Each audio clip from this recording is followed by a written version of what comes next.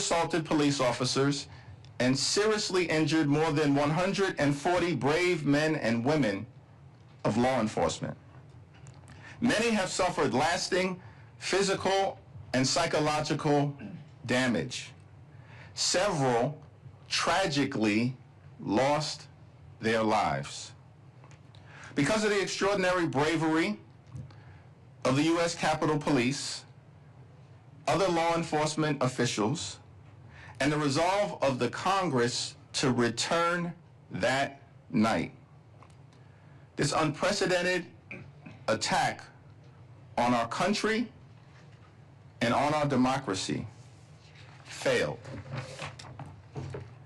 Over the last 5 years, instead of holding those responsible for the attack accountable, Donald Trump and far-right extremists in Congress have repeatedly attempted to rewrite history and whitewash the horrific events of January 6th. We will not let that happen. On the first day in office of his second term, instead of fulfilling his promise to lower the high cost of living on day one, Donald Trump pardoned hundreds of violent felons who brutally beat police officers while storming the United States Capitol. The criminals and thugs that Donald Trump pardoned have flooded communities across the country, unleashing violence and mayhem. The crimes committed by those rioters before and after the violent insurrection include child sexual assault, production of child pornography, possession of child pornography, rape, conspiracy to murder FBI agents, kidnapping, sexual assault, aggravated robbery, reckless homicide, driving under the influence causing death, illegal possession of firearms, domestic violence by strangulation, burglary, vandalism, grand theft, stalking, violation of protection orders, threatening public officials, and drug trafficking. It's been a Trump-inspired crime spree. Why won't Republicans in Congress condemn this dangerous behavior, an ongoing threat to public safety? They refuse to serve as a check and balance on an increasingly out-of-control executive branch, preferring to be nothing more than a reckless rubber stamp for Donald Trump's extreme agenda. The January 6th violent attack on the Capitol that took place 5 years ago today was shameful then, it is shameful now, and it will be shameful always and forever. We must continue to learn from what happened on January 6th in order to make sure that it never happens again. We must protect our free and fair elections. We must protect the peaceful transfer of power. We must protect the preeminence of the rule of law.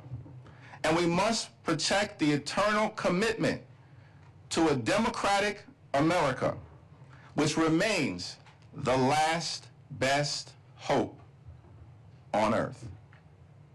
It is now my honor to yield to the distinguished gentleman from the great state of Mississippi, the once and future chair of the Homeland Security Committee and the chairman emeritus of the January 6th Select Committee, Congressman Benny Thompson. Thank you so much, Leader Jeffries. And before I start with my opening comments, let me note, as we've already indicated, the passing of our colleague, Congressman Doug LaMarfa. Our thoughts are with his family and staff at this sad time. Good morning. and welcome to all who joined us. I want to extend an especially warm welcome and thanks to the brave members of law enforcement who are joining us today. They protected us, they protected the Capitol, and they protected the democratic process. We can be here today because they were here then. Thank you. I'm also honored to rejoin my colleagues on the January 6th Select Committee, both on this panel and among our witnesses. 5 years ago today, an armed mob of thousands incited by President Donald Trump attacked, breached, and laid siege to the United States Capitol. They did so as Congress was carrying out one of its most fundamental constitutional duties, counting electoral votes, certifying a presidential election, and facilitating the peaceful transfer of power. What unfolded that day was both brutal and calculated. Officers were stabbed with metal fence stakes and bludgeoned with flagpoles. They were crushed in doorways until their ribs were broken. Eyes were gouged. At least one officer was dragged into the mob, beaten, tased, and left for dead. Others suffered lasting damage from concussions and traumatic brain injuries. In the days and weeks that followed, 5 police officers died due to the physical or psychological trauma they endured protecting Congress and the Constitution. The years may have muffled the screams we heard, and the horrible images of that day may have faded. So as we mark this grim anniversary, it's important that we remember exactly what happened. January 6th was not a regular tourist visit. It was not a day of love. It was a bloody riot that pushed our democracy to the breaking point. To bring us back to that day, we're going to play a short video reminding us that for a little over 3 hours, 5 years ago, this sacred temple of our democracy, where we are sitting today, was transformed into a war zone. I warn those watching that this video contained violence and strong language. DC is a motherfucking war zone! Give you 12 up to help maintain the lines.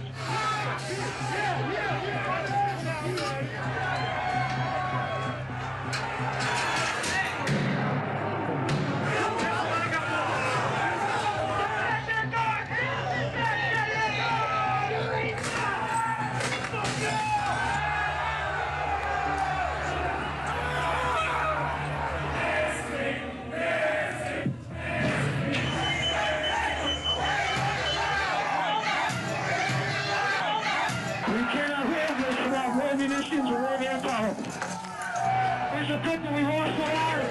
We lost the line. All we need, come back. 1033. I repeat, 1033, west from the Capitol. We've been placed and we've lost the line.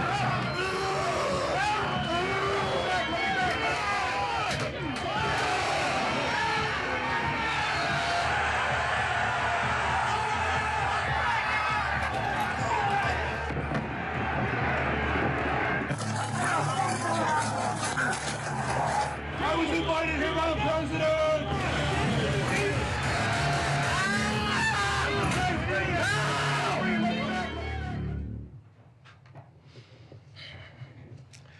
Some people want to rewrite the history of January 6th, to ignore what we saw with our own eyes.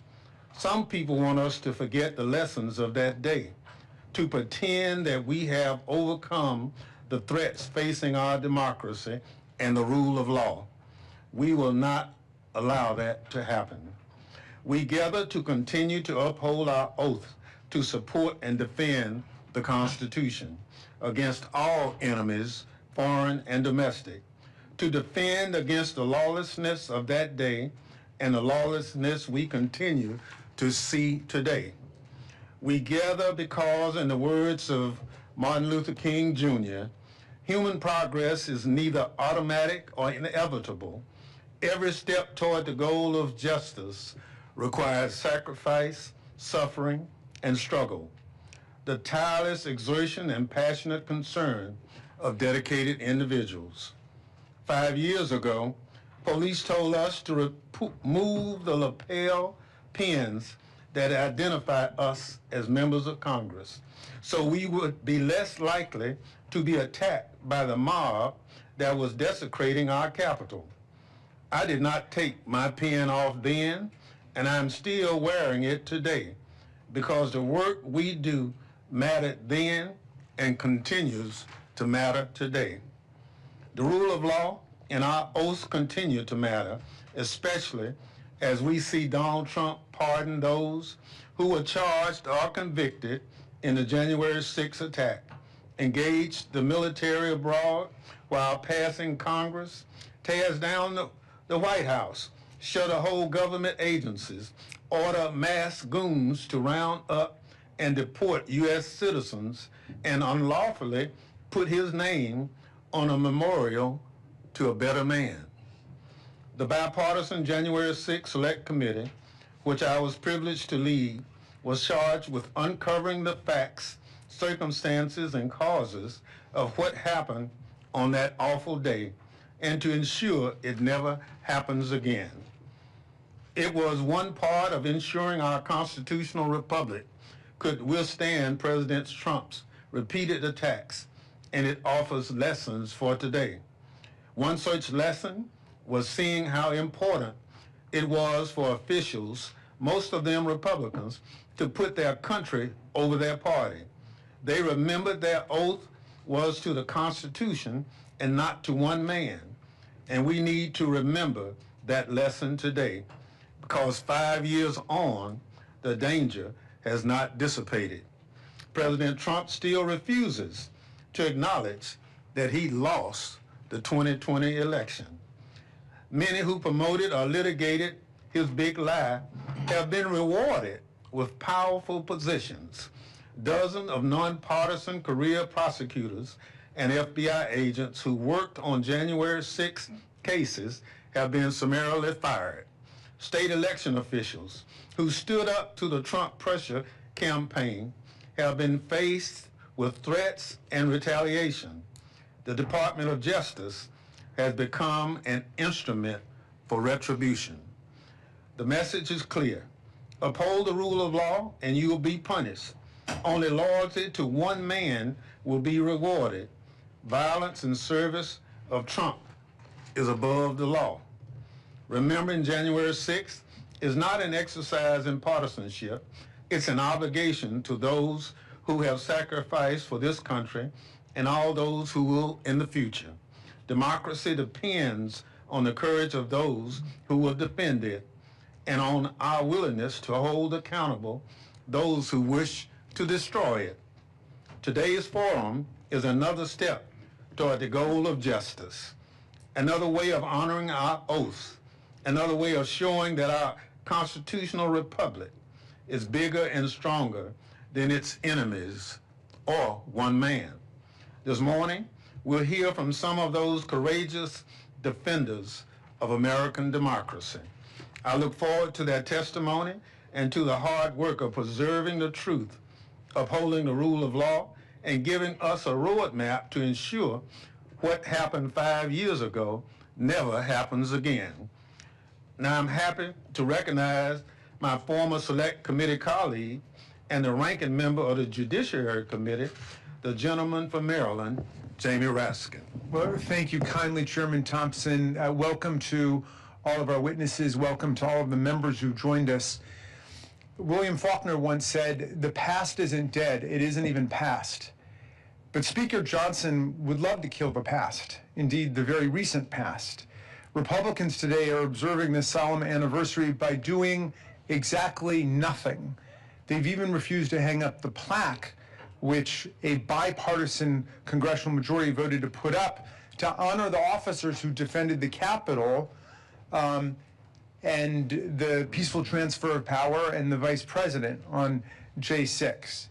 So it's been 5 years since January 6th. It's been 3 years since that plaque was supposed to be put up, but they still haven't put it up. It took them 24 hours to put up a new plaque allegedly changing the name of the Kennedy Center to the Trump Kennedy Center. 24 hours. And that was illegal. That's like graffiti that was put up on the Kennedy Center building. They have a legal requirement to put it up, and I call on Speaker Johnson to put it up today. It's gathering dust in a closet somewhere.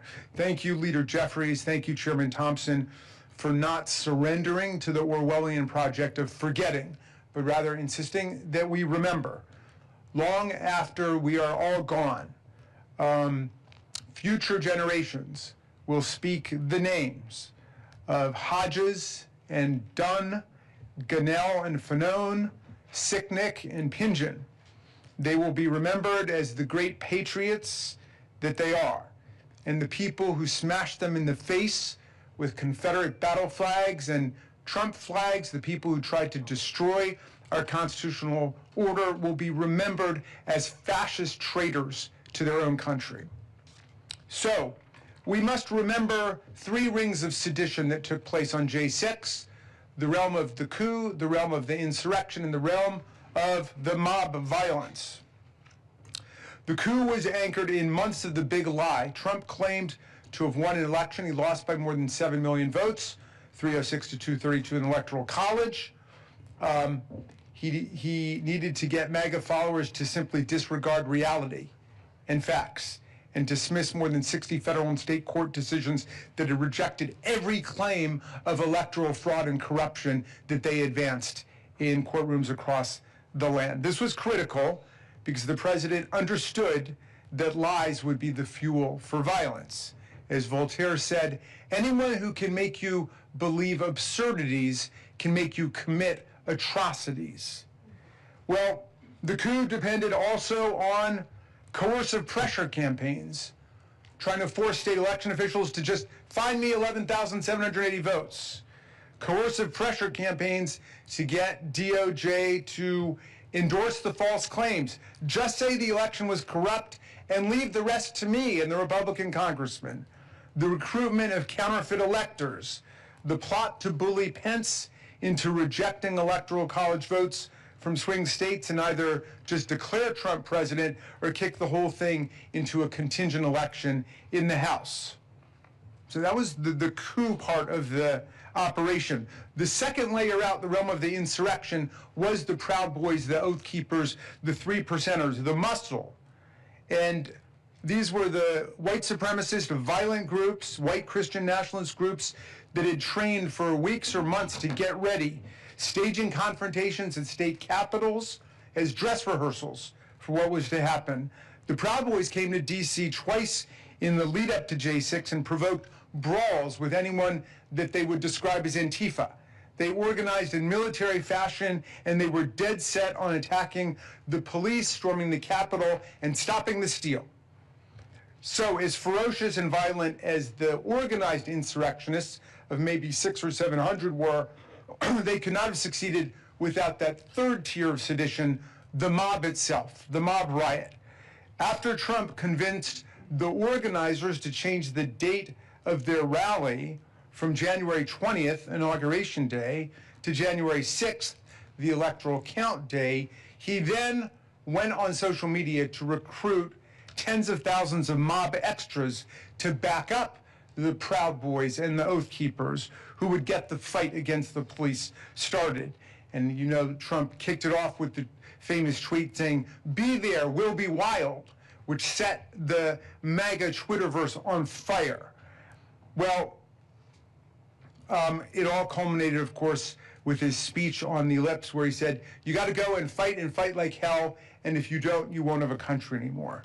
So the attempted coup, the insurrection, the mob violence converged and exploded on J6. Today, we analyze the shocking resurgence of political violence in this century, its relationship to propaganda, misinformation, and disinformation, and the threat that it poses to American constitutional government. We honor the heroes who helped us to defeat this attack on our democracy. We also recognize today that the political violence unleashed by Trump did not end on J6. On his first day back in office last year, he pardoned nearly 1,600 of the rioters and insurrectionists, including hundreds who violated police officers, including several in this room.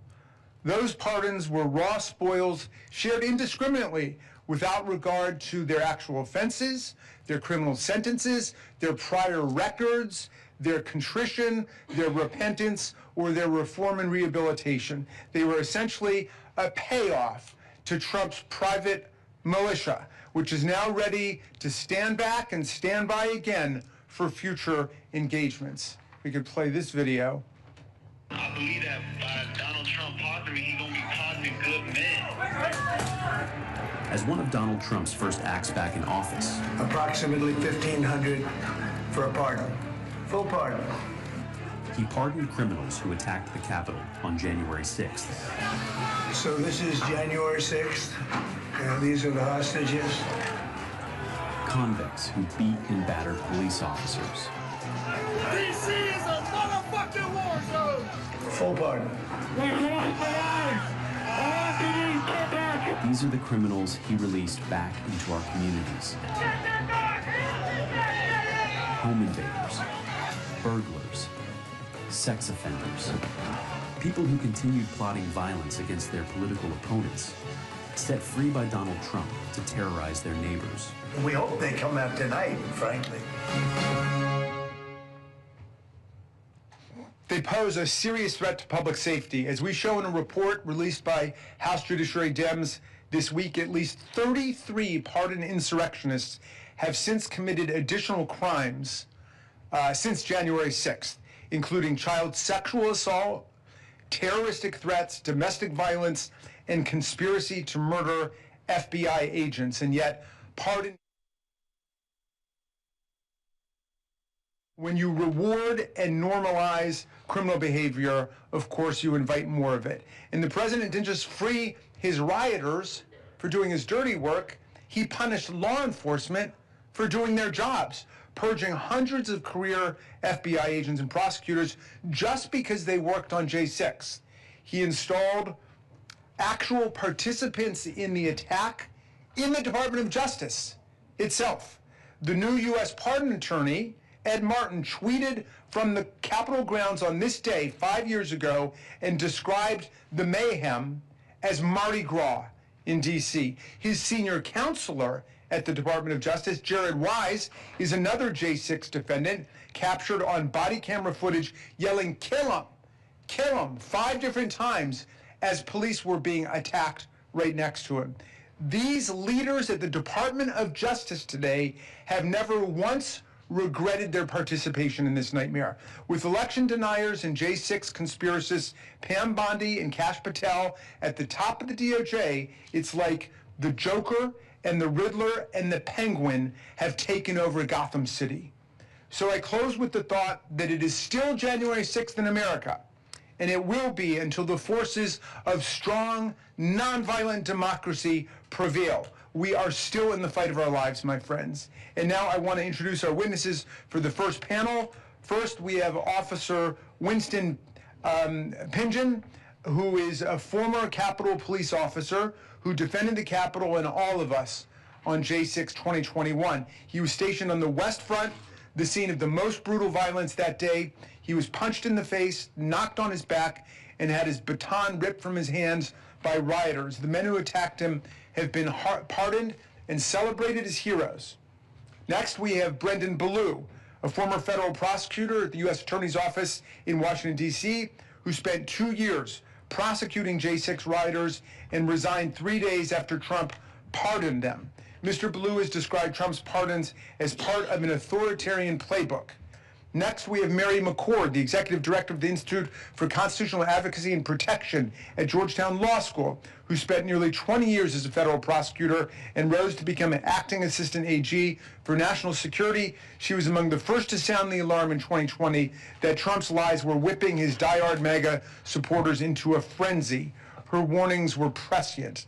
Finally, we have Pamela Hemphill, who has traveled to us from Idaho. She is a 72-year-old Idaho woman, formerly known as the MAGA Granny, who, unlike nearly all the other 1,600 J6 defendants, formally rejected President Trump's pardon. Ms. Hemphill was once a true believer who pushed past police lines because she believed in Trump's lies. She pleaded guilty and served her time and has steadfastly pushed back against attempts by Donald Trump and his allies to rewrite and whitewash the history of what happened on January 6th. I'm so eager to hear from all four of our witnesses, and I'm thrilled that you decided to join us today. Thank you for being here.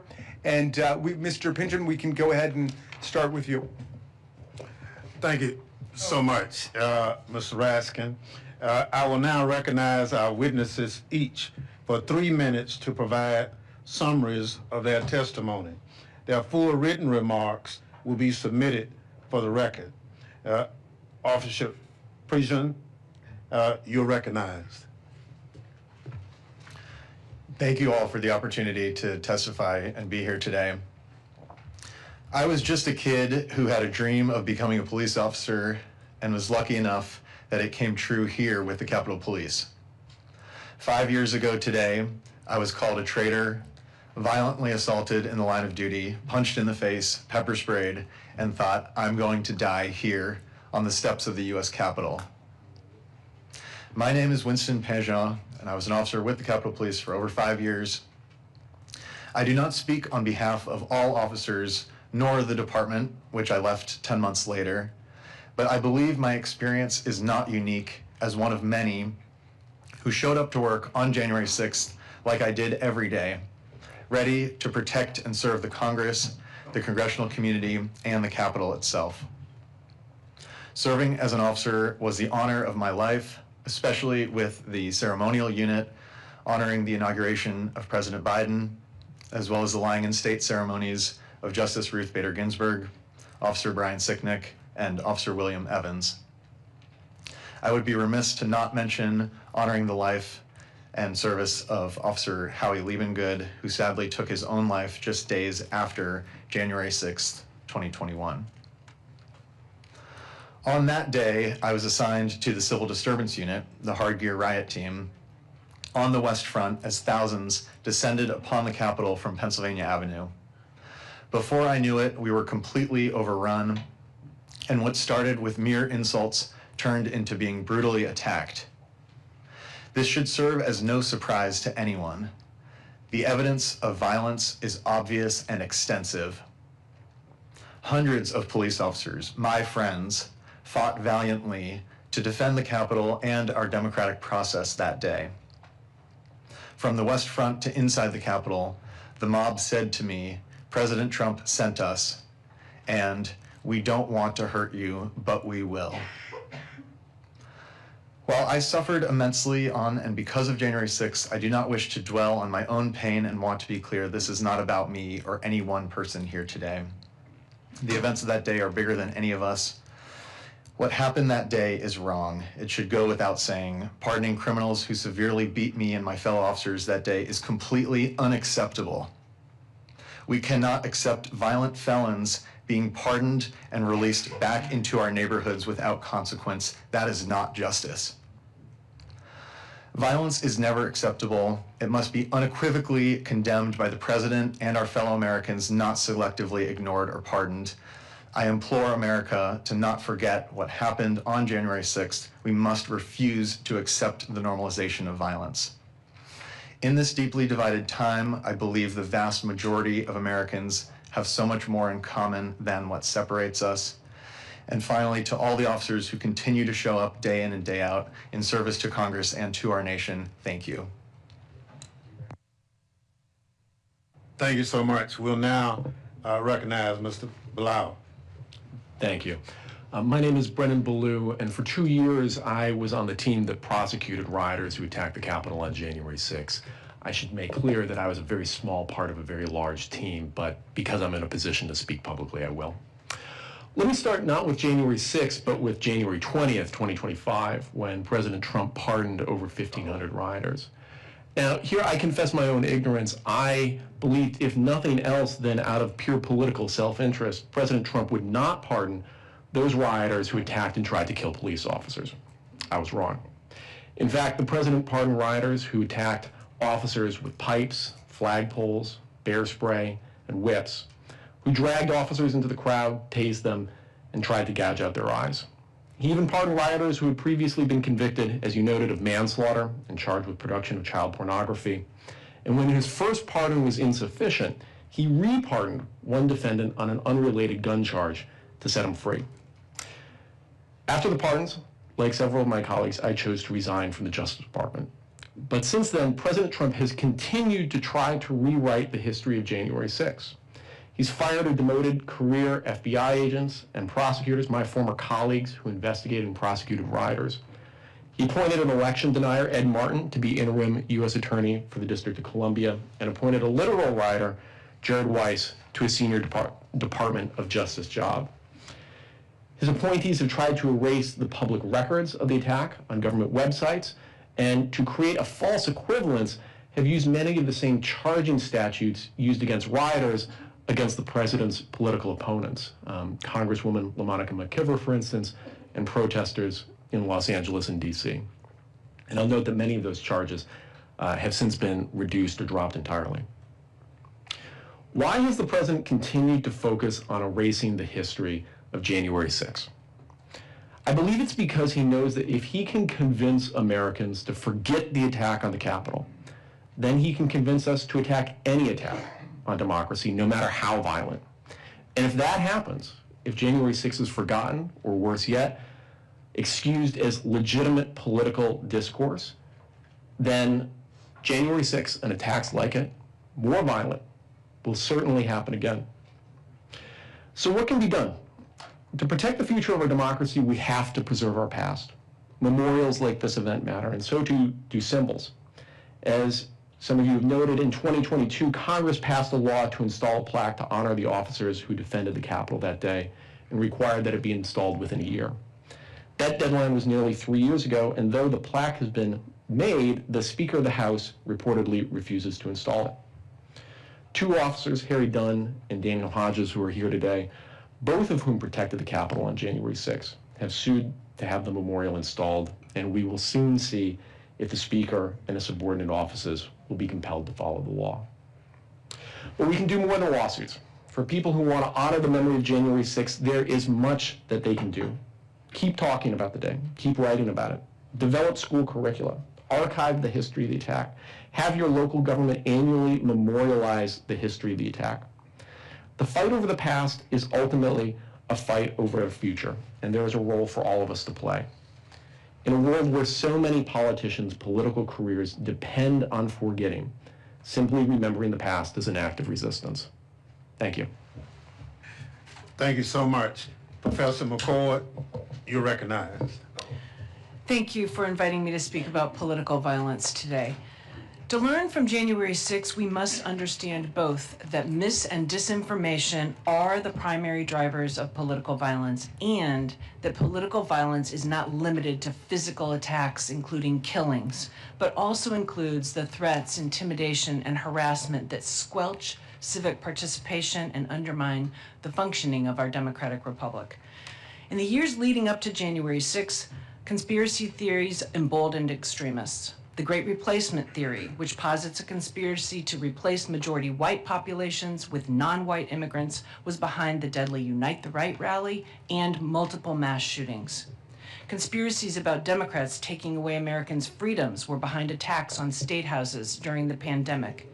And by Election Day 2020, President Trump's election fraud conspiracy was well seated in the populace, so that by January 6th, the thousands of people he had summoned to the Capitol were ready and willing to act when he called for them to fight like hell.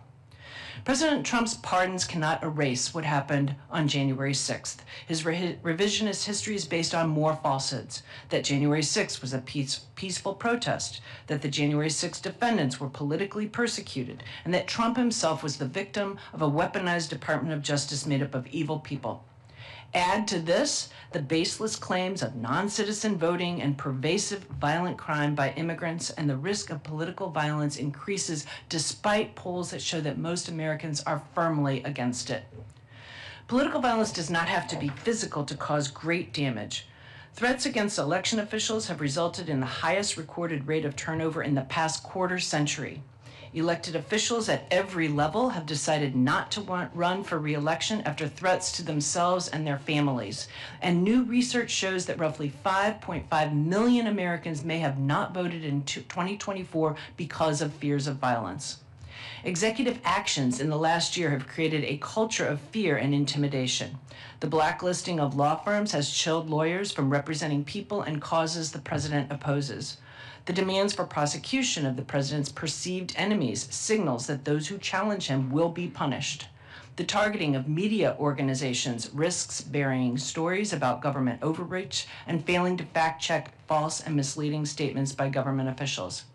And NSPM 7, the one-sided presidential proclamation directing the federal government to go after those the president characterizes as espousing anti-Americanism, has impacted the crucial work of nonprofits fearful of being subjected to baseless investigations and audits. And there is state-sponsored physical violence as well. ICE and CBP have physically assaulted individuals suspected of being undocumented, as well as protesters, university students, and clergy members, all to instill fear in immigrant communities and to chill First Amendment protected protest. And the federalization and deployment of the National Guard into so-called blue cities attempts to normalize the militarization of the country. We cannot afford to ignore the false narratives that this administration seeks to rely on to suppress voting rights and public protest. Congress has used its authorities to combat disinformation and political violence, whether by private actors or government officials, and Americans must refuse to be silenced or chilled from civic participation. Thank you. Thank you so much for your testimony. Ms. Hemphill, you're recognized. Thank you. My name is Pam Hemphill. I'm a mother and a grandmother and a cancer survivor and a retired addiction counselor. I am also a convicted criminal for what I did on January the 6th, 2021. Thank you for having me back to the Capitol today. I am deeply grateful for this chance to try to make amends and talk about what happened 5 years ago. Once I got away from the mega cult and started educating myself about January the 6th, I knew what I did was wrong. I pleaded guilty to my crimes because I did the crime. I received due process, and the DOJ was not weaponized against me. When Donald Trump pardoned us, I rejected the pardon. Accepting that pardon would be lying about what happened on January the 6th. I am guilty, and I own that guilt. 5 years ago, I traveled from Idaho to DC to see Donald Trump speak. I had fallen for the president's lies, just like many of his supporters. Local people had welcomed me into the circle when I was around them. I heard them saying things like, the Democrats are trying to turn this into a communist country, or the radical left wants to do away with our Constitution. The gaslighting caused a lot of fear, and I was scared. With that fear in my heart, I came here on January the 6th. I went from Trump's speech to the Capitol because I thought Mr. Trump would go to the Capitol with us. I heard people saying that Trump was going to walk down to the Capitol, so I went. Well, as you know, Donald Trump never showed. But the rioters did. And the attack began.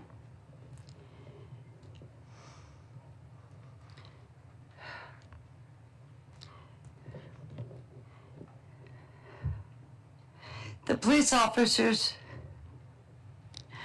were the heroes. They protected the Capitol and everyone inside the Capitol, and even people like me. I was trampled on by the rioters. And if it weren't for the Capitol Police helping me that day, I might have died. To the Capitol Police officers sitting here, if I may address you for a minute. I am truly sorry from the bottom of my heart for being part of the mob that put you and so many officers in danger. I want the Capitol Police to know how truly grateful I am to them and how deeply sorry I am. I can't believe people are still disrespecting you and trying to lie about January the 6th. I will do everything I can to stop the lies about our brave officers like you who protected us during the attack. Thank you. Speaking about January the 6th has caused a great risk to my personal safety. I have been doxxed online, harassed, and physically assaulted. But I am here, and I don't care. I won't let it stop me. I can't sit here while Mr. Trump and others are lying. I also want others who feel like me to know that we must stop the lies being pushed by the Republican leaders and Trump himself. Thank you again for having me here. I am glad for the opportunity to speak to you and answer any of your questions. Thank you so much for your testimony. I'd like to thank our witnesses in total for their powerful testimony. Officer Prejean, thank you for your service. One thing we've heard from the MAGA folks is that January 6th was just a normal tourist visit at the Capitol. Nothing but some protesters who got too rowdy. I'd like to begin my asking this panel, based on what you know of January 6th, from being there to prosecuting to studying it, do you agree with that statement?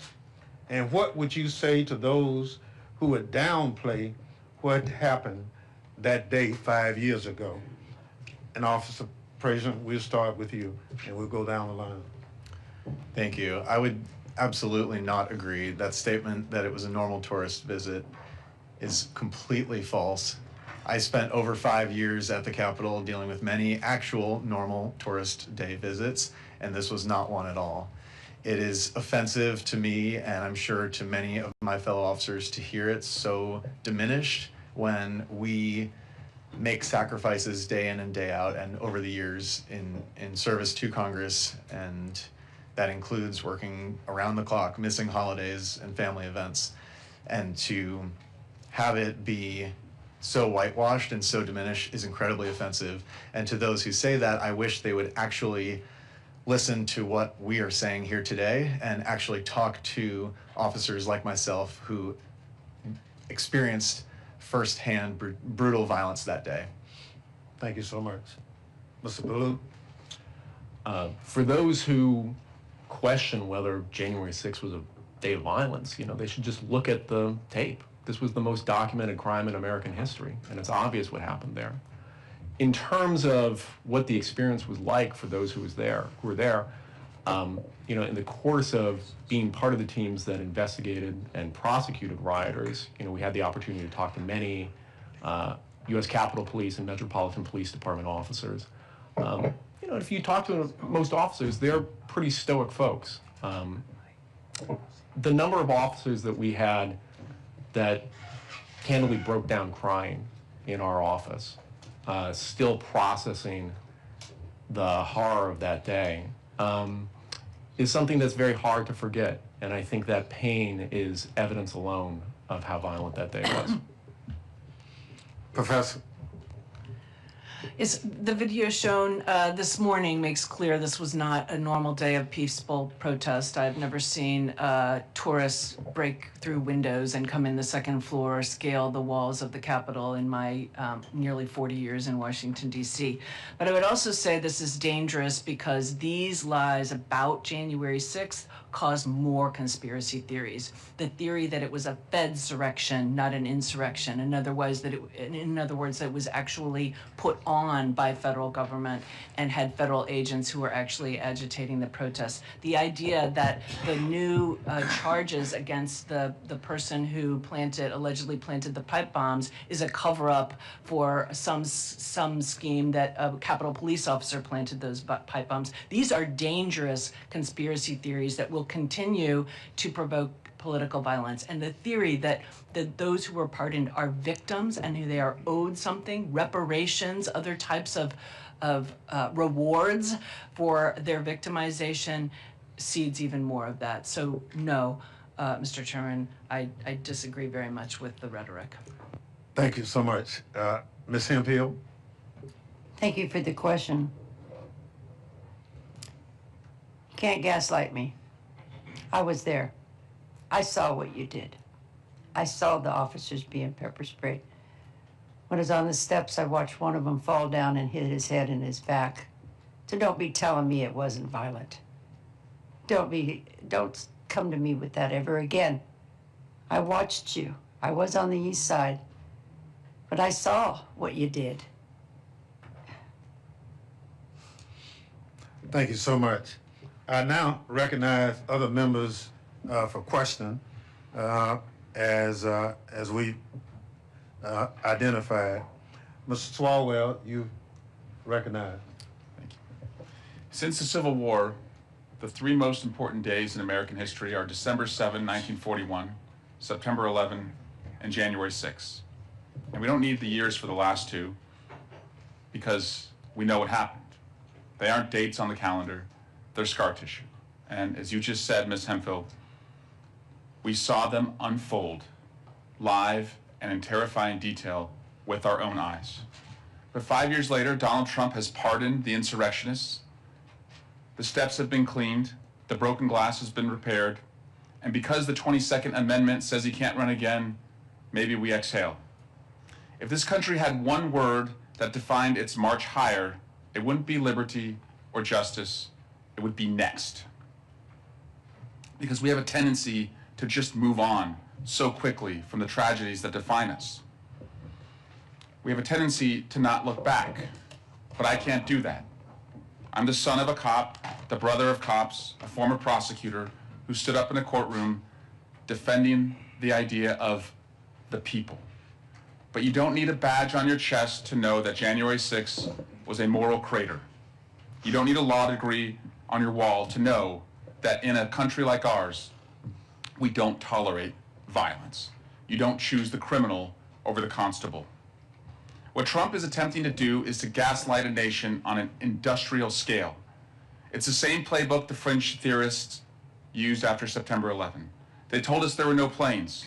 They told us it was holograms, missiles, a controlled demolition. We didn't buy that nonsense then, and we cannot whitewash history now. Ms. McCord, I was hoping you'd engage in a hypothetical with me and put aside the politics.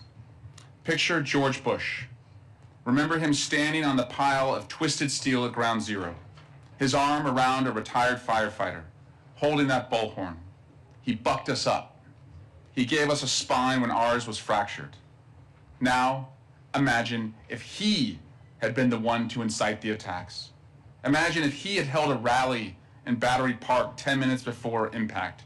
Imagine if he had pointed at the towers and told a seething, armed crowd to fight like hell, to stop the steal, and make them do the right thing. Could January 6th have happened if Donald Trump had not called to assemble the mob? I think that it could not, Representative Swalwell, and I think Jack Smith's testimony during his deposition recently makes that very clear. The evidence amassed about what Donald Trump knew, how many people, Republicans included, had told him there was no fraud in the election that's significant enough to change the results. His own attorney general had told them that. He called the crowd knowing that they responded to his dog whistles. And when he knew there was violence, when he knew that his own vice president was in danger, dire danger, that the mob had erected a gallows and said, hang Mike Pence, he let things continue and continued to let things continue. And according to Jack Smith's testimony the other day and the indictments, even the night after, the night of January 6th, he was still agitated. And we know that because 5 years later, he continues to propound those lies. I don't think, just for the record, George W. Bush would have ever said anything like that. Whatever policy disagreements those in this room may have with him, he's a man of integrity who would have never done such a thing. Agreed. And on January 6th, what you just described is what happened. That's reality. It's important that we tackle the future. More than ever, it's coming at us at a breathtaking speed. But if we don't acknowledge a past wound, it stays poisoned. If we don't right these wrongs, we don't just get a repeat of January 6th, we get January 7th and 8th. And the country we are barely holding on to now will slip forever through our fingers. It doesn't matter who you voted for. Our job, our civic sacrament, is to reject the comforting lie, even when it comes from our friends, as Pamela Hemphill has told us. So we remember, we don't look away. We treat the day with the same reverence, the same sorrow, and the same resolve as the day the towers fell, because the moment we forget is the moment we, as a country, also fall. And I yield back. Thank you, gentlemen. Time has expired. We now recognize for 3 minutes the gentleman from Maryland, Mr. Raskin. Thank you, Mr. Chairman. Ms. Hemphill, thank you so much for joining us today. Pardons are supposed to be reserved for people who are contrite, who are repentant, who have paid their debt to society and are reformed and are no longer dangerous to society. On those standards, you may be the only one of the J6 insurrectionists who actually deserves a pardon, and yet they all got pardons and accepted them. You were granted a pardon as part of the en masse action, but you decided not to take it. Can you just elaborate a little bit further why you decided not to take the removal of the criminal record? Thank you for the question. I do not deserve a pardon for what I did on January the 6th. I deserve to finish my sentence. I broke the law. To me, taking a pardon would be a slap in the Capitol Police's face. It was wrong that day, and you don't take a pardon for when you broke the law. No, ever. I'm sorry, I just get so angry. Well, I was not aware, we've spoken before on the phone, but I was not aware that you had suffered harassment and that people were attacking you in the wake of your announcement. I wonder if you would just say a further word about that. Attacking me on January the 6th or recently? No, I mean, in the wake of not accepting the pardon, that there was a backlash against you, that you were... Oh, yeah.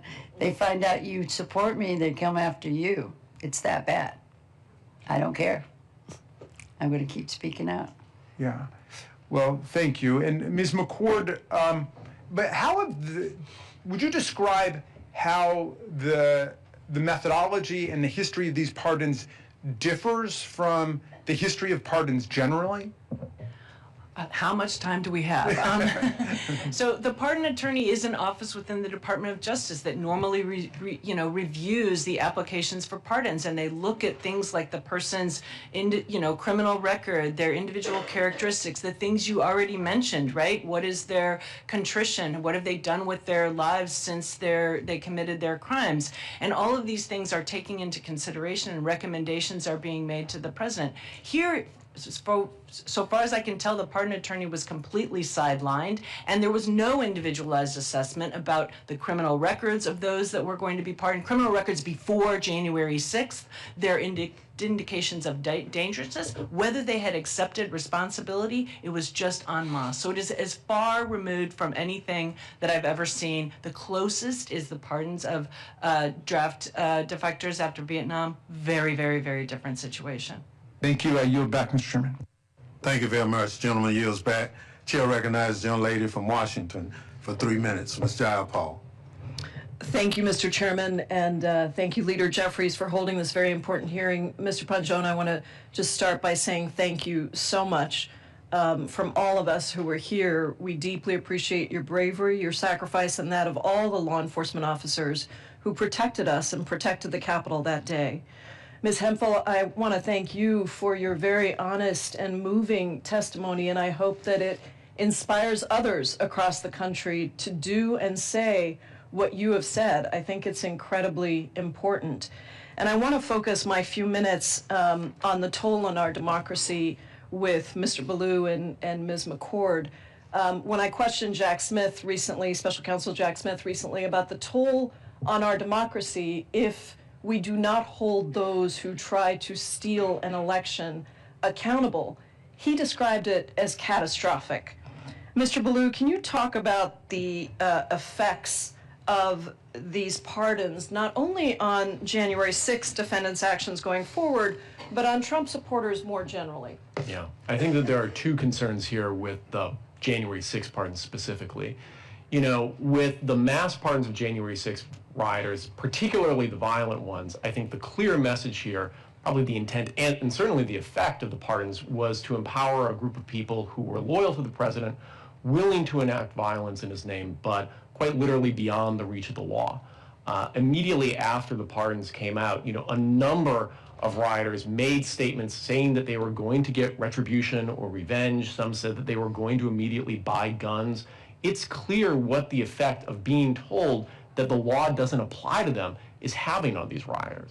But I also think that the January 6th pardons fit into a broader narrative of what's going on with this administration, that if people are sufficiently loyal and willing to support the president, either in words or financially, they will be put beyond the reach of the law. You know, you look at the extraordinary donations, for instance, to the Trump Inaugural Committee, people giving $1 million to have their SEC or CFPB investigations dropped or their criminal prosecutions dropped. I think it means that, quite literally, for a certain group of people right now in America, the law does not apply to them. Ms. McCord, I want to ask you what this does for public safety. I'm deeply concerned that the total lack of accountability here puts our country at risk of another January 6th or something much, much worse. Do you believe that we can deter future insurrections like what happened 5 years ago when the president has pardoned all of these people? I think that there's the damage to sort of the even-handed administration of justice is really very strong, and people can think rationally right now that if what they do is at the behest of someone like Donald Trump, who has the power to absolve them from the wrongs that they commit, that there is an incentive to continue to commit those wrongs. And we are in a dangerous place right now where Mr. Trump still has 3 more years left of his term and is even talking about things like a 3rd term, which of course would violate the Constitution. So these are all seeding these narratives already now that I think could prompt additional acts of violence. I don't think this Capitol could be attacked the way it was before because of what has happened since January 6th. But that does not mean that there can't be other, similar acts of violence elsewhere.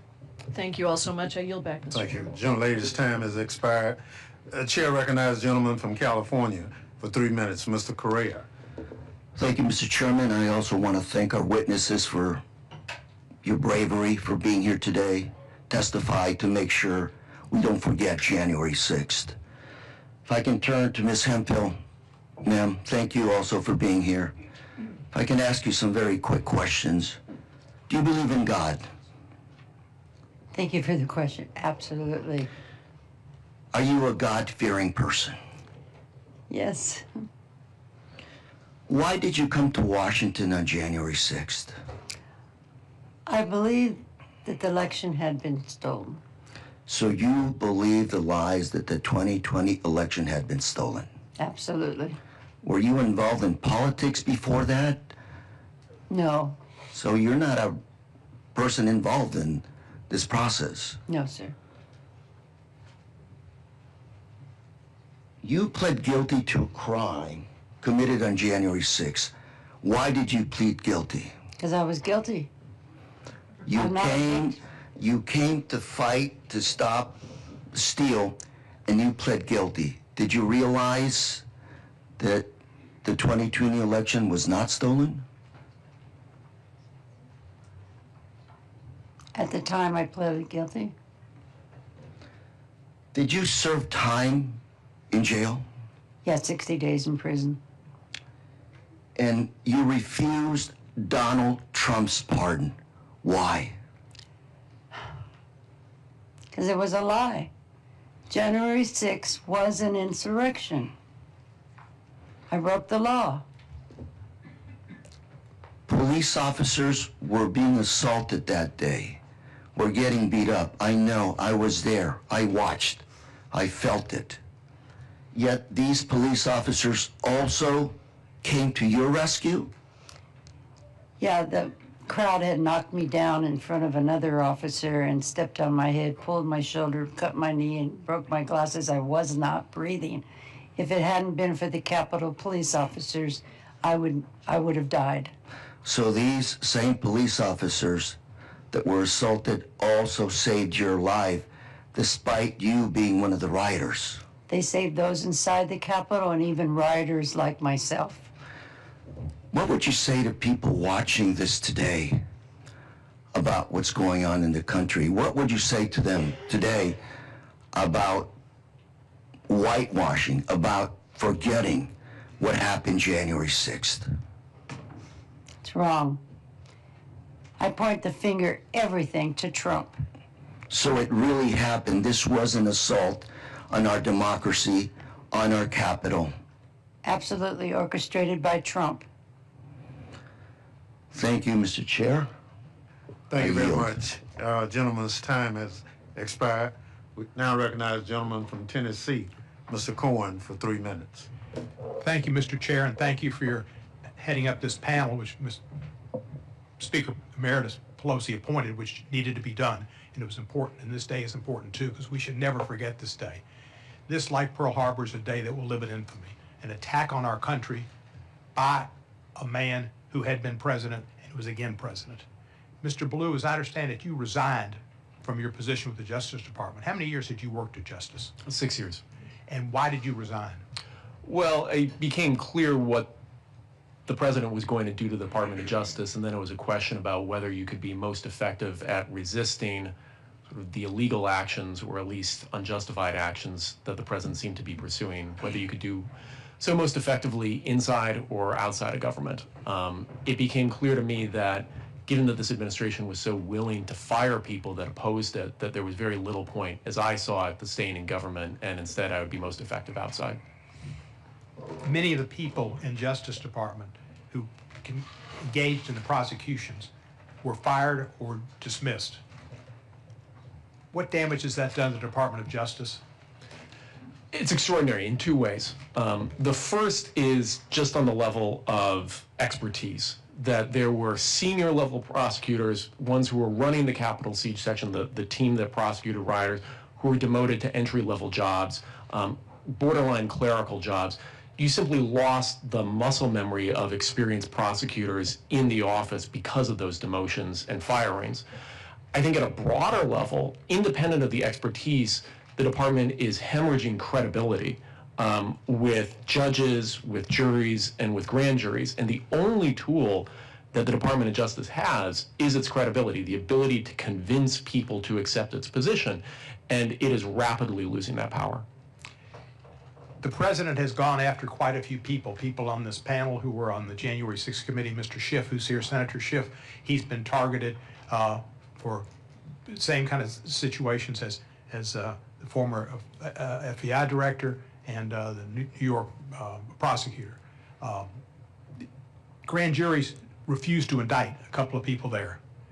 How, I know that this expression, the ham sandwich, how rare is it that a grand jury stands up to the government and says, no, we will not indict? You know, and these are approximate statistics, but I think for the most recent year that data was available, it was something on the order of 6 no bills out of 130,000 attempted indictments. So, you know, at the DC U.S. Attorney's Office, where this has happened, I think at least a half dozen times, you're talking about, you know, 6 to 130th to the 6th power, so extremely rare.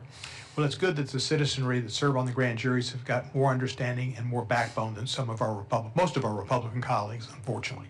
We must never forget this day, and I won't. I was in the gallery. I was concerned. Capitol Police came up in the gallery, locked the doors, had their guns ready, helped me with my gas hood, which I couldn't put on, and all an experience, and got out of there. But I was certainly frightened, and I don't think I had post-traumatic stress disorder, but I've thought about it a lot. And when I sit in my house now and watch television, I lower a shade next to me at night so nobody can see in. Gentleman's time has expired. Thank you so much. Chair now recognizes a gentlelady from North Carolina, Ms. Ross.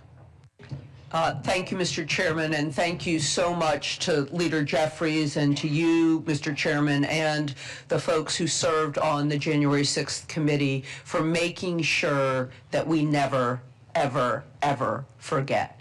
And I think if we didn't have this president and this speaker, this hearing wouldn't be just a Democratic hearing.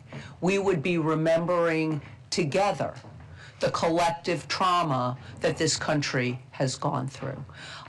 Mr. Ballou, I want to talk a little bit about how the pardons and some of the effects of the pardons have re-traumatized victims.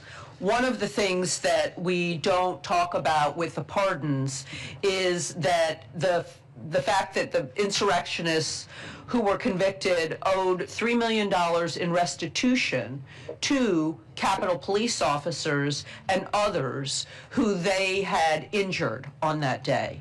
And only about 15% of that amount, $400,000, was paid before President Trump liquidated the rest of the restitution owed with his pardon spree.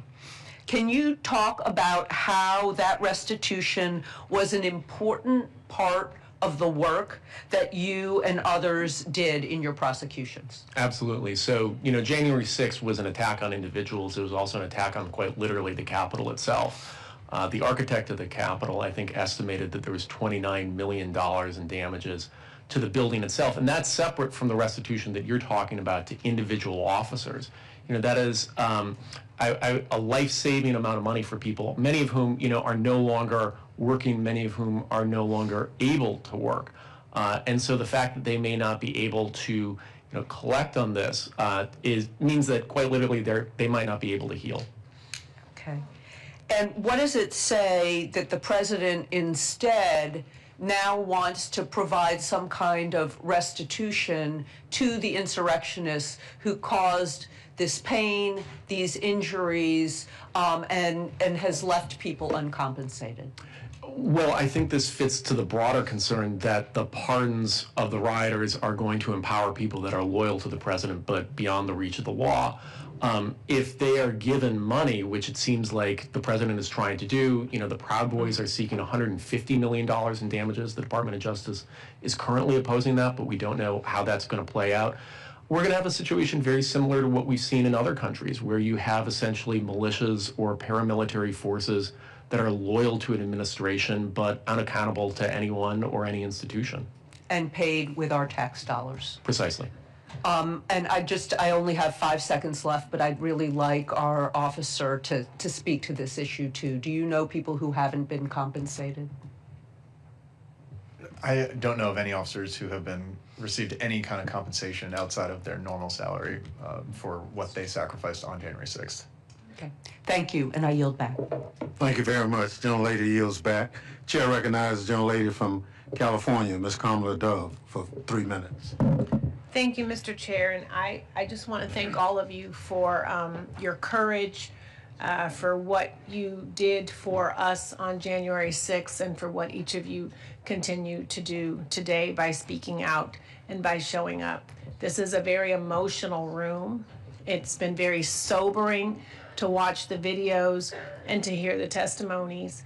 I watched it on television and didn't think I was watching something happening in the United States, and wondered if every single person inside the Capitol was going to die. It was terrifying. And I can only imagine what you're going through as you're recounting what you experienced. Ms. Hemphill said that she received due process. Is that true?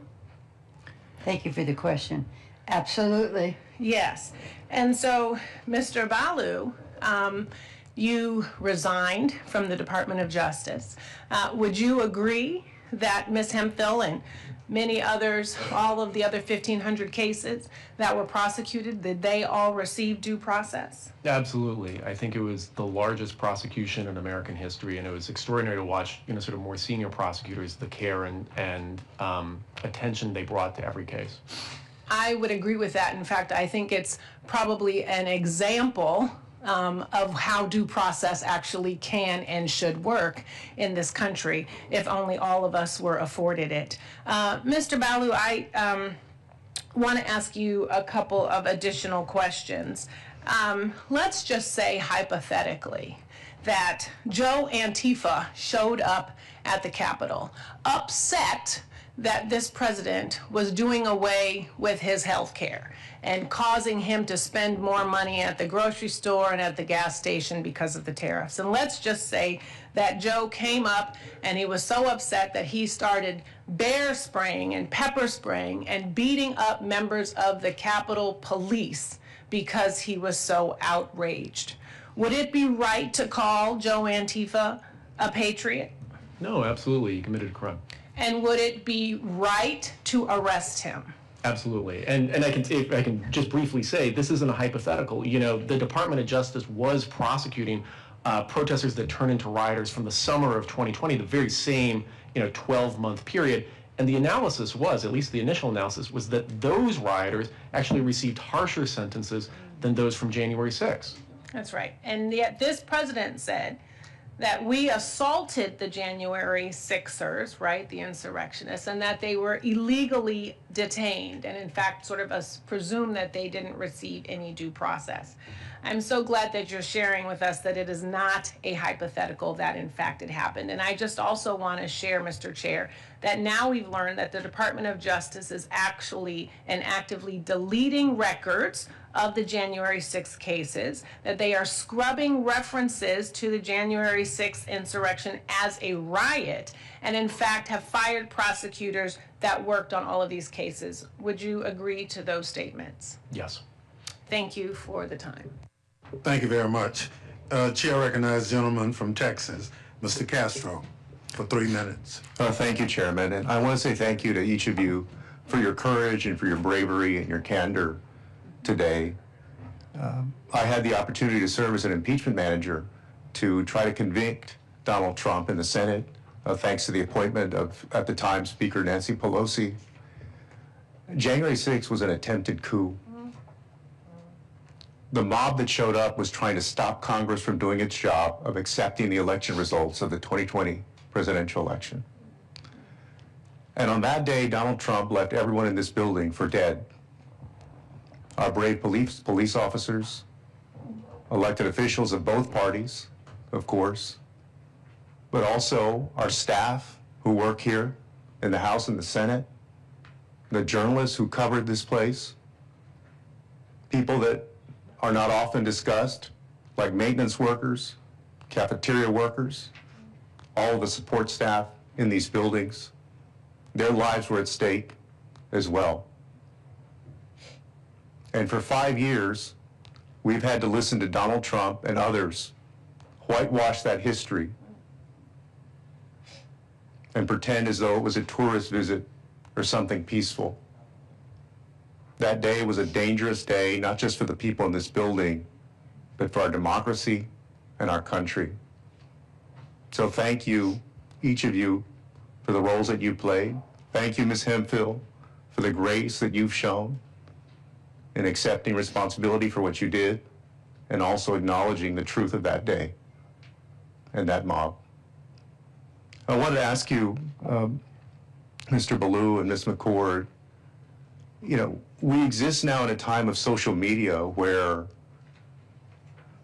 misinformation, lies, distortions can become accepted as truth, unlike any other time in human history. And Donald Trump has exploited that, and his hardcore supporters have exploited that. What work remains in making sure that this never happens again in the United States of America? Thank you, Congressmember. You know, one of the problems is that social media and technology companies basically bear no responsibility when it comes to the way their platforms are misused, the way that their algorithms amplify extreme content. And people, unfortunately, many studies have shown if you do not yourself break out of that loop of more and more extremist content, you will just be feeding more and more. So I think one thing for Congress to take under consideration, I know it's a very difficult task, is what to do about the Communications Decency Act. Sure. And I'll just add very briefly, I think, one of the best antidotes to that is the people who were at the Capitol that day speaking out, obviously members like yourselves, but the Capitol police officers, including Officers Dunn and Hodges, who are here today, I think have shown enormous personal courage. Thank you. I'll yield back to you. My name is Adam Villarreal. I was a January 6th defendant. And if I could respectfully ask, why is this committee only composed of Democrats? I'm glad you asked. Because no Republicans participated. No, you're not part of the thing. You're welcome to be here as a spectator. Thank you very much. Chair now recognizes young lady from Pennsylvania, Ms. Dean. Thank you, Mr. Chairman, and thank our leadership for convening us here in this basement room, crowded in here, because I guess the Republican majority didn't want to see this in a bigger, more open space. As Jamie Raskin said in the beginning, it is still January 6th in America. And that is why we are here, to make sure that we continue to shine a light on the grievous errors of that day and those who perpetrated it, particularly Mr. Trump. I believe that his pardons on the very first day of his second administration was an attempt to pardon himself for all of history. Just wash it away. I didn't do anything wrong. It was a party and they were patriots. I want to tell you, Ms. Hemphill, Sophocles emphasized that to make a mistake is human, but real wisdom comes when you recognize your mistake and you correct it. You're an extraordinary role model. I think about you, you said you're a mom and a grandmom. What a role model you are for your grandchildren. To give them that sense of, I am human, I made a mistake, and I'm going to correct it publicly. That's hard to do privately in your own home. I know it. I'm human. I have a hard time admitting mistakes sometimes. I just want to tell you, your humility, your courage, I pray that it is contagious. May it take over this country, and I thank you for it. Ms. McCord, thank you for your clarity, your guidance. Keep speaking, keep guiding us, and together, we're going to make a difference. Officer Pynchon, thank you so much for your work. How difficult was it for you to leave the service? It was very difficult because I loved my job. I loved being an officer, and I'm so thankful for my years that I had here. I didn't leave only because of January 6th, but it did certainly play a factor. And I think quite possibly had January 6th not happened, I would still be an officer here today. And I thank you and all the officers. We have seen the faces of so many of you, but every single officer needs to be recognized and thanked, whether they were on duty, off duty. I know so many of you, and you're great people. And finally, I too was here on January the 6th up in the gallery, and Mr. Ballou, I totally share with you the idea that symbols matter. I've actually met with the architect of the Capitol twice and asked that an installation be preserved for all of history. I recognize that's not going to be installed anytime soon under this administration or under this Speaker of the House, who won't even put up a plaque. But I really call upon this House, the Capitol, the architect of the Capitol, and I actually wrote a letter and asked, what artifacts did you preserve? The broken glass, the shards, everything that you preserved. I never got an answer to that letter, but I call again. So what do you think about that notion that we need to preserve this history? It's absolutely the only way that this isn't going to happen again. I thank you. Thank you very much. Chair now recognize our last person, Miss Ballant from Vermont. Thank you so much, Mr. Chair, and thank you to the witness for being here today. I'd like to most wholeheartedly thank Ms. Hemphill for your courage in speaking out. By being here today, you are showing more bravery than so many of our colleagues on the other side of the aisle that still refuse to admit what happened on January 6th. And I'm grateful that you're here. You talked in your opening statement about what you witnessed that day, about the violence. You said, nobody's gonna gaslight me, I was there. I saw what happened. You talked about how you yourself were injured. And I just want to have you say it again. Who helped you when you were injured? Who helped you when you were feeling despair, Ms. Hemphill? Thank you for the question. Yeah. The Capitol Police. Wow. They grabbed my arm and they were all yelling to tell people to get off of me. And then another one came over and I was not breathing. Yeah. They pulled me up and they put me up on the steps, and another female officer came over and she was helping me, and I couldn't talk to her and I couldn't get up because I couldn't breathe. But she was so kind and so loving. And I thought, here, I'm one of the rioters. Yeah. So that's why I can't thank them enough for what they did for me that day. So despite your actions, they were still there for you. Yes. It's extraordinary, isn't it? It's amazing. They are amazing. Yeah, they are. They are. And we're grateful for them every single day when we walk into this building. Absolutely, and they deserve more than they do. They deserve so much more than what they have been given by their government. Yeah. And I want to touch for a moment on the fact that you, by being here and by speaking out and by denying the pardon, you are showing everyday courage. And I keep coming back, and I just wrote it down again for myself.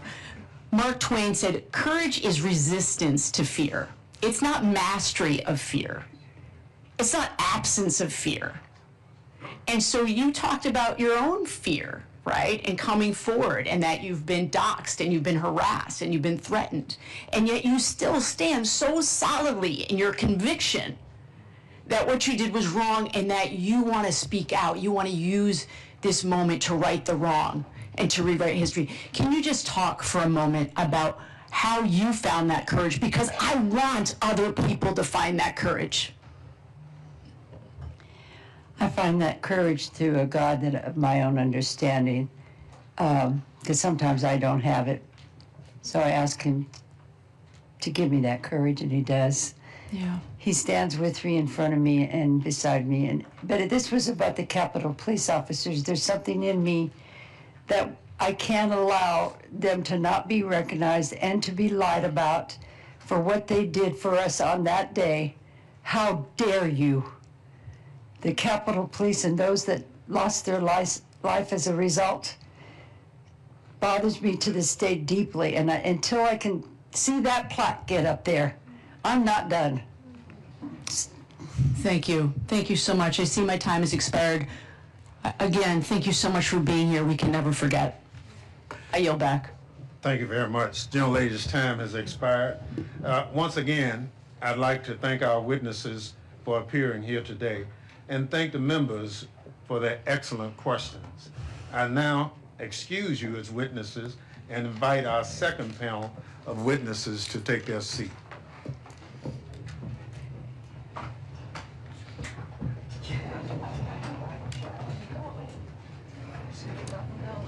And then so, are we rotating out or other people taking ours? I think other people are gonna come in.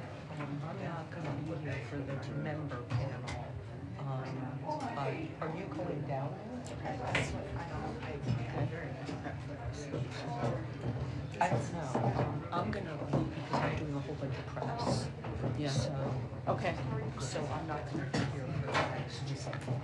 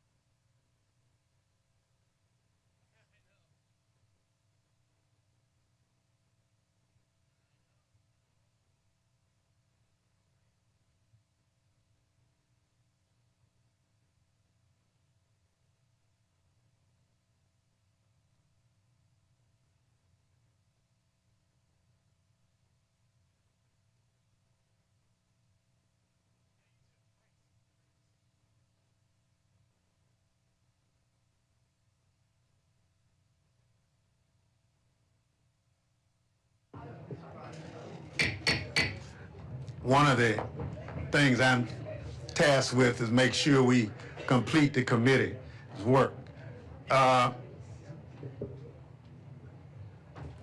30 seconds.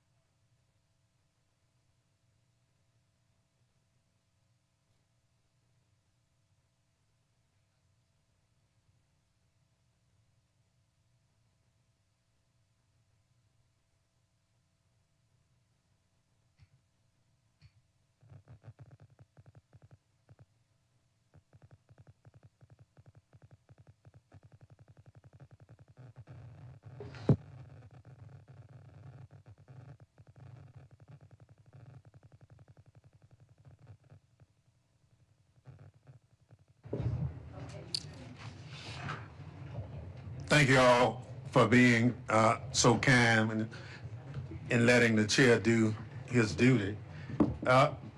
Before I recognize my friend from California, I'd like to offer a special welcome to the Gladys Sicknick, the mother of Officer Brian Sicknick, who lost his life following the events of January 6th. We are also joined by Officer Sicknick's brother, Ken. In addition to that, we are also joined by Irwin Smith, the widow of Officer Jeffrey Smith, who lost his life on January 6th as well. And I'd like to thank you for being here and continuing to honor their memory. I now recognize the gentleman.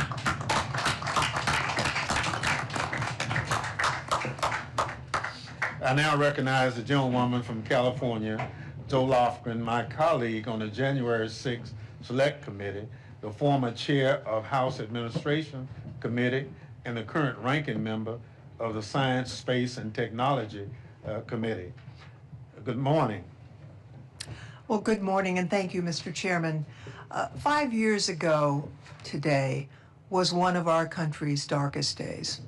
It's one of the few dates in history where most people can remember exactly where they were. On January 6th, I was chair of the House Administration Committee and therefore was one of the tellers during the counting of electoral votes for the 2020 election. I stood on the House rostrum with then Vice President Mike Pence and then Speaker Nancy Pelosi as we formalized the election of Joe Biden and Kamala Harris. We'd heard plenty of talk in the days before that many Republican members planned to object to the certification of several states at the behest of President Donald Trump.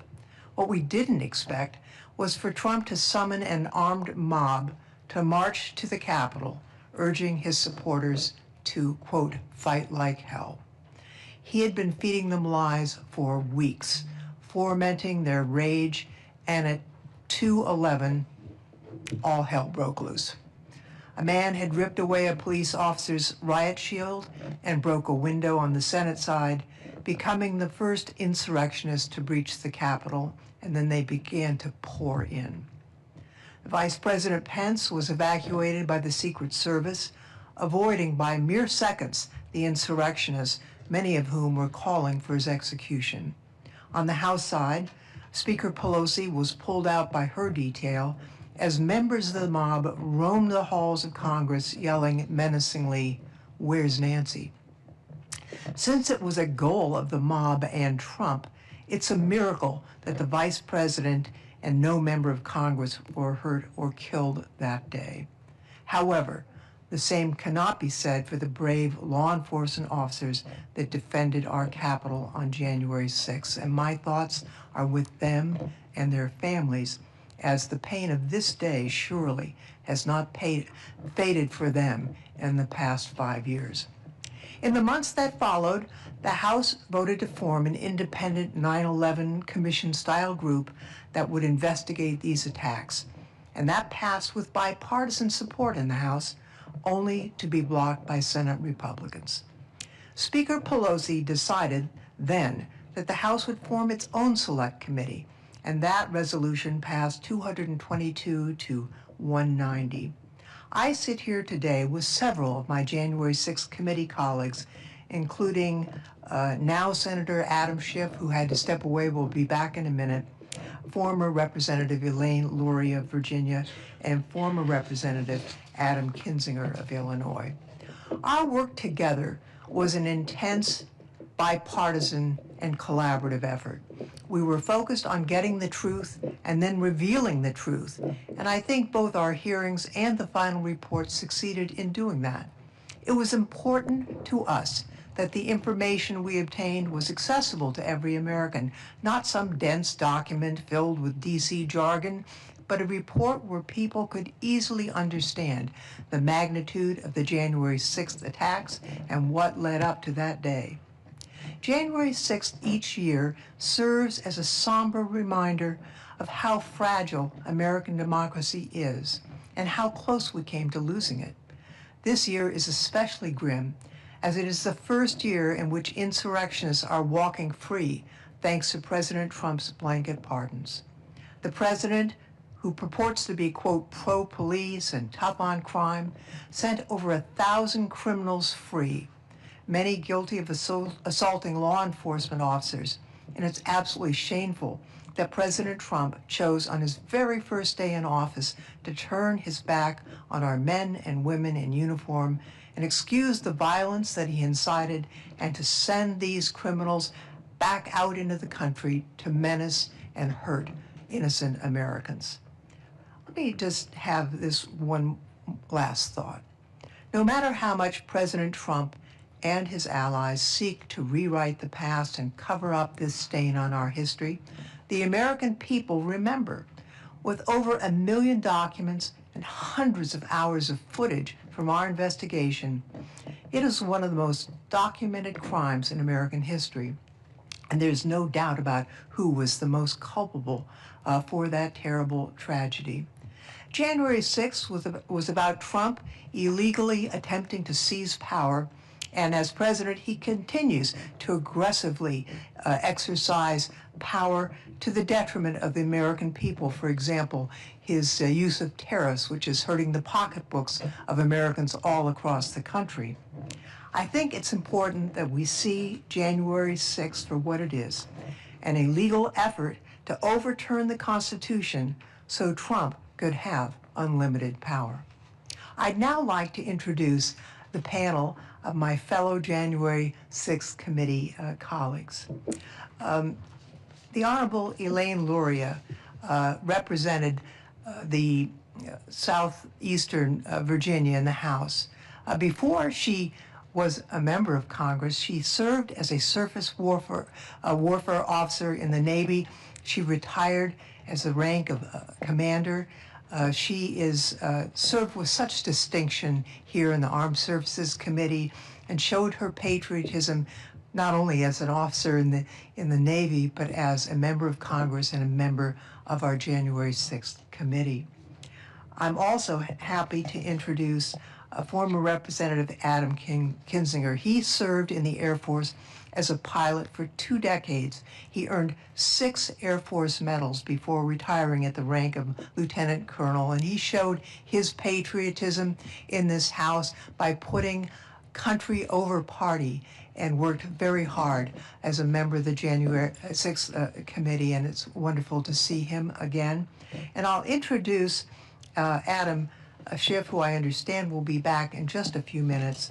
Adam served in the House for many, many years. He served as the chair of the Intelligence Committee during the January 6th events, and he was respected so much for that service that he was elected California's junior senator and serves with distinction representing my constituents in the United States Senate. So with that, Mr. Chairman, I yield back.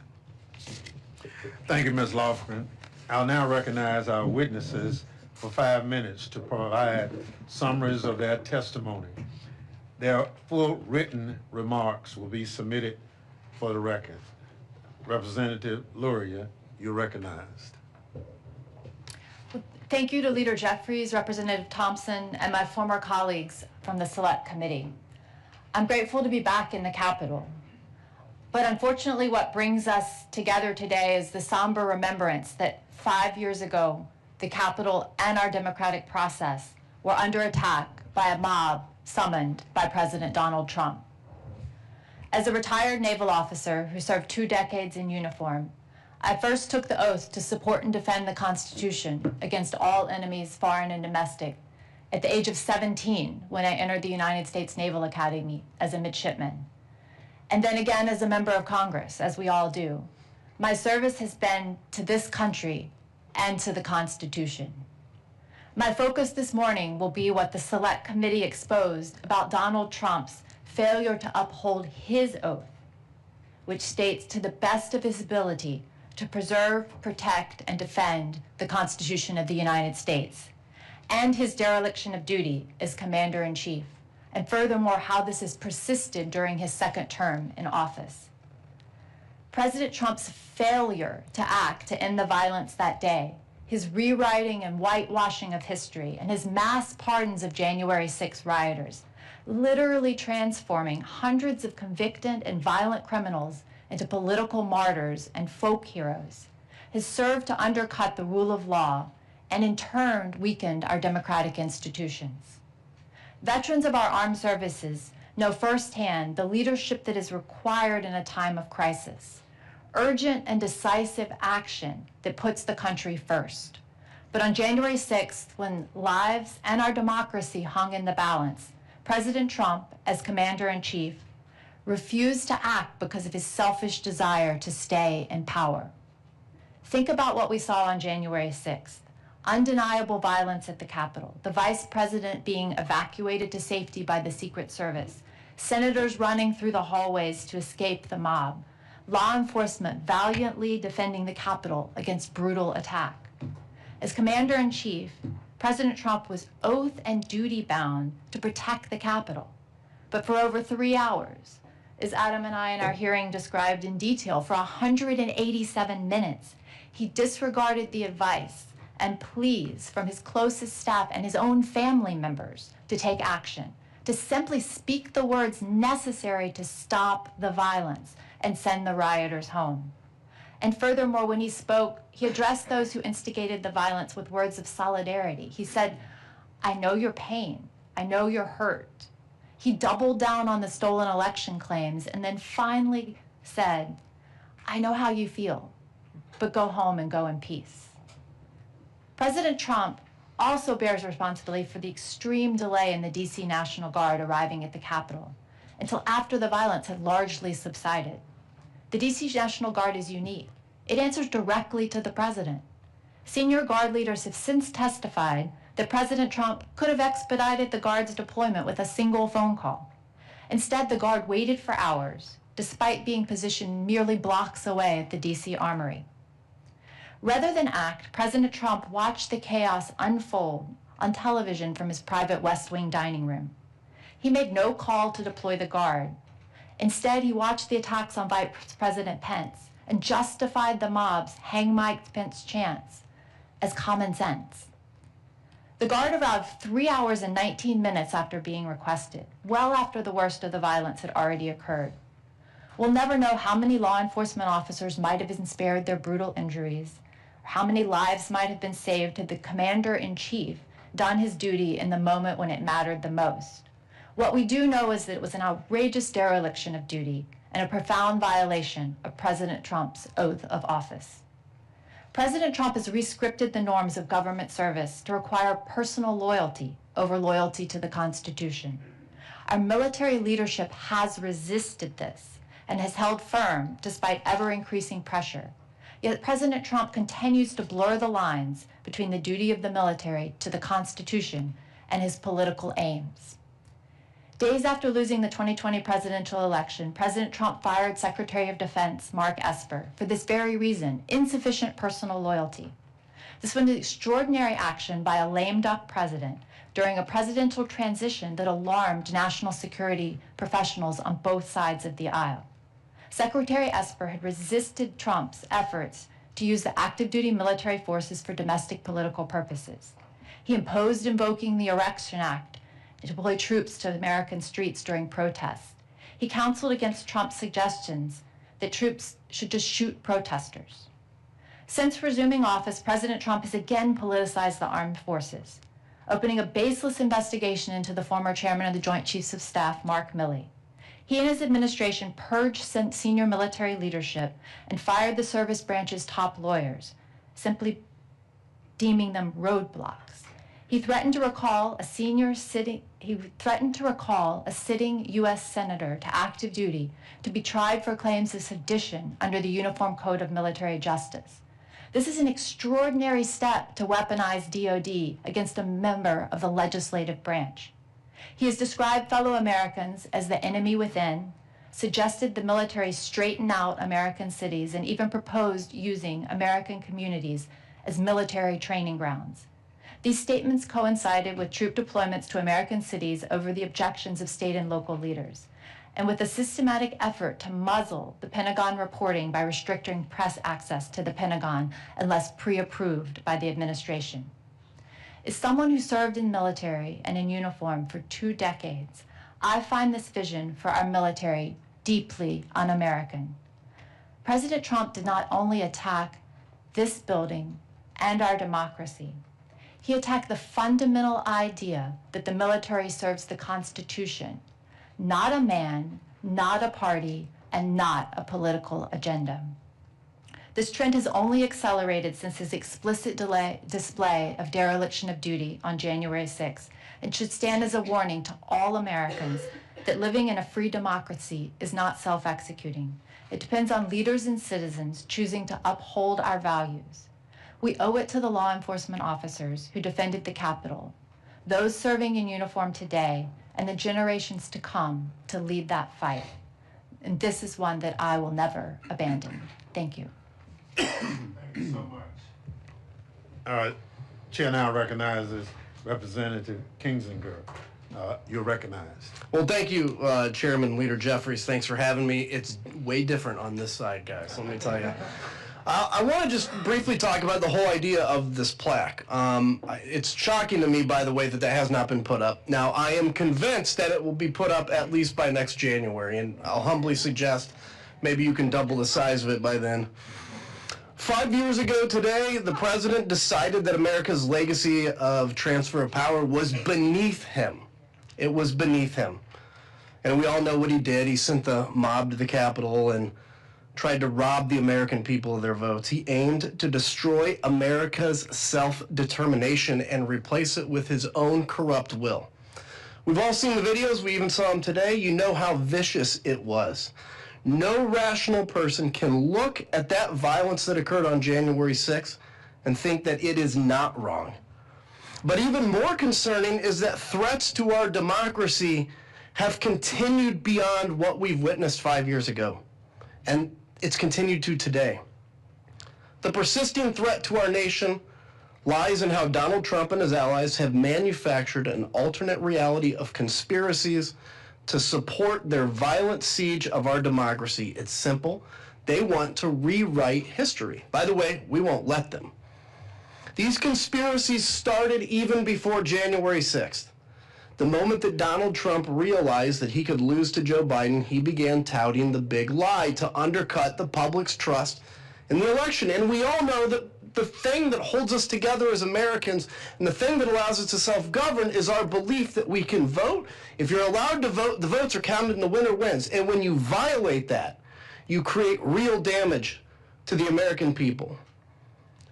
When he began touting that big lie, he wanted us to believe that the election was stolen, that there was widespread voter fraud. This has been unequivocally disproven. It's been debunked by a series of independent agencies, Trump's own advisors, and more than 60 courts that did not rule in Trump's favor. And yet Donald Trump continues to spin. Trump even lied a few weeks ago when he told a little girl calling the White House on Christmas Eve that he had won Pennsylvania in 2020. He said he won Pennsylvania 3 times. It's a great thing to tell a kid that wants to know where Santa is.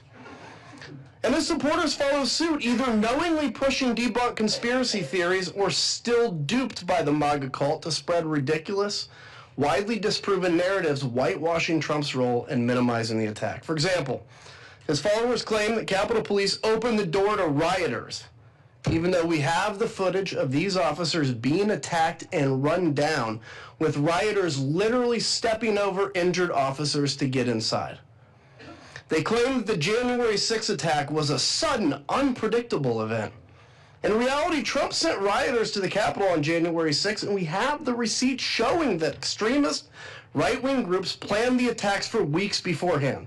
They also like to claim that the left-wing group Antifa, not Trump supporters, secretly orchestrated all the violence on January 6th. But we know it was groups like the Proud Boys, Oath Keepers, that started the violence on the 6th. DOJ's and FBI's own investigation debunked that wild theory.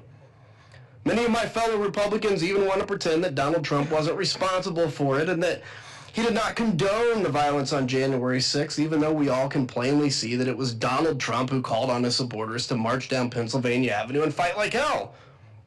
It was Donald Trump who sat in the White House, as we discussed, for 187 minutes, watching the attack unfold, throwing gasoline on the flames with his 2:24 p.m. tweet, targeting Vice President Pence in the middle of it. And since then, he's called January 6th defendants political prisoners and hostages. I want to point out here for a second that when these folks were arrested, they were contrite, as Ms. Hemphill was. And then the whole media organization of some of these came around and started calling them political prisoners. And when they did, they made them victims. And then that's when you saw the narrative change from they broke the law to they're victims. This is then in one of the first acts of the president's term, he immediately pardoned all of those people who took up arms for his wicked cause that day. I hear often, well, Adam, Trump only pardoned the innocent ones. He never pardoned cop beaters or real criminals. Well, that's obviously another false narrative. He didn't just pardon the nonviolent or non-dangerous people. He pardoned every single criminal who beat, kicked, punched, and pepper sprayed over 140 of our law enforcement officers. He pardoned every single criminal who helped drag a screaming officer into a crowd and said to shoot him with his own gun. I get asked frequently, why are you still going on about January 6th? Can't you just let it go? If our country had achieved real accountability and deterrence, we could move on. But we have not. A fact made clear by Donald Trump still spinning his conspiracies and his base still continuing to promote them. Donald Trump knows that these lies and stories only strengthen his power over the American people. How can I allow this without sharing what I know to be true, that on January 6th he tried to overthrow his government and call myself a patriot? How can I let that happen and call myself a patriot? How can we ever ensure that our votes matter if we bow to the narrative of a president who incites an insurrection, denies doing it, and then pardons the insurrectionists? The rewriting of January 6th is un-American. That's why we're here on this important day, to safeguard our democracy and call out corruption without fear of Donald Trump's persecution, so that a day like this may never stay in our country again. I also get asked a lot, what did the January 6th committee accomplish? And I'll tell you, we may have another few years, we may have to continue to battle this misinformation, but I guarantee you that my kid and my grandkid and his grandkid will know the truth of what happened on that day, because while the DOJ was not allowed to finish their investigation because the president knew exactly what they had, and he made them drop it. Because of that, the only living record was the January 6th committee, and I am proud of our work, and I yield back. Thank you so much for your testimony today. Very powerful. You both have served this country in various ways before, during and after your service. Representative Luria, you've had a distinguished career in the U.S. Navy. Representative Kinzinger, you've served in the U.S. Air Force and National Guard. Given that record of service, what would you tell those who are in nonpartisan professional roles in the U.S. government right now?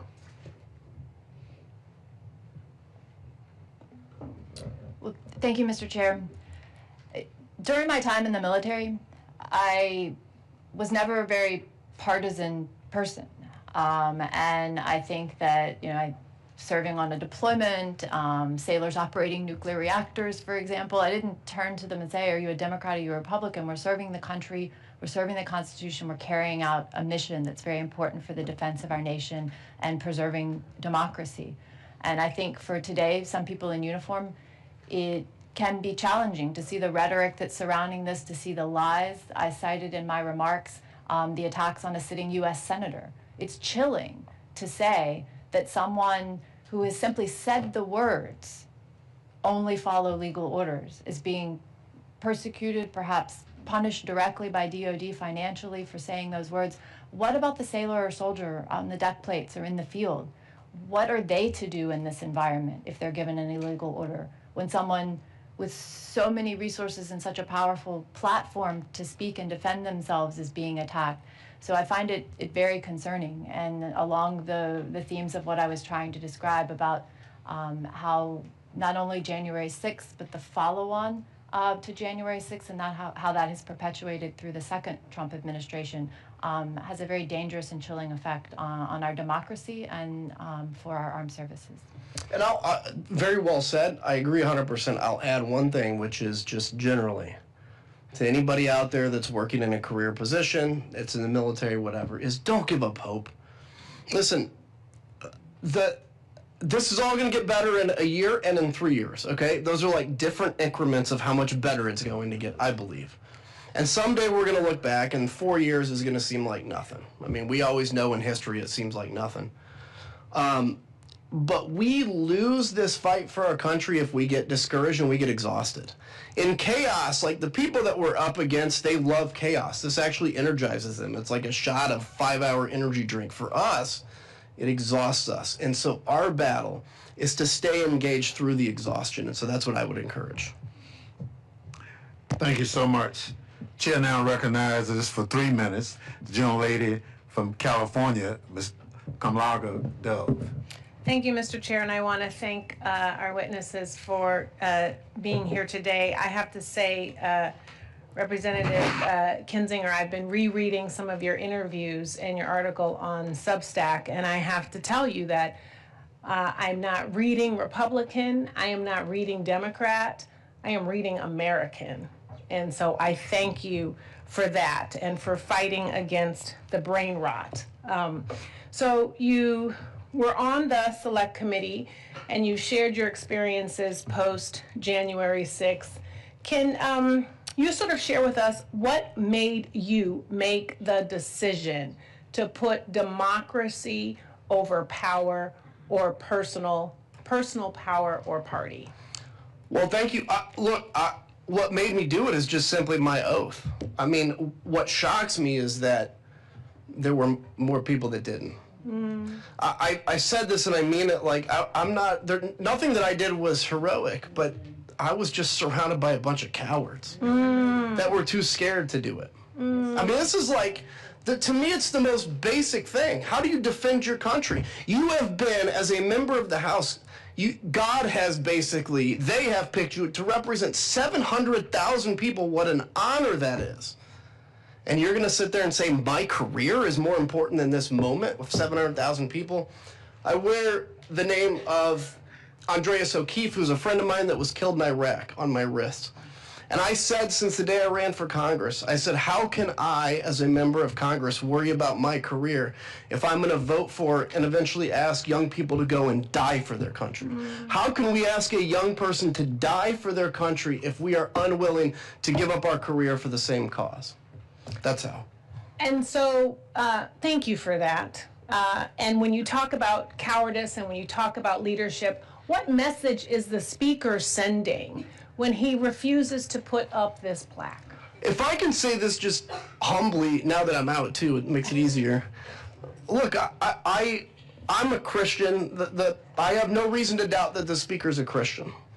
What I have a hard time seeing is how we can openly lie to 300 million people and say that's in line with our faith. Look, I'm not walking in his shoes.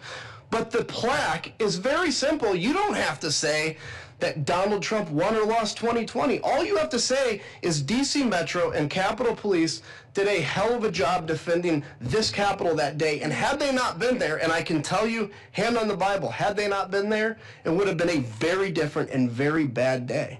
So why the speaker can't do it? Because he's scared of people saying, oh my gosh, you put up a plaque. That's why I say double the size of it when you guys put it up.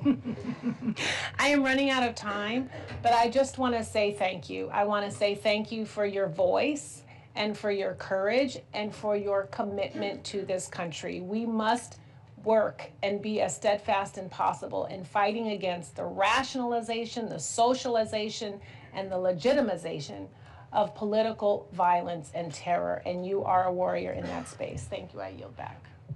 Thank you. Gentlelady yields back. Chair recognizes gentleman from Maryland, Mr. Raskin, for 3 minutes. Mr. Chairman, thank you. Adam Kinzinger, you're a great American patriot.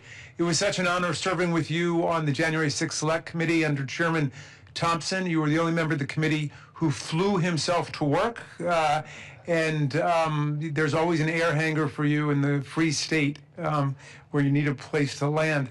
I wonder, you were, among other things, an officer in the Air National Guard.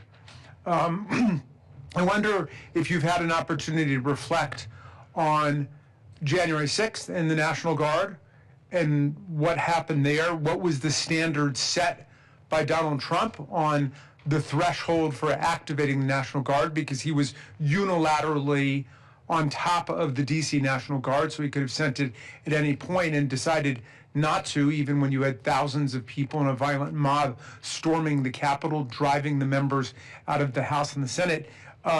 Is that a standard that you think he has maintained in his new administration in terms of deployments to places like Los Angeles and Chicago?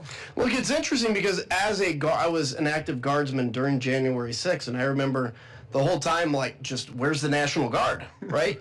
My people. And I remember actually when I left after we reconvened and voted, I saw my first Guard soldiers, and that was very emotional for me. And in a good and bad way, it was good because it's like I'm proud of them. It was bad because, like, why, they're here. If you guys remember, after that day, my fellow Republicans tried this conspiracy theory that it was either Speaker Pelosi or the mayor of D.C. who was in charge of the D.C. National Guard. And I would get hit all the time saying, well, why didn't Speaker Pelosi or why didn't the mayor activate the National Guard? Well, easy, because they have no control over the National Guard. The commander-in-chief of the D.C. National Guard is not, there's no governor of D.C., it's the President of the United States, and by definition, the Secretary of the Army. And so it was clear. And ironically, 4 years later, the President is very proud to announce how in charge of the D.C. National Guard he in fact is. So all those conspiracies that we conveniently forget, yeah, he has a very different viewpoint now. Yeah. Ms. Luria, it's wonderful to see you again, and thank you for joining us from Virginia. I wonder to what extent you think the work of the January 6th Select Committee, in terms of the hearings, the videos, the report, has been important in terms of the understanding of your constituents back in Virginia. Do you think that this is something that's actually made a difference in terms of developing an historical memory and consciousness of what happened? Thank you, and it's great to be back with you and other members from our committee. I think it's been stated in several ways, and Adam mentioned it just a few minutes ago. It is the record that will exist for history and for posterity. Our children, our grandchildren, their children, they will know the history, they will know the truth as much in this moment in time, however brief it is in the big scheme of things, although it may feel long day to day. That will be recorded for history, that President Trump summoned a mob to the Capitol, which violently attacked police officers, caused deaths, threatened the functioning of our democracy, but it didn't succeed. And the myths that are being perpetuated today to keep it alive, they're not going to succeed either, because the history books that our grandchildren will study, and not only about the day of January 6th, but continuing to study the way that our government is continuing to function as an effective and fair democracy, will prove that the work we did on January 6th was important. You're back. Thank you. Thank you very much. We've been joined by Senator Schiff. We've been anxiously awaiting your testimony. Senator Schiff. Thank you, Mr. Chairman. 5 years ago, in the aftermath of January 6th and the attack on the Capitol, the Select Committee documented in painstaking detail how our democracy held, just barely, in large part thanks to a critical mass of honorable officials who withstood President Trump's pressure campaign to subvert the law and overturn the election results. People like Brad Raffensperger, Gabriel Sterling, Rusty Bowers, Ruby Freeman, and Shay Moss, among many others, who, as the Select Committee documented, faced extraordinary pressure to betray their oaths and to overturn the will of the voters. They never bent or yielded, and their names will be etched in history. The Select Committee's final report detailed how President Trump pressured For example, Georgia Secretary of State Brad Raffensperger in that now infamous phone call demanding that he find 11,780 votes. As Raffensperger told the committee, I felt then, and I still believe today, that this was a threat. When Raffensperger refused, the president and his allies turned their ire on election workers like Ruby Freeman and Shay Moss, subjecting them to threats and harassment that upended their lives. The committee's report documents at least 200 acts of pressure by President Trump targeting state and local officials through meetings, phone calls, text messages, as well as social media campaigns. Then Arizona Speaker Rusty Bowers testified to the committee that when asked by President Trump and Rudy Giuliani to overturn Arizona's results, he told them directly, "You are asking me to do something against my oath, and I will not break my oath." Officials in Michigan and Pennsylvania received the same phone calls from President Trump telling them to have some backbone and do the right thing. What allowed these officials to hold the line in 2020? Courage, yes. Patriotism, without question. Dedication to duty, without a doubt. But they also had federal partners willing to follow the law. They had the Cyber Security and Infrastructure Security Agency providing critical election security support. They had federal courts, including judges appointed by President Trump himself, reject baseless claims and uphold the rule of law. Even Attorney General Bill Barr, who crossed many lines on behalf of the president, nevertheless testified before the committee, "I repeatedly told the president in no uncertain terms that I did not see evidence of fraud. You know, that would have affected the outcome of the election." Today, however, the landscape has fundamentally changed. The election officials who stood strong in 2020 are being systematically purged, and the guardrails to protect the integrity of our elections are being taken down brick by brick. By Donald Trump, by his enablers, by those willing to look the other way for the sake of political expediency. This administration is working methodically to ensure that when the next test comes, there will be few, if any, left to resist. First, they've eliminated the federal support system. They've ended all election security work at the Cyber Security and Infrastructure Security Agency. They fired employees who worked on election-related programs. They've ceased funding the Election Infrastructure Information Sharing and Analysis Center, the very organization that helped state and local officials respond to cyber attacks on election systems. Second, they've replaced trusted public servants with loyalists. Attorney General Pam Bondi and the president's former personal lawyers are now in leadership positions at the Justice Department, and they have proved themselves more than willing to adopt and disseminate conspiracy theories about the 2020 election. An attorney who worked alongside the architects of the fake elector scheme now represents DOJ in its Fulton County litigation.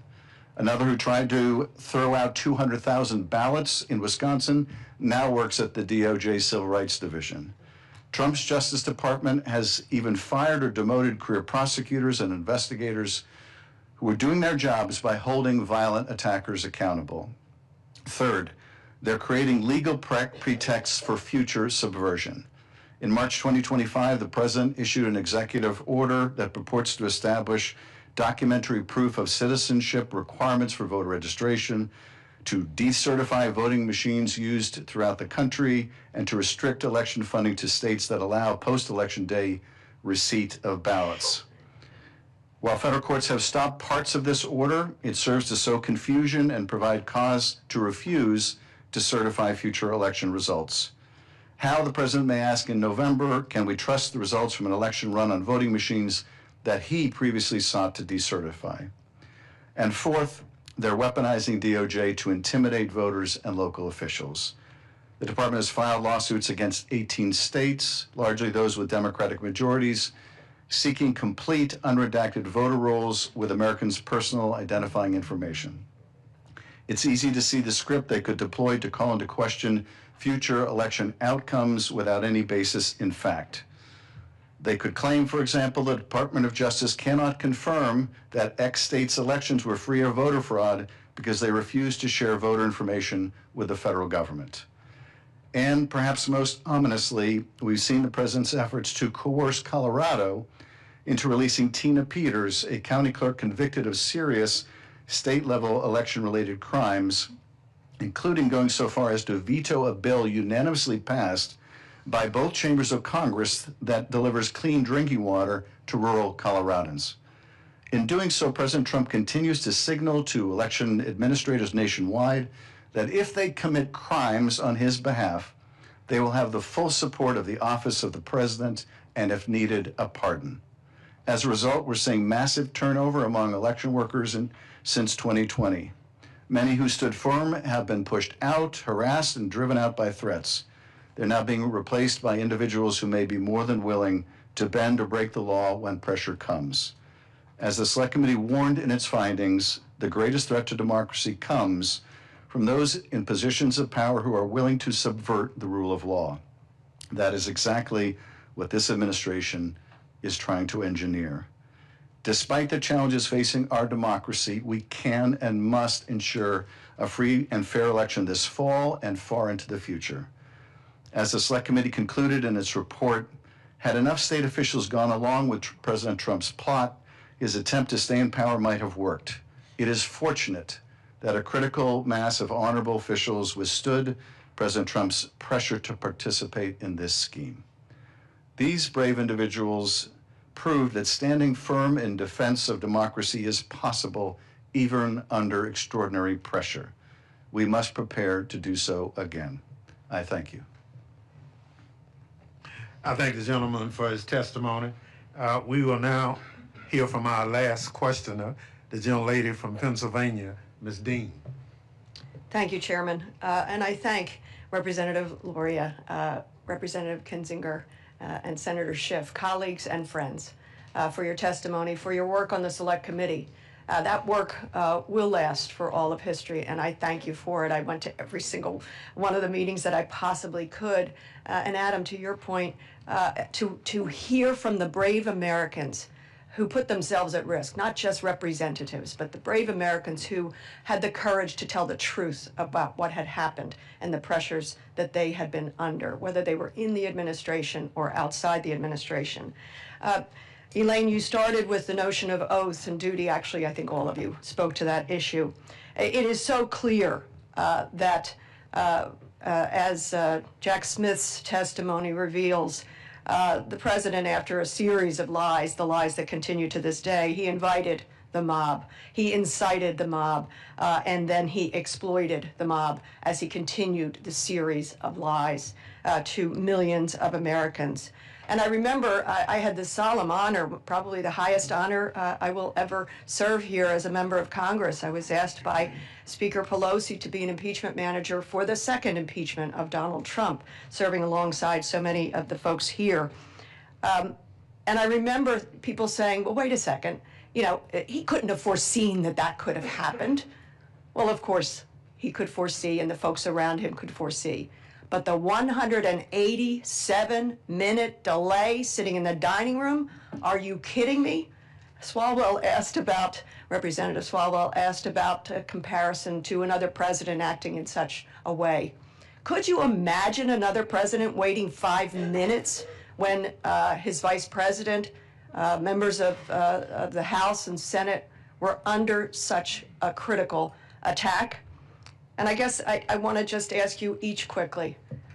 I agree with you. We're going to face the same problem again. And maybe, Mr. Kinzinger, you could help us the most. Most people say to me, why is it only Adam Kinzinger and few others? When will they part company with this man of lies and corruption? Can you give us any understanding of that? I mean, when it's been 10 years of him around and you invest so much of yourself in helping to advance the lie, you now take ownership of it if you admit that's what it is. And humans are unbelievably capable of convincing ourselves of anything. And keep in mind the first term of Donald Trump, there are a lot of your colleagues, my colleagues, that either didn't run again, they were beat or whatever for speaking out. And so after 10 years, the only folks left are those that are very willing to bow down and to offer everything to the great Donald Trump. And I tell you, when it ends is in 3 years when he's out of office. And all of a sudden, you know, and potentially what happens here, power is the one thing that can wake them up. And so they're going to lose it. And it's going to be a pretty bad day for them when they do. Thank you all for your extraordinary service to our country. I yield back. Thank you so much. Senator, you'd like to comment on that? I would. One of the issues that we looked at as part of the January 6th committee, but it was also larger than the scope of what we could effectively wrap our heads around, is the challenge of where Americans now get their information and how we get it from such very different places. And I think in answer to your question, not just about this president, but about so much of what divides the country, we're going to have to figure out a way of becoming better consumers of information, of breaking down some of the stovepipes again, because we each live in such different information worlds. I'm old enough to have rushed back to my college dormitory to watch Walter Cronkite's last broadcast, and that was a time when there was a large body of agreed upon fact, and we might differ with what to do with those facts, but at least we agreed there were facts. Now people tune into the news they want to hear to reinforce the views they already have, or they have it curated for them on social media that shows them only what they want to see because it rewards time on their platform. This to me is one of the most cross-cutting challenges we have. And I think in order to avoid this kind of ability to gaslight a significant part of the country, by claiming you cannot believe your lying eyes, you can't believe what you're hearing, you can only believe me, we're going to have to find a way to break through those information silos. And I think this disruption we've had in how we get information is every bit as seismic as the invention of the printing press must have been. But civilization had centuries to get used to that innovation and not a few wars. We've had a relative millisecond to get used to this media environment, and we're going to have to figure this out. But Chairman, I thank you for hosting this hearing along with Leader Jeffries. Thank you, Chairman, for your service, and to Adam and Elaine, my colleagues. Very grateful for your work. Was very proud to serve with you on the January 6th committee. And Adam, thank you for your continued courage and willingness to speak out. And I want to thank our colleagues for appearing here today. And I'll now excuse you and invite our next panel of witnesses to take their seat.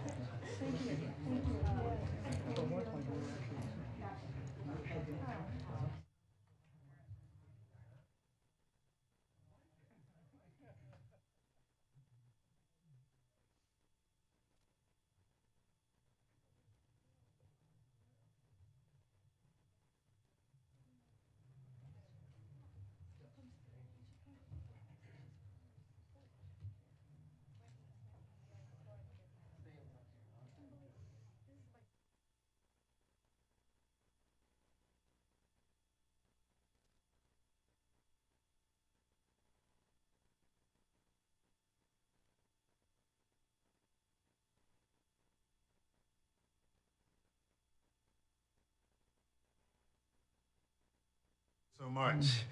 I'll now recognize our distinguished current members for 3 minutes to provide summaries of their testimony. The full written remarks will be submitted for the record. However, our first speaker has the magic minute. That's why I wore the pin today, to get that magic minute. Thank you very much, Mr. Chairman. Thank you for your leadership. You and Liz Cheney did such a remarkable job leading this, the committee, and now the leadership of our leadership, Hakeem Jeffries, Pete Aguilar, who's there, and others, Congresswoman Clark as well. Thank you for bringing us together today. On January 6th, 5 years ago, we began the day prayerfully. We had a Zoom call with our members because it was the time of COVID. And on that call, I said, this is the Feast of the Epiphany. This is an important Christian feast, and let us hope that that word epiphany, which means we also, not only a feast of the Epiphany, but the idea of the Epiphany, that people will see the light in a different way. We were prepared that day under the leadership of Jamie Raskin. He had prepared us in advance to go to the floor very, very legally. It was about the facts and it was about the law. And it was very nonpartisan. In fact, all of our testimony was based on Republican testimony throughout the states that would be in question. We prayed for the president. We said we weren't going to mention his name in our testimonies, the facts and the law, the numbers and the races.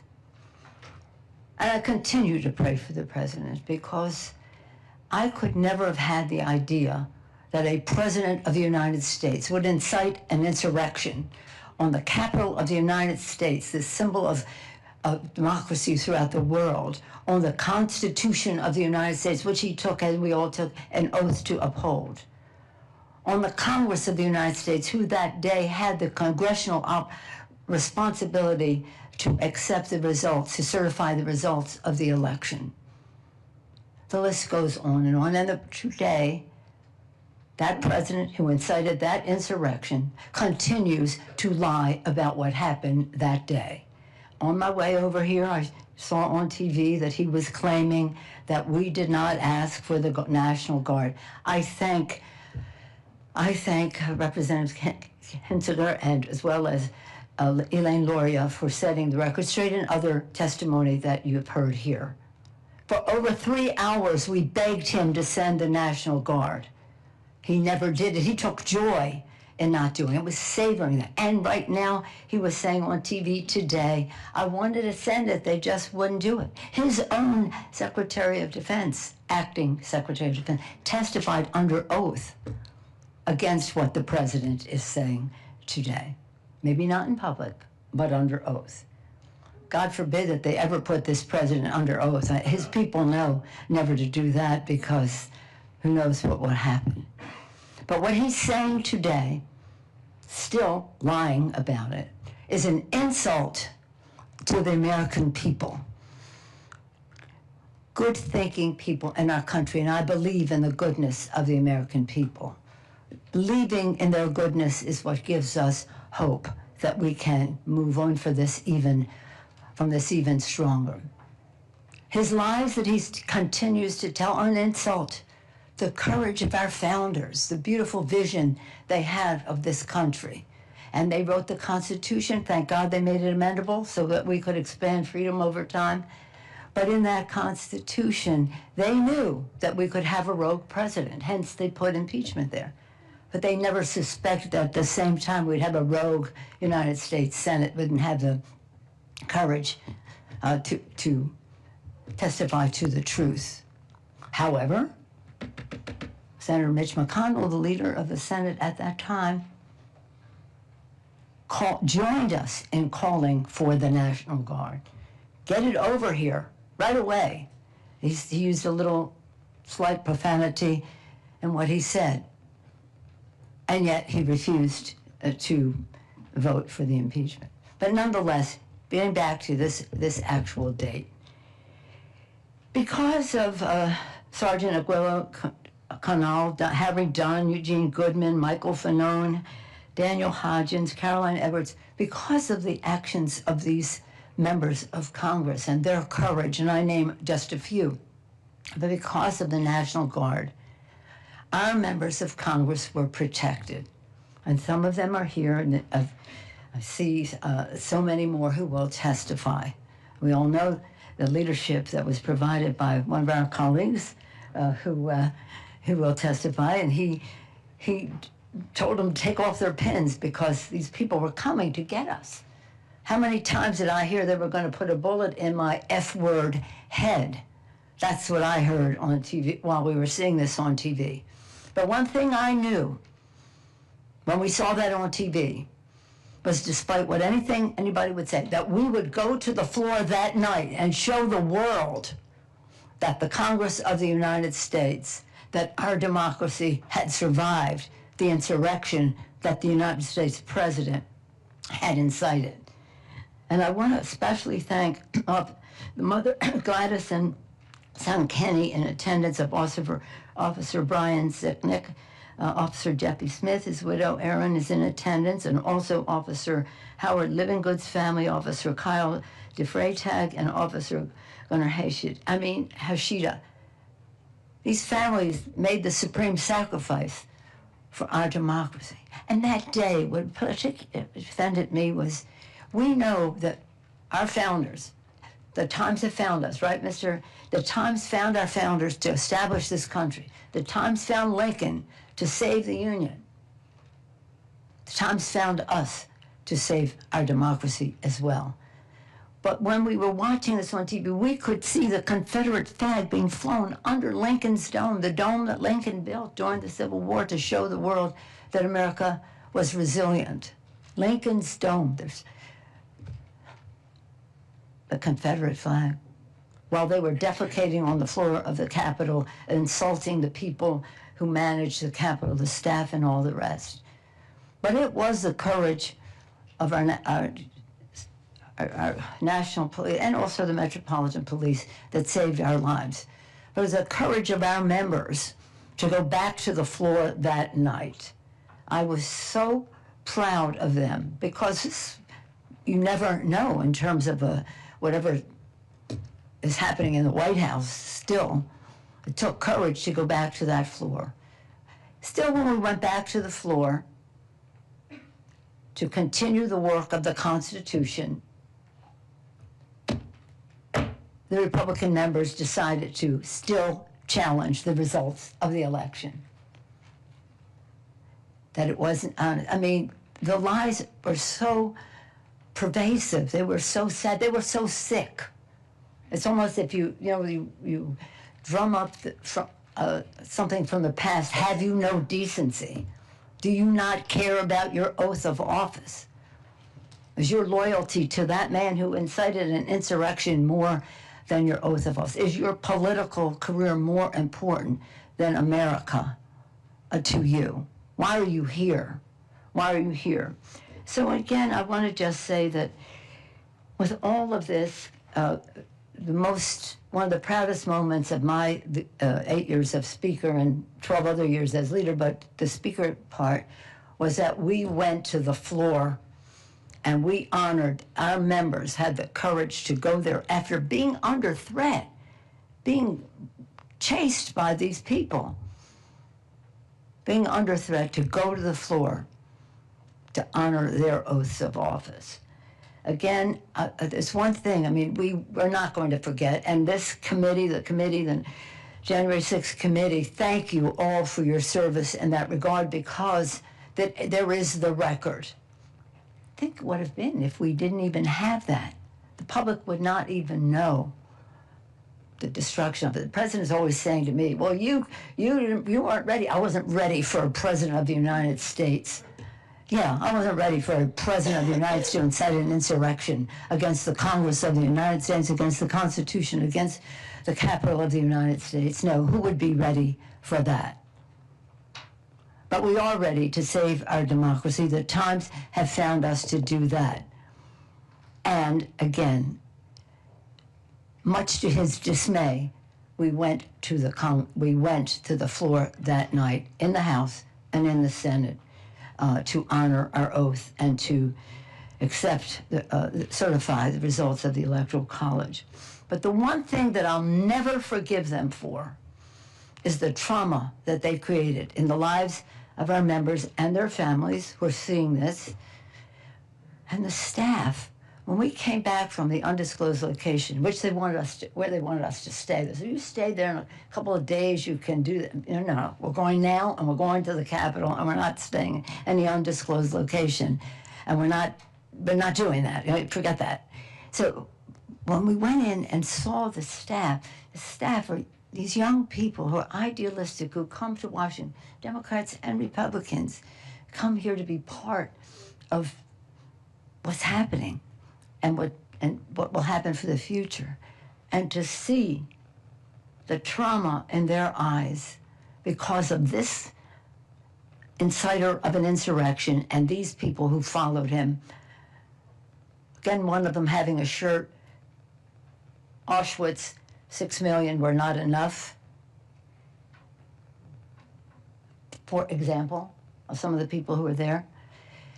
So, again, I thank you for the magic minute. Again, I had so much, there was so much going on there. But what was going on there is in a bipartisan way, we were asking the President of the United States again and again and again. When we had the Department of Defense on the phone, we said, pretend this was the Pentagon, and they were doing this at the Pentagon. What would you do? What would you do? But this president continues to lie about that fact. And that fact is important because it costs lives. It caused trauma. It sent the wrong message to the world about what democracy is. It was something that made Putin proud. See, democracy doesn't really work because of this president of the United States. An insult to the institution in which he serves, an insult to the founders of our country, an insult to the intelligence of the American people. I yield back. Thank you very much. The gentlelady yields back her time.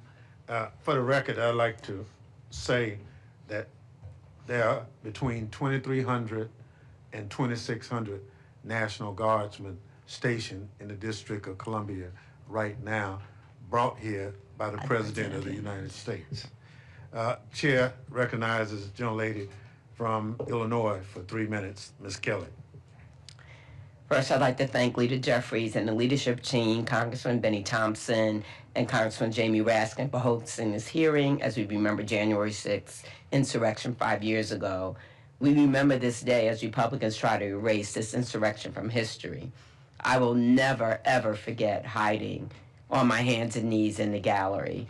I'm not as brave as Congressman Benny Thompson, so I took my pin off, it was COVID, I took my mask off, anything that was identifying. I remember texting my late husband and my adult children to tell them what was happening. After receiving so many texts and phone calls because family, friends, and associates were so concerned, I clearly remember hearing the shot when the police officers shot the woman. I remember the 3 knocks on the door and no one wanted to answer because we didn't know who it was. And then finally it was the Capitol Police telling us that we could run out the door, running downstairs and running across halls to get to the safe place. I want to thank all those police officers that helped save our lives and protect us, and the police officers, as we talked about, the 140 that suffered injuries, the 5 that died. I also want to thank all of my colleagues that were in the gallery that day for all of the support. We have an unbreakable bond now, and we have our little gallery group that we lean on and talk to each other. I truly believe that day has led to even more political violence. You know, that was a big impetus. You know, after being sworn into a second term, President Trump pardoned, as we know, the January 6th insurrectionists, an outrageous decision. And many have been arrested for child molestation, sexual assault, and kidnapping. He let criminals loose in our country because he does not care for law and order unless it serves him. And his violent rhetoric has only gotten worse, and political violence across this country has increased drastically. And just the lies he's spreading about Minnesota State Representative Melissa Hortman, who was shot and killed in her own home. I believe it is our duty to uphold democratic norms, and we must condemn anyone who tries to overtake our democracy, whether it is the president or not. And lastly, I would be very, very interested, I don't know how we do it, but as a person that represents Chicago, who are those people behind the mask? I really believe that a lot of them could be the people that he let go. I don't have any proof, but it just really concerns me, their behavior and just the trauma that they have caused in the city and area that I represent, that Congressman Garcia represents, and I just wonder who are those people behind the mask. And I would not be surprised if a lot of them, the way they advertise for their employment, are those people he let go. Thank you, and I yield back. Thank you so much. The gentlelady yields back. Chair recognizes the gentlelady from Alabama for 3 minutes, Ms. Sewell. It's hard to believe that 5 years has passed since the horrific January 6th attack on our nation's capital. For me, it is a memory that will be seared in my brain forever. As many of you know, I was one of the 30 members of Congress trapped in the House gallery as the Capitol was breached. If I close my eyes, I can still hear the thundering sound of the mob and the pounding of the door of the House chamber. I can still feel the sense of sheer terror as we struggle to fit on our gas masks and crawl on our knees towards the only open door at the opposite end of the gallery. As I sat huddled with my colleagues, I remember trembling and softly weeping, not just for our safety, but for the devastating threat to our democracy. Many of us frantically dialed our loved ones, unsure of what the next hours would bring. I don't think that any of us fully understood the magnitude of the danger that we were in until we got home in the wee hours of the morning and we turned on the television. Never in my wildest dreams would I have imagined what I saw. The images of rioters waving Confederate flags, smashing windows, assaulting police officers, and threatening to kill members of Congress and even the sitting vice president. What we saw on January 6th was an attempted coup. It was an effort to subvert the will of the American people and overturn the results of a free and fair election. It was incumbent upon all of us to condemn the violence that we witnessed and those who waged it. There are moments throughout history that have tested us as a nation. January 6th is one of them, as was Bloody Sunday in my hometown of Selma, Alabama, and the bombing of the 4 little girls at the 16th Street Baptist Church in Birmingham, and so many other defining moments along the way. Those moments can either make us stronger as a nation or they can tear us apart. We can use them as an opportunity to heal or to move forward, or we can sweep them under a rug for the sake of political convenience. It's maddening that so many of my colleagues across the aisle continue to choose the latter. I find it shameful that President Trump chose as the first action of his second term to condemn the criminals responsible for the violence. I find it equally disturbing that Speaker Johnson refuses to honor the brave officers who defended our democracy by installing the plaque that Congress voted on and passed more than 3 years ago. They say that if you don't know your history, you are bound to repeat your history. As a member of Congress who represents Alabama's Civil Rights District, I often tell my constituents, if we don't tell our stories, others will tell our stories, and they may not get it right. I am grateful to Leader Jeffries, Chairman Benny Thompson, for giving us this opportunity to tell our story and to shine a light on the horrific events of January 6th.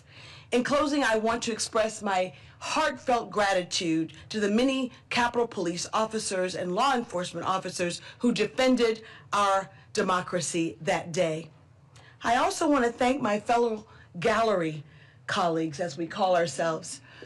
I want to thank them for checking on us, even now, 5 years later. This is the first time that I've been able to publicly speak about it, because frankly, I could not believe that in our place of work, in the people's house, we were threatened that way. January 6th was a dark day in our nation's history, and I hope that we can all work together to ensure that such a heinous attack never, ever, ever happens again. I want to thank all of you for being here today, and I want to thank my fellow gallery colleagues for your courage. Thank you. Thank you very much. The gentlelady yields back. We'll now recognize the gentleman from Colorado, Mr. Crow, for 3 minutes. Thank you, Chairman Thompson. Thank you, Speaker Pelosi, Leader Jeffries, Chairman Thompson, and members of the Select Committee for your incredible work, your leadership in articulating and preserving the facts and the memory and the history of what happened on January 6th. All of my colleagues have done a remarkable job chronicling the violence, the sheer brutality, as we saw 140 police officers brutally beaten by a mob, inspired and weaponized and sent to the United States Capitol on his behalf to do violence, to derail our democracy and the will of the voters. I served 3 combat tours in Iraq and Afghanistan as a paratrooper and an Army Ranger, and I never thought I would see the type of violence that I saw overseas at the pantheon of our democracy. But I want this moment to be a moment of hope and resolve. It must be a moment of hope and resolve. There's been a lot of talk about oaths and leadership and bravery versus cowardice. There's a lot of cowardice in our country today. There are universities buckling, CEOs taking the knee, law firms cowing, members of Congress capitulating. There is a lot of it. But in moments of greatness and at pivotal times of our country, it's never the story of the cowards. It's never their story. It's always the story of the heroes, who are more often than not regular Americans doing amazing things. The story of people like Yeoman Wilder, a Little League coach in Harlem, who when federal agents descended on his baseball field and harassed and intimidated and threatened his kids, he said, no. These are my kids. This is my baseball field. You leave. You have no right to be here. It's the story of the millions of Americans who show up for No Kings rallies, the story of election officials who, despite threats and harassment and intimidation, say, no, I will do my duty. It is their story. As a paratrooper, there's a history and tradition that the senior paratrooper in a plane jumps out of the plane first, and then the other paratroopers follow. And it's based on the idea that fear is contagious, but so is courage. This is our moment. We never asked for it. None of us woke up this morning thinking we wanted to live in an era of extremism and violence where our democracy is being threatened and disassembled brick by brick. But that is always the nature of leadership. We never get to choose our moment. We only have to answer the question of what we are willing to do to stand up and meet that moment. And that is why I'm so proud to be here with the people at this table, the people at this dais, because you are all meeting the moment. America will meet the moment. And the Little League coaches, the election officials, the store clerks, the police officers, everybody will stand up and defend our country and our democracy at this time of great need. And I'm so proud to be a part of it. I'm proud to be an American. And it is a time for new American patriotism, for us to take back our democracy and to move us forward in a better direction. I yield back. Thank you so much for your testimony. I thank our colleagues for appearing here today. Mr. Chairman, I just want to say Madam that Speaker. so much has been said by our colleagues about courage, and I want to acknowledge Pamela Hemphill for being the demonstration of so much courage here today. I also want to say that 1 year after January 6th, we had testimony from members, and now today we'll have more testimony, and this is really an important part of the record. So thank you so much. We have the, shall we say, they're bonded together forever for being protected. Thank you, Mr. Crow, for doing that. And I will just say this, 2 years after that, I'll mention what Zoe Lofgren mentioned. She said that they were going through the Capitol saying, where is Nancy, where is Nancy, where is Nancy? 2 years after that, a person was going through my house saying, where is Nancy, where is Nancy, where is Nancy, and acted violently against my husband. So this was a horrible thing, but it bore other horrible things with it. And again, our resilience is our hope, and our hope is our resilience to save our democracy. Thank you for giving us this opportunity. Thank you so much. And I know most of us have had similar challenges of that day. The committee members have constantly getting threats and all that thing. It's not who we are as a country, but when the person at the top promotes that kind of action, this is what you get. And it's so unfortunate. We can differ, but we don't have to do it violently. And so that's where we are faced. So again, let me thank all of you for appearing here today and offering your testimony. And I'll now excuse you and invite our next panel of witnesses to take their seat. Thank you, Mr. Chairman.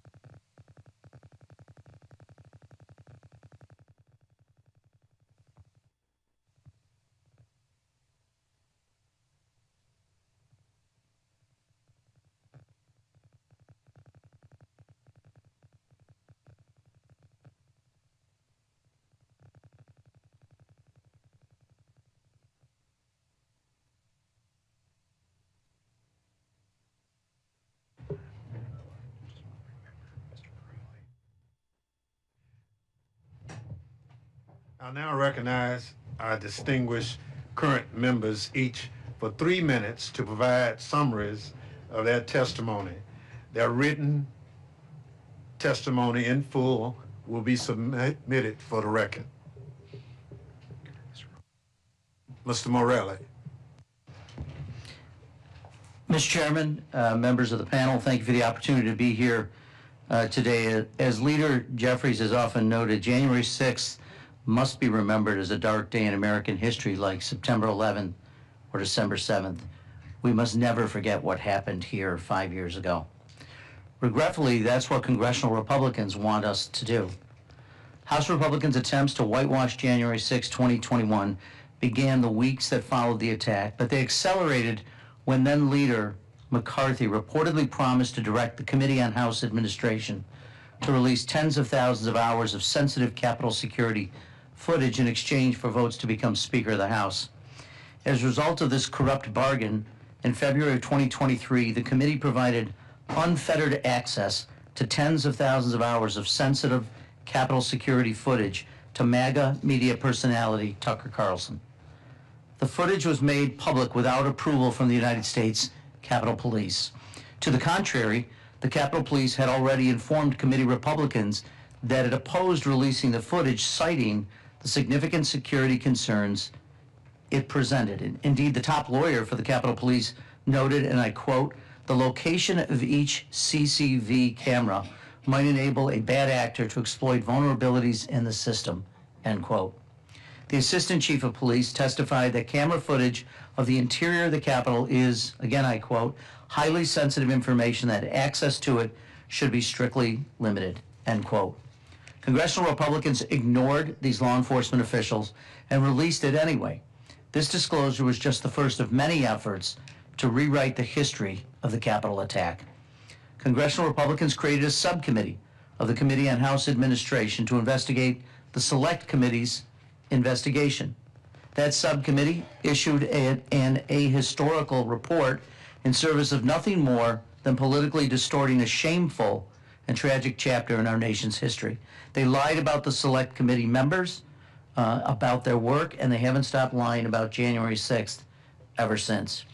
Yet after spending millions of taxpayer dollars during their 2-year sham investigation, the subcommittee found no evidence of wrongdoing by the Select Committee because there was none.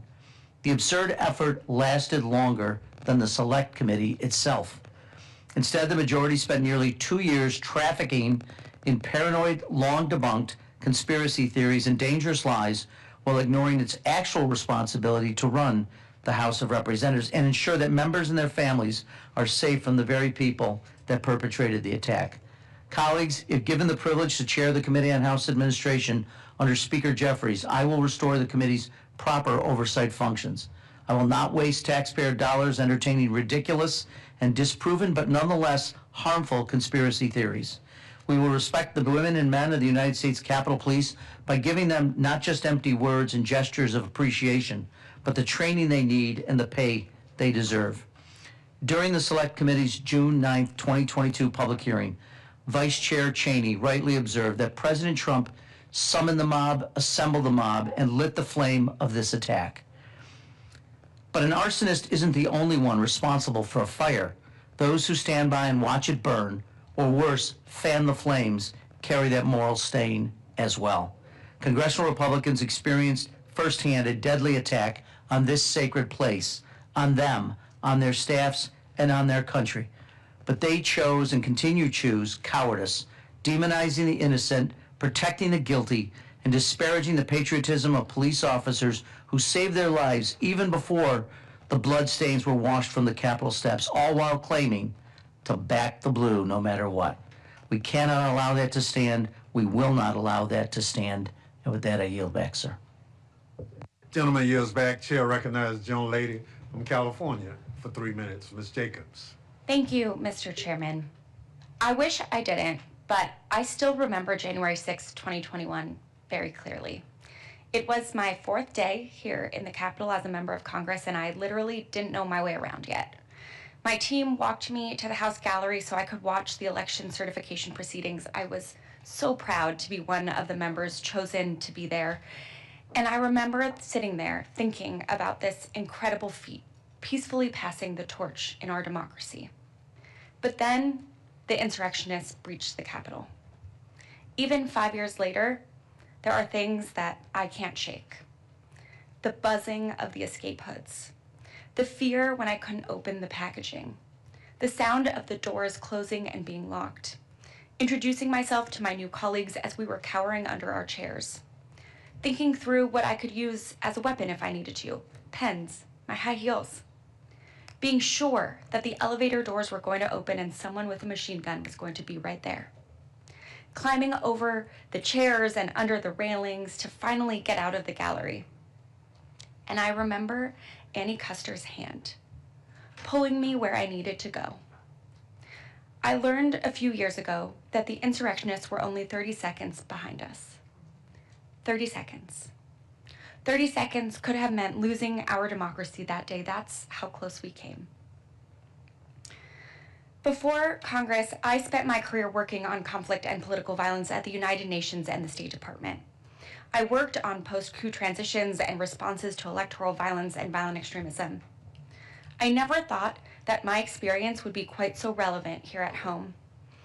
I never thought that the U.S. Capitol would be the place my parents most feared that I was still alive. I've worked in countries even more torn apart than ours is.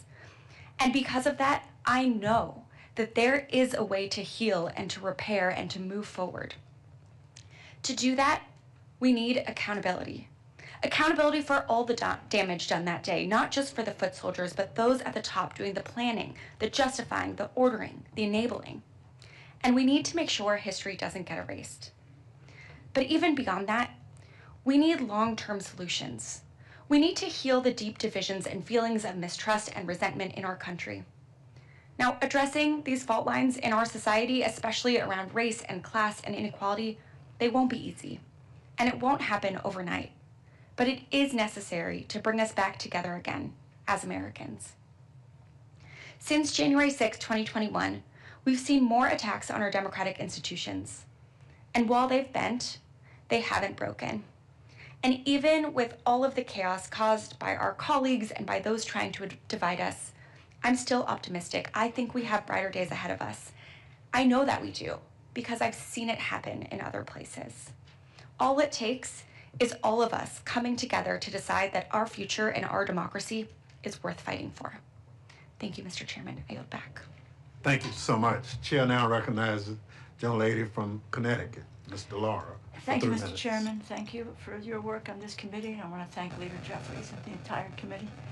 for the great work that you have done and continue to do. January 6, 2021 was one of the darkest days in our nation's history. I was here that day. Any insinuation that the rioters who assaulted that Capitol that day were anything less than violent offenders is an insult to the brave police officers and the Capitol staff who put their lives, and some who lost their lives, to defend our democracy. And I witnessed firsthand the violence, the fear, the chaos that Trump's lies and conspiracy theories brought to our sacred halls. It was not simply an attack on the Capitol building, it was an attack on our democracy, our Constitution, our shared values, and those values that we share with Americans. My story, very simply, I went to the Capitol. Connecticut was not one of the states being challenged. I asked, staff person drove me there. I said to him, Harper, you go stay in my Capitol office. I'm going to the gallery where I joined other members, and we were just sitting listening, and I wanted to see it. It was a historic experience of what was happening. And as I was sitting there not long after, I see the Speaker of the House removed. I see the Majority Leader removed. I see the whip moved. And so we all know that that means that something is afoot, and we're looking around and trying to figure out what happened. And the Capitol Police go to the microphone and they say, sit down, we're going to continue the proceedings. And then a few minutes later, they got back up and said, you know, get your gas masks out. And to be very honest, I never even knew that there were gas masks under the seats in the House of Representatives. Pulled it out, couldn't get it open, didn't know what the hell to do with it, and so forth. Asked Jim Hines, help me, and which he did. But I have that gas mask, and I have it in my office as a reminder of what that day was about. And they told us then to evacuate. We had to evacuate you. And as Sarah has described, it's not a continuous area around that gallery. You're up over railings, under railings, etc.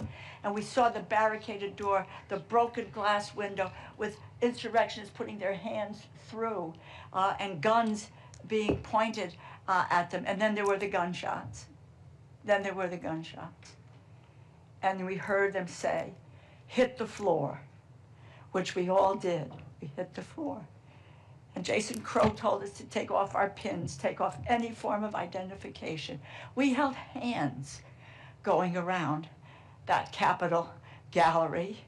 And I had my phone, and I was afraid to call my husband because it recalled 9/11. 9/11, when people made that last phone call to their loved ones. But I did call, and I said, Stan, just tell the kids, I'm all right. They're going to get us out of here.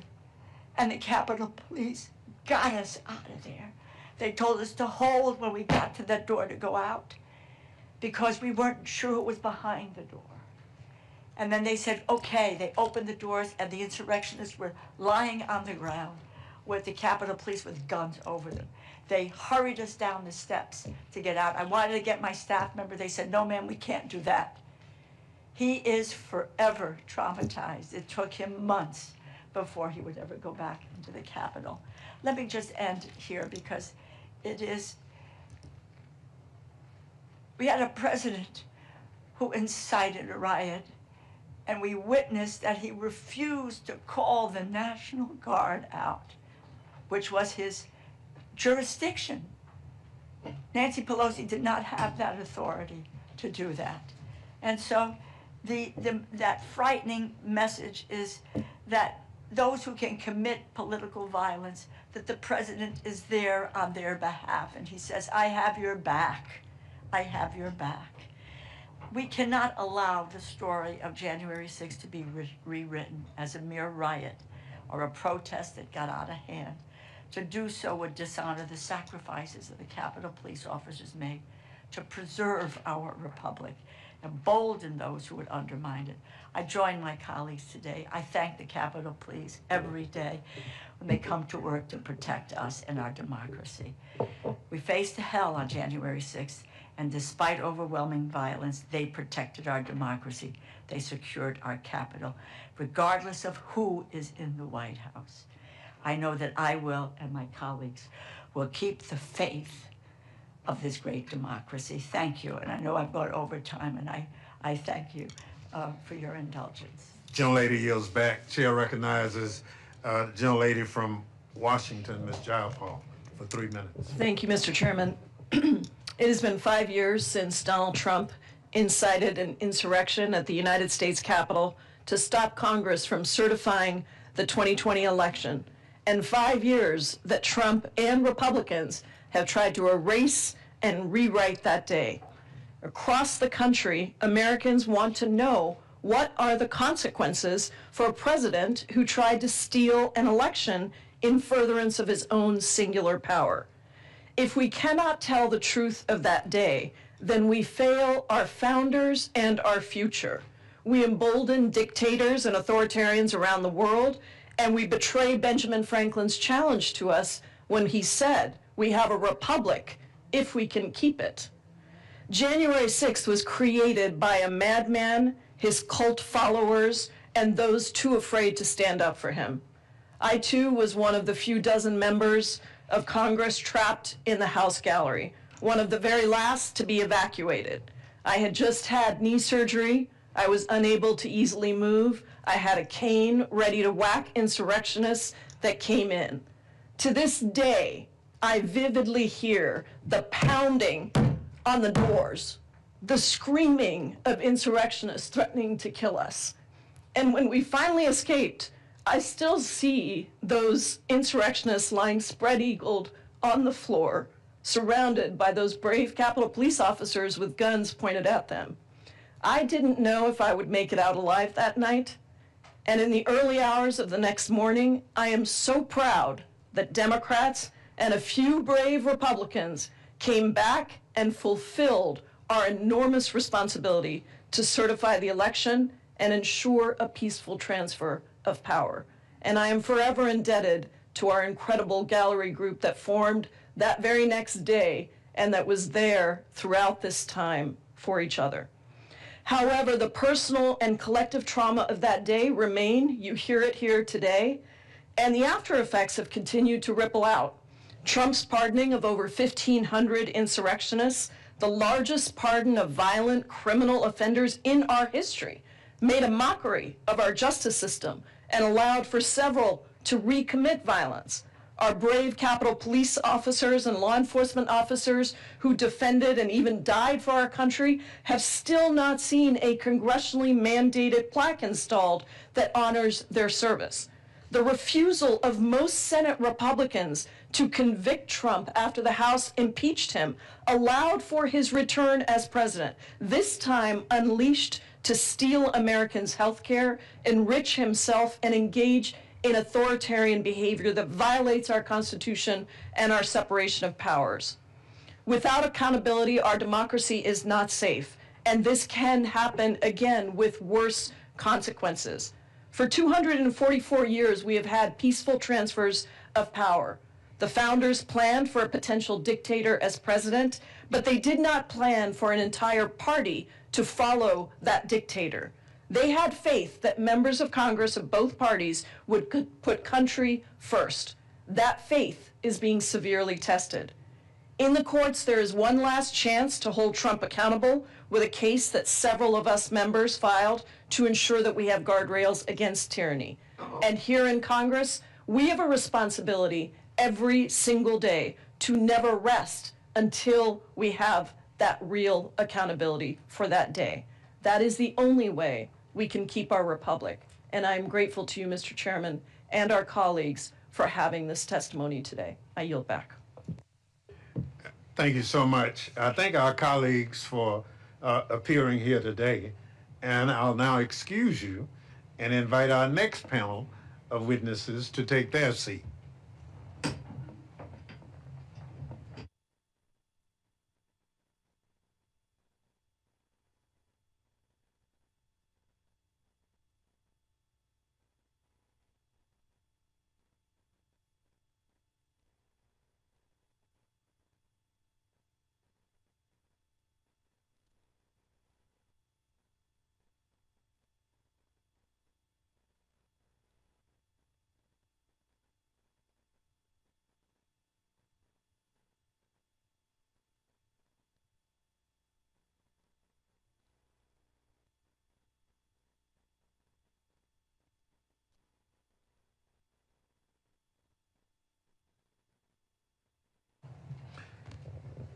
I will now recognize our distinguished current members, each for 3 minutes to provide summaries of your testimony. Their written remarks will be submitted for the record. I now recognize the gentlelady from California, Ms. Torres, for 3 minutes. Thank you, Chairman Thompson and members for convening this hearing. I want to start by thanking the heroes that saved the day that day, and that is the law enforcement officers, Capitol Police, who were here protecting us. 5 years ago, I was on the balcony of the House chamber as a violent mob instructed by Donald Trump to march to the Capitol and to stop the certification of a free and fair election invaded the Capitol. Those were the scariest 45 minutes of my life. Reading the alerts, preparing to fight, working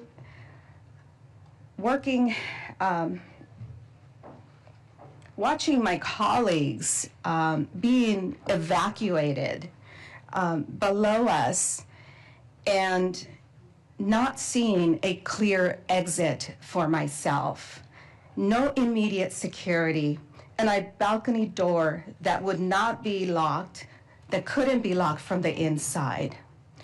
Before coming to Congress, I spent more than 17 years as a 911 dispatcher. That training took over for me that day. I have heard horrific crimes unfold in my ears. I've never saw myself being involved in one. I began recording and photographing what was happening, not knowing if the security cameras were still working. I did not know then that those images would become some of the only evidence of the terror unfolding in the gallery. I know what gunshots sound like, but when I heard one inside the Capitol, I had to question whether it was real. It was unthinkable that a gun could be fired inside the temple of American democracy. When the shot rang out, we were lying face down on the floor just above it. At one point, officers believed that they had cleared a path for evacuation. We had only seconds. And as I looked back to make sure every member was moving towards safety, time ran out. We were ordered down again to be silent and to crawl away from the threat. Eventually, another path was cleared, and we were told to run. And as we exited the balcony, we saw men running toward us in plain clothes. And for a moment, we thought they were part of the mob. They turned out to be our security, who escorted us to a safe room. And as I began to run down the first of 3 flights of steps, my phone rang. Up until that moment, I was in survival mode. I did not think to call my family, but I answered a call from my son. My son is a police officer. He was watching the attack unfold on television. I had seconds to tell him, "Sweetheart, I am okay. I can't talk to you right now. I am running for my life." 5 years later, the threat to fuel that violence has returned. The same president who incited is back, and more than 1,500 January 6 violent insurrectionists have been pardoned. We cannot erase the violence of January 6, 2021, and I am introducing legislation to confront political violence, close accountability gaps, and preserve the truth. The January 6 Truth and Transparency Act tracks whether pardoned individuals re-offend. The Insurrection Sentencing Enhancement Act ensures January 6 convictions carry consequences, even if later pardoned. The January 6 Oral History Project Act preserves firsthand testimony, so the truth is never erased or rewritten. These laws are about truth, responsibility, and memory. We want the American people to know what happens after the January 6th pardons, that violence against our democracy has real consequences, and that the truth of that day is never erased or rewritten. Thank you, Chairman Thompson, for the opportunity to be with all of you today. Thank you so much for your testimony. Chair will yield 3 minutes to the gentlelady from Texas, Ms. Escobar. Thank you, Chairman, and thanks to everyone who took time today to make sure that we do not forget the truth of January 6th. The videos, audio, and photographs of the violent domestic terrorists who attacked the Capitol 5 years ago are still very chilling for those of us who were there that day. And frankly, much of what we've heard today is really triggering. It's for those of us who were trapped in the gallery, it's really hard to relive that terror and that trauma. And so I'm grateful to all of you for your strength and resilience. And the trauma that followed. But I'd like to focus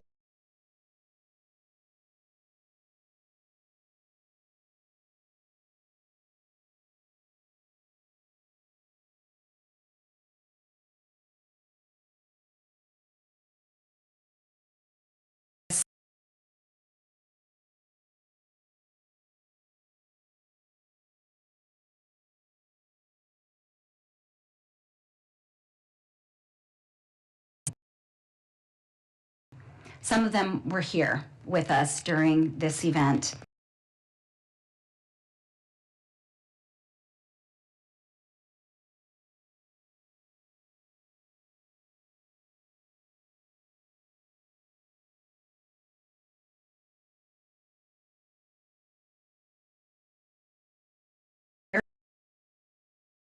A career that they loved because of those injuries.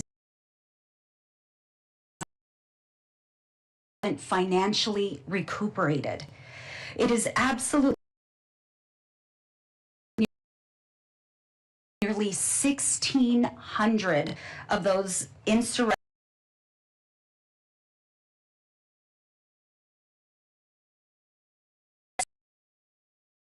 still struggling today, who still have to get serious behavioral health treatment, all because many of those who were pardoned have gone on to commit additional crimes. Assault. And by the way, they're back in DC today.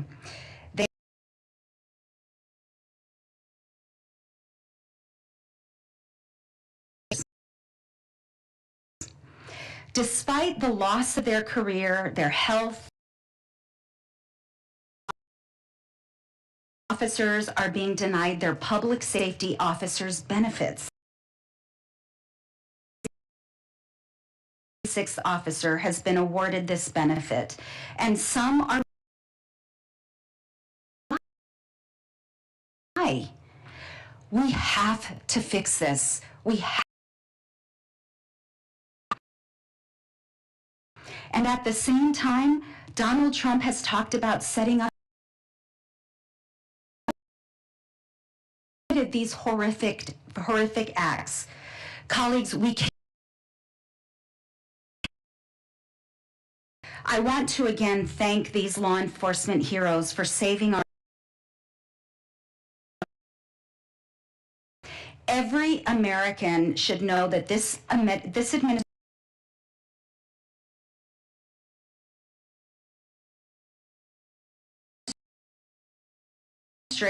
rewards criminals and punishes patriots.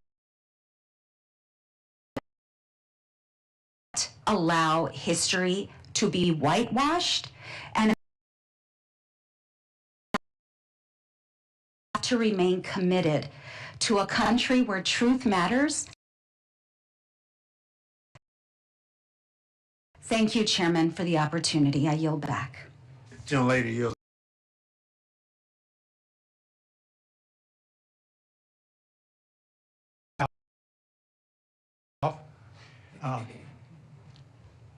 This is a day I could see some of the information of what was going on outside, but kind of disorder on the floor, and the sergeant at arms coming down and happening. And I looked down and I yelled, "Call!"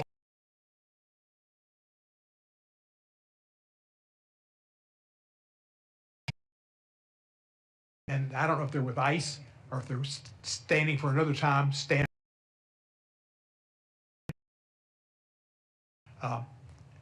I got up and an officer came who was helping me.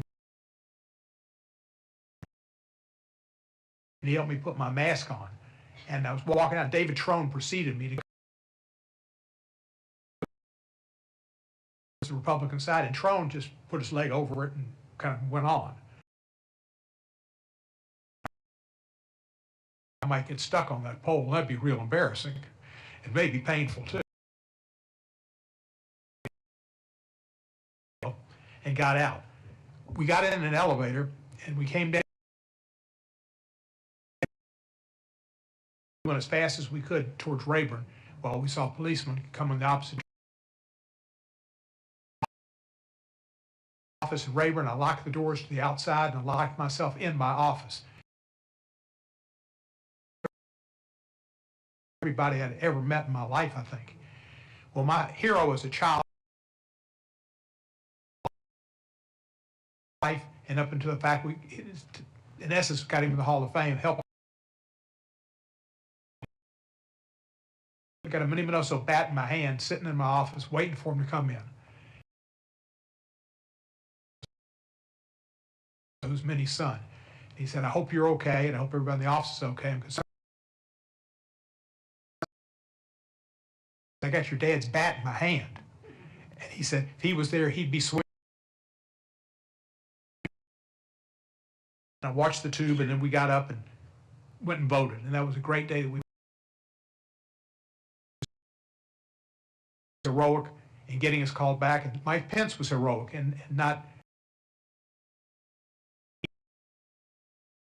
change the law and the rules and count the votes differently. Metropolitan Police here, National Guardsmen and others, great heroes. Respect that they should and the regard.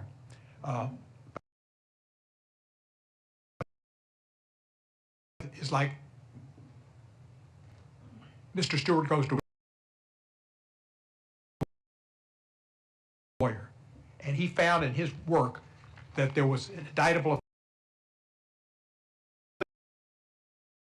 stopped because of the Justice Department's rule that you can't.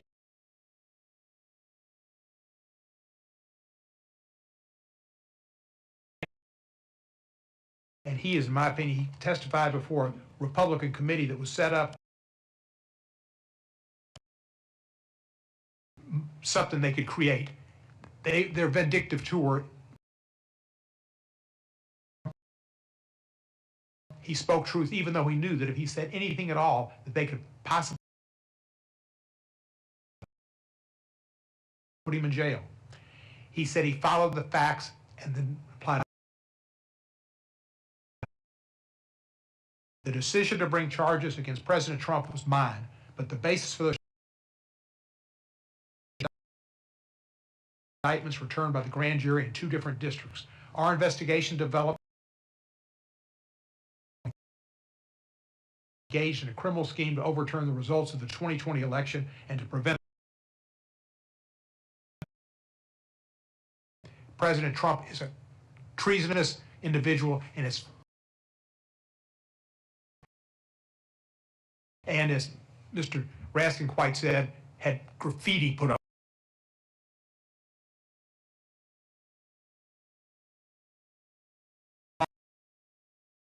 Harbor will never forget November 22, 1963. About to cheer up now. And the idea that he put his name over John Kennedy's should never.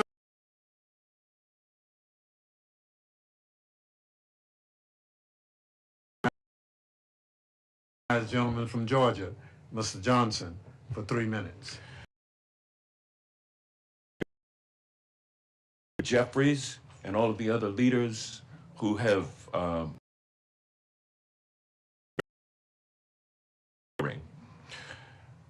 I was born and raised in Washington, permanently etched in my mind from an early age.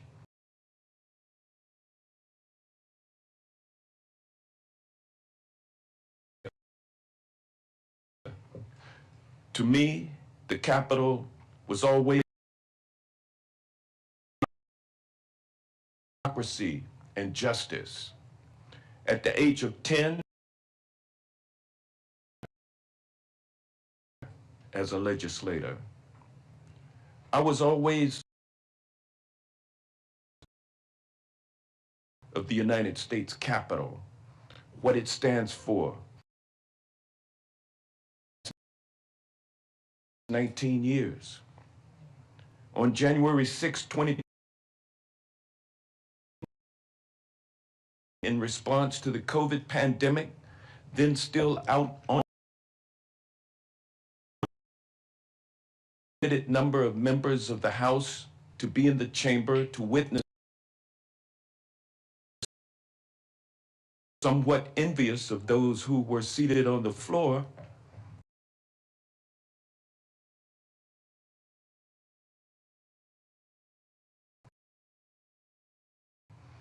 as the peaceful transfer of power was taking place interrupted.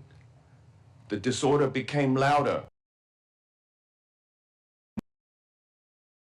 nearer. The cacophony shut down. Stop. From the gallery, I watched as the speaker was on the floor. What would happen to us in the gallery? Dire and dangerous. I felt like preservation mode. I thought of jumping from the gallery. My thoughts then turned to my colleagues also in the gallery. Responsibility to them. I would never leave out of the chamber into the hallway. I saw dozens of violent incidents under the gunpoint of Capitol Hill police. I later learned without charges because there were not enough law enforcement men. They came into the U.S. Capitol, disrupted our work, and desecrated.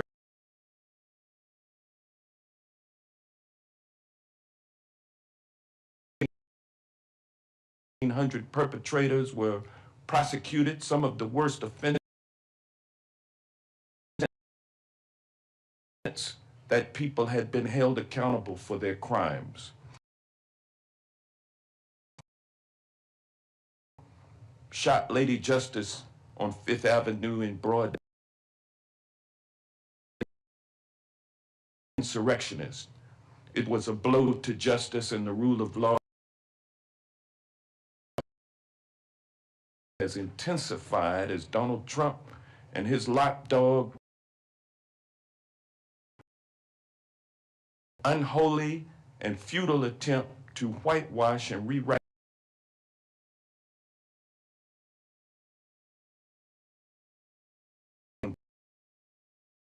truth and justice. I will proudly stand in the breach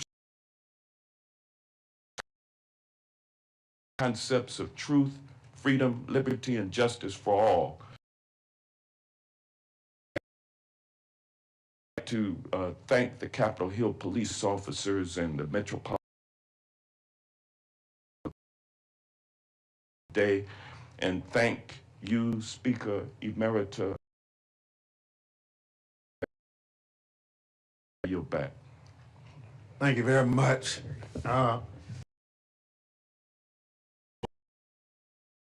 Lady from Pennsylvania, Ms. Scanlon, who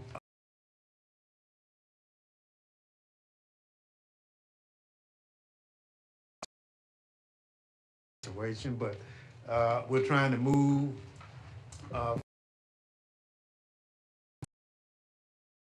so you can join us. Ms. Scanlon for 3 minutes.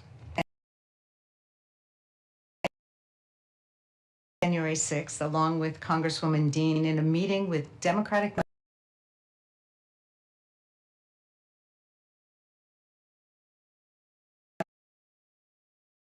he and his allies had spread lies and conspiracy theories about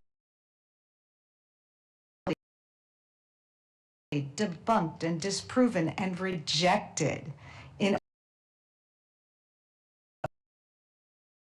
Pennsylvania. That didn't stop his big lie. It on this building on January 6th. My colleagues and I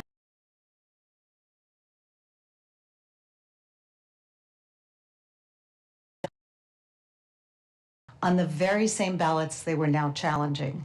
But we had no building into a war zone. I never expected to have to barricade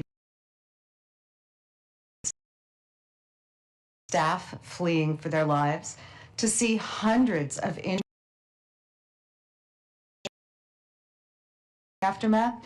Those officers are our guardians, but also our friends.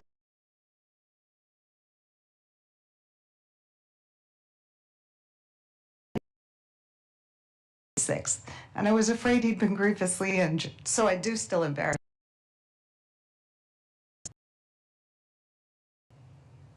Most of all, I never expected that 5 years continue, while members of the president's own party begged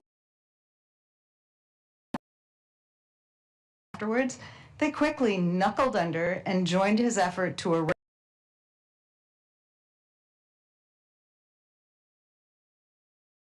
6 from that party.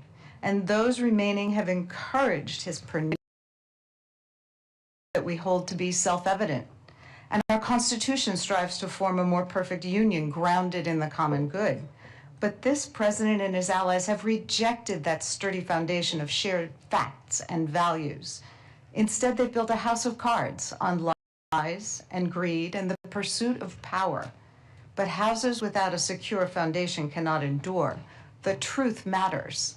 Those who deny the horrific violence and lawlessness that inspired the January 6th attack on the Capitol want the American people to forget.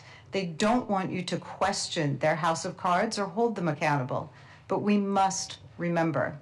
Ever since January 6th, our Republican colleagues have said it's time to move on so the country can unite.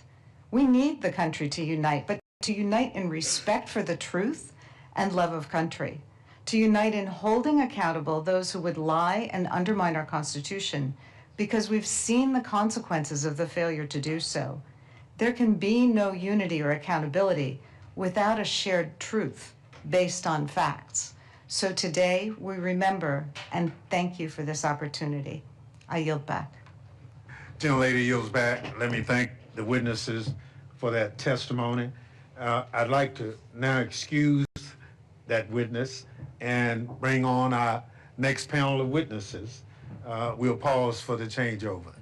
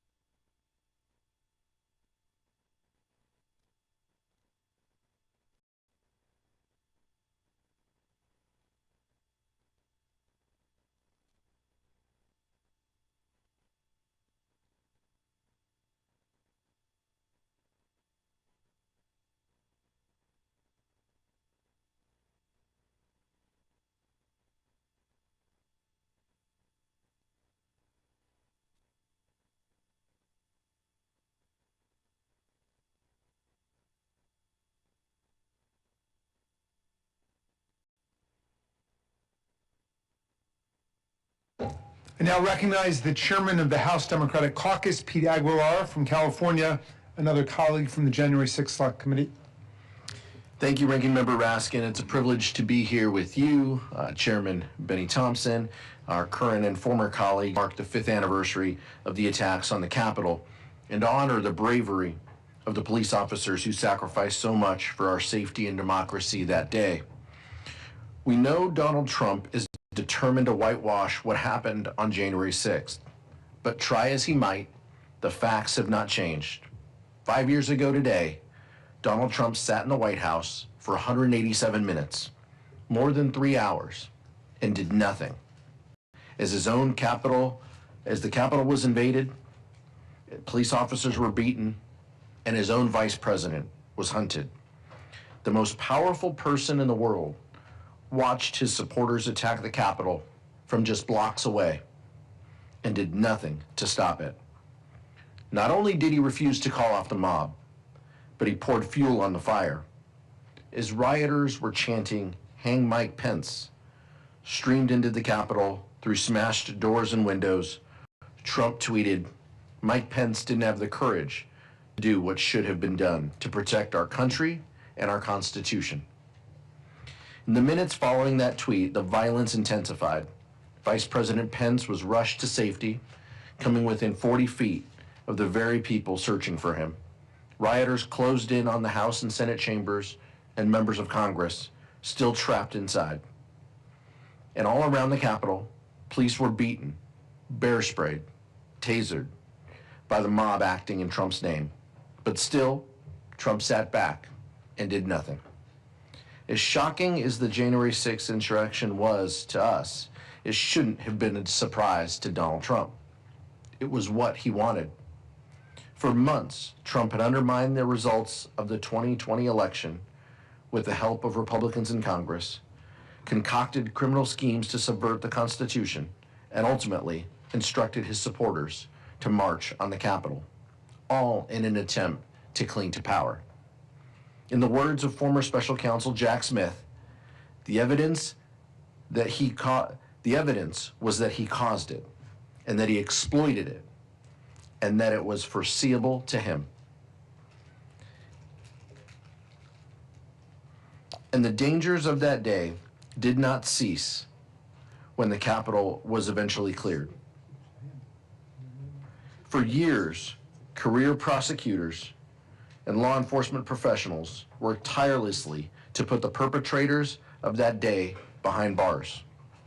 Now, President Trump is putting the perpetrators in power and punishing those who held them accountable. Let's watch. This is Jared Wise. He breached the Capitol on January 6. Now he's a member of Donald Trump's Department of Justice, where he is a senior advisor to the head of the Weaponization Working Group, targeting law enforcement officials who pushed for accountability after January 6. Wrongful capital entry! Wrongful capital entry! It's a key tool in Donald Trump's retaliation campaign. In the last year, the Department of Justice and Donald Trump have pressured FBI leadership to hand over lists of staff who worked on January 6 prosecutions. For that to suddenly be coming from inside the Department of Justice, for this extraordinary example of political violence to be normalized and legitimated, that was what was most shocking to me. Trump fired senior FBI officials who didn't cooperate, purged dozens more prosecutors who worked on January 6 cases, and pardoned hundreds of rioters who continue to seek their own retribution. The people who did this, they need to feel the heat. They need to be put behind bars, and they need to be prosecuted. For the people who bravely defended the rule of law on and after January 6, the political violence continues. These political firings, I believe, have the purpose and effect of empowering vigilantes and militias that are loyal to the president, but ultimately unaccountable to the law. Because their fellow rioters now have political appointments at the Department of Justice, they believe violence in service to Trump is above the law. We should all be terrified.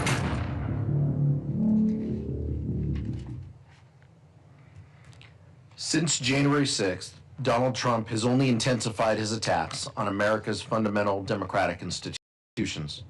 He has weaponized our justice system to reward his allies and punish his enemies. He's pursued policies that prioritize the interests of his wealthy friends over the needs of working people. And he's flouted the system of checks and balances that has been the bedrock of our nation for nearly 250 years. But at a time when it feels our democracy is in peril, Americans of all stripes are coming together to preserve our great experiment. There is an ever-growing coalition of people who are willing to put patriotism above allegiance to any person or party, who share a fundamental commitment to an America by and for the people, where no one is above the law.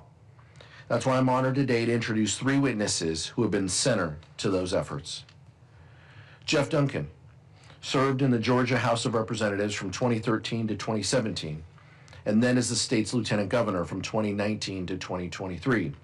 As lieutenant governor, Mr. Duncan was instrumental in resisting Trump's pressure campaign to overturn the results of the 2020 election in Georgia. He rebuffed Trump's bogus calls to find 11,780 votes and refused to convene the special legislative session to facilitate Trump's illegal fake elector scheme. Because of his continued refusal to bend the knee to Donald Trump, he was expelled from the Georgia Republican Party. We're also joined by Illinois Attorney General Kwame Raoul. A Chicago native, Attorney General Raoul served in the Illinois State Senate for 14 years before becoming state's Attorney General in 2019. Mr. Raoul has repeatedly and successfully taken the Trump administration to court to combat its unlawful actions, including its efforts to deploy the National Guard in Chicago. Our third and final witness is Skye Perryman. Ms. Perryman is the president and CEO of Democracy Forward, a nonpartisan legal organization dedicated to defending our democracy. Under her leadership, Democracy Forward has led hundreds of legal challenges designed to expand reproductive rights, combat corruption, protect workers, and safeguard Americans' civil liberties. Welcome to our witnesses. Lastly, I'd like to take a moment to note that January 6th isn't the only anniversary of political violence we remember this week. 15 years ago, this Thursday, a gunman opened fire on our former colleague, Congresswoman Gabby Giffords, as she met with constituents outside a supermarket in Tucson, Arizona. 6 people were murdered and 14 injured. Among those killed was Gabriel Zimmerman, a young congressional aide who served as Congresswoman Giffords' community outreach director. A social worker by training, Gabe devoted his life to helping people in his hometown. His decision to enter public service should have been one step in a long and rewarding career. Instead, it made him a target. Democracy demands disagreement, but it cannot abide violence. Civil debate and disobedience are the American way, the only way. Death and destruction have no place in our politics. Today, as we sit here in the Gabe Zimmerman Memorial Room of the United States Capitol, we remember Gabe's service and sacrifice on behalf of this country, and we commit to honoring him the best way we know how, continuing our work to stem the rising tide of political violence in America. Our democracy depends on it. Thank you, and I yield back to Chairman Thompson. Thank you so much, Mr. Aguilar. I'll now recognize our witnesses, each for 5 minutes, to provide summaries of their testimony. Their full written remarks will be submitted for the record. Lieutenant Governor Duncan, you're recognized. Thank you, Mr. Chairman, and members of the committee for inviting me here today to testify. I want to start my comments by restating the obvious. Donald Trump's attempt to overturn the 2020 election was not about validating an election, but instead was a series of organized and unlawful acts meant to upend the democratic process through any means necessary. In 2020, Donald Trump lost the election in Georgia by more than 11,000 votes, and he immediately launched a pressure campaign trying to get elected officials from all around the state to overturn the election. At the time, I was a Republican, but there was no way I was going to illegally throw out millions of votes in our state. So within hours of the polls closing and Donald Trump started spreading lies, I stood up to him. And make no mistake about it, it's instantly put a target on my back. Our families had fully armed State Patrol officers positioned outside our house because our family received death threats virtually every time Donald Trump went to Twitter and lied about me. We were harassed by MAGA disciples almost everywhere we went out in public. Our kids got picked on in school. The list goes on and on and on, all because I was telling the truth. I'm often asked, why'd you do it, Jeff? Why did you stand up against a sitting president? Why did you take on an entire political party? It's in that moment I was reminded of our family motto: doing the right thing will never be the wrong thing. In the immediate aftermath of the 2020 election, it was a very difficult time for my family, as you can imagine, between the threats and the constant harassment. In the depths of that terrible moment in time for our family, one of my 3 sons came downstairs and reminded me of our family motto: hey, Dad, doing the right thing will never be the wrong thing. Stay strong. That gave me the courage to stand up and to keep moving. Doing the right thing is why I endorsed Vice President Kamala Harris and spoke at the DNC on her behalf. It's why I campaigned for her in the 2024 election in battleground states all across the country. All because I was bold enough to say out loud that Donald Trump should never be president ever again. And guess what? I was right. It's also why I switched parties. And it's why today I'm grateful to wake up every day as a proud Democrat. When asked by some if I've lost my mind, the answer is no. I found my heart. As a Democrat, I have access to a much improved toolkit to meet the needs of millions of Georgians. I can now talk about things like expanding Medicaid, passing common sense gun legislation, and yes, even repealing Georgia's 6-week abortion ban. Trump's #1 ally in our state is current Lieutenant Governor Burt Jones. Trump said it himself. The New York Times just put out a story with audio where Trump specifically said that Burt Jones is totally on our side, and he is. Burt Jones was a fake elector and tried to call for a special session to try to steal the election on behalf of Donald Trump. He tried to rally troops with lies and conspiracy theories, and that's exactly why I fired him as the chairman of the insurance committee when I was lieutenant governor. When he was sitting in my office and asked why, I said, if you're willing to lie about an election, how can Georgians trust you to chair a committee as important as this? It's this willingness to put Trump above all else that is the fundamental difference, not only between myself and Burt Jones, but also between the Trump's Republican Party and the rest of us who believe in service to others above self-interest. Trump is a man-made disaster, and hard-working Americans are paying dearly for it. Georgia, like all states, is in the midst of a crisis like we've never seen before, and we need somebody who has the courage to stand up, not just to only stand up to Donald Trump, but to stand up in this moment for them, their families, and their communities. I've decided to take that challenge, and I'm encouraging millions of Georgians to join me on that journey.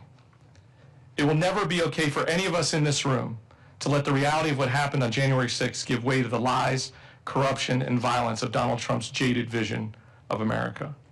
It's time we start turning the chaos into conversations in this country and get back to solving people's real problems instead of creating them. I'm working with a coalition of Georgians ranging from Democrats, independents, and the growing list of disgusted Republicans to continue to fight back against Donald Trump. I implore all of us in this room and across the country to do the same. It's time for all of us to stand up. Thank you. Thank you very much. The gentleman yield back. I will yield to Congressman Garcia to introduce the next witness if he chooses. Thank you, Mr. Chairman, and to all the witnesses that have testified and are about to testify. I wasn't meaning to introduce him, but I certainly will, because Attorney General Raul is a longtime friend, former state senator in Illinois, a true public servant, and someone who's distinguishing his office and the people of Illinois by fighting for democracy, by standing up for the Constitution, the rule of law, and of course protecting communities across the state of Illinois. So without further ado, please join me in welcoming the Honorable Kwame Raoul. Mr. Attorney General, welcome. Thank you, Mr. Chair and members of the committee.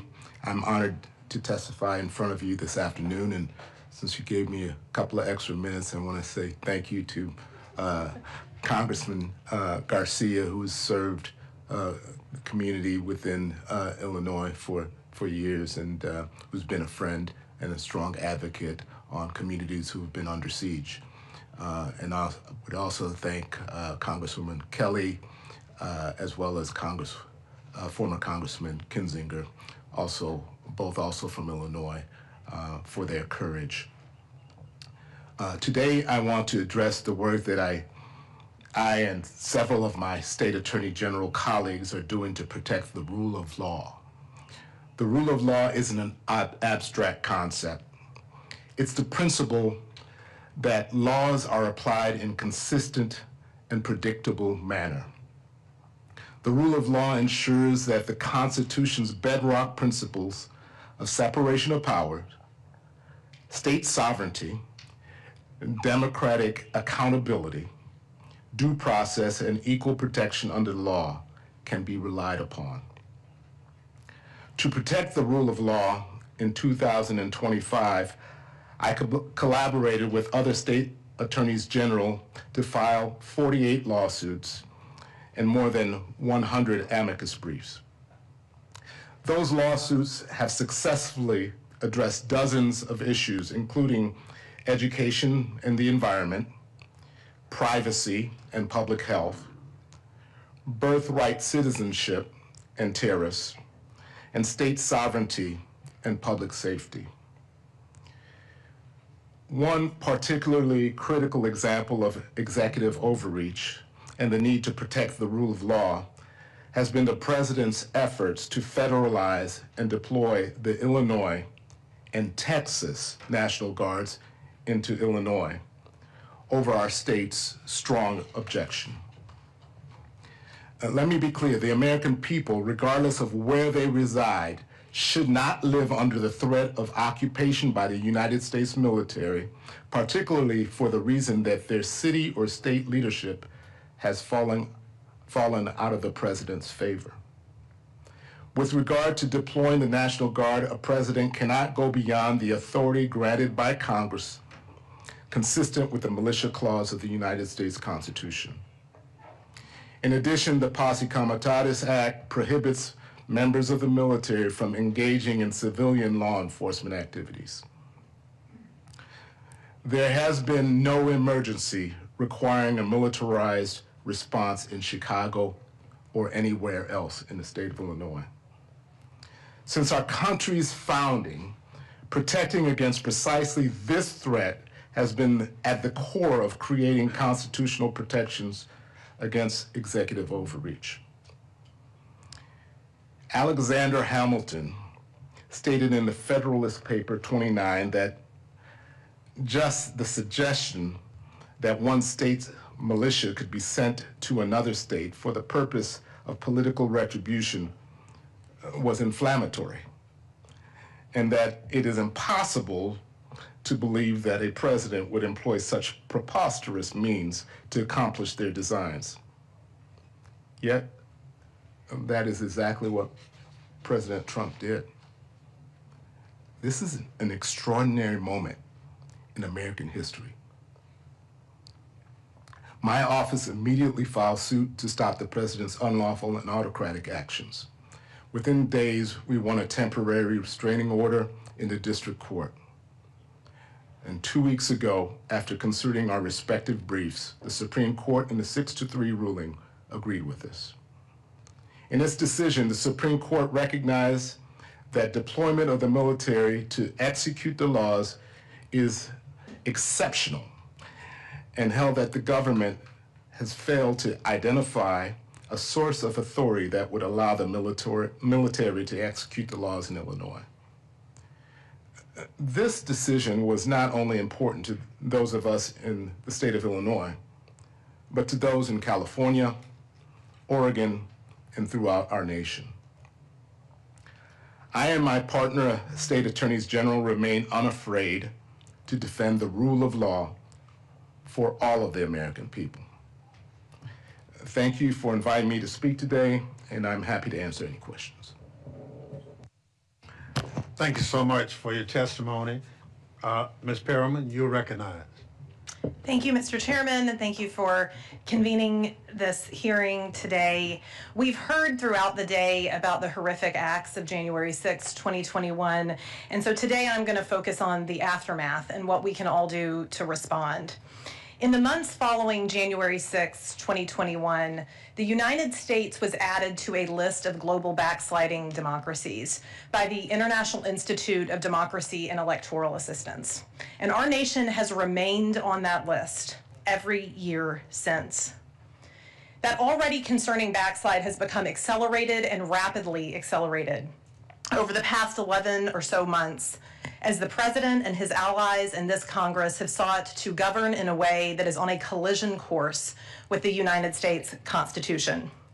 The president has sought to usurp the power of this Congress through impounding funds, through removing a head of state without notification or authorization from Congress, and blatantly dismantling agencies across the federal government that Congress has sought and created to serve people. The Department of Justice has become politicized, aiding and abetting the types of conduct that we saw on January 6th. And there are reports now of scores of cases where the Department of Justice is providing false and incorrect information to federal courts across the country. The president has sought to enrich himself and his friends and allies while people in this country have no health care and are struggling to make ends meet. The president and his allies in Congress are seeking to undermine the ability of people to vote in our free and fair election system. And all of this is happening while on a near daily basis, we at Democracy Forward and so many lawyers across the country are having to go to court every single day to defend the rights of people, whether under the First Amendment, the Due Process Clause, or the Equal Protection Clause of our Constitution from the president's attacks. The threats to our democracy that many of you experienced on January 6, 2021 are now on a national and global stage because of the president and his allies' approach to governing. And it is all the more ironic that this is happening on the 250th year where we will celebrate the anniversary of this country declaring its independence from a king. But yet there is another part of this story that we have been honored at Democracy Forward to see every single day in communities across the country.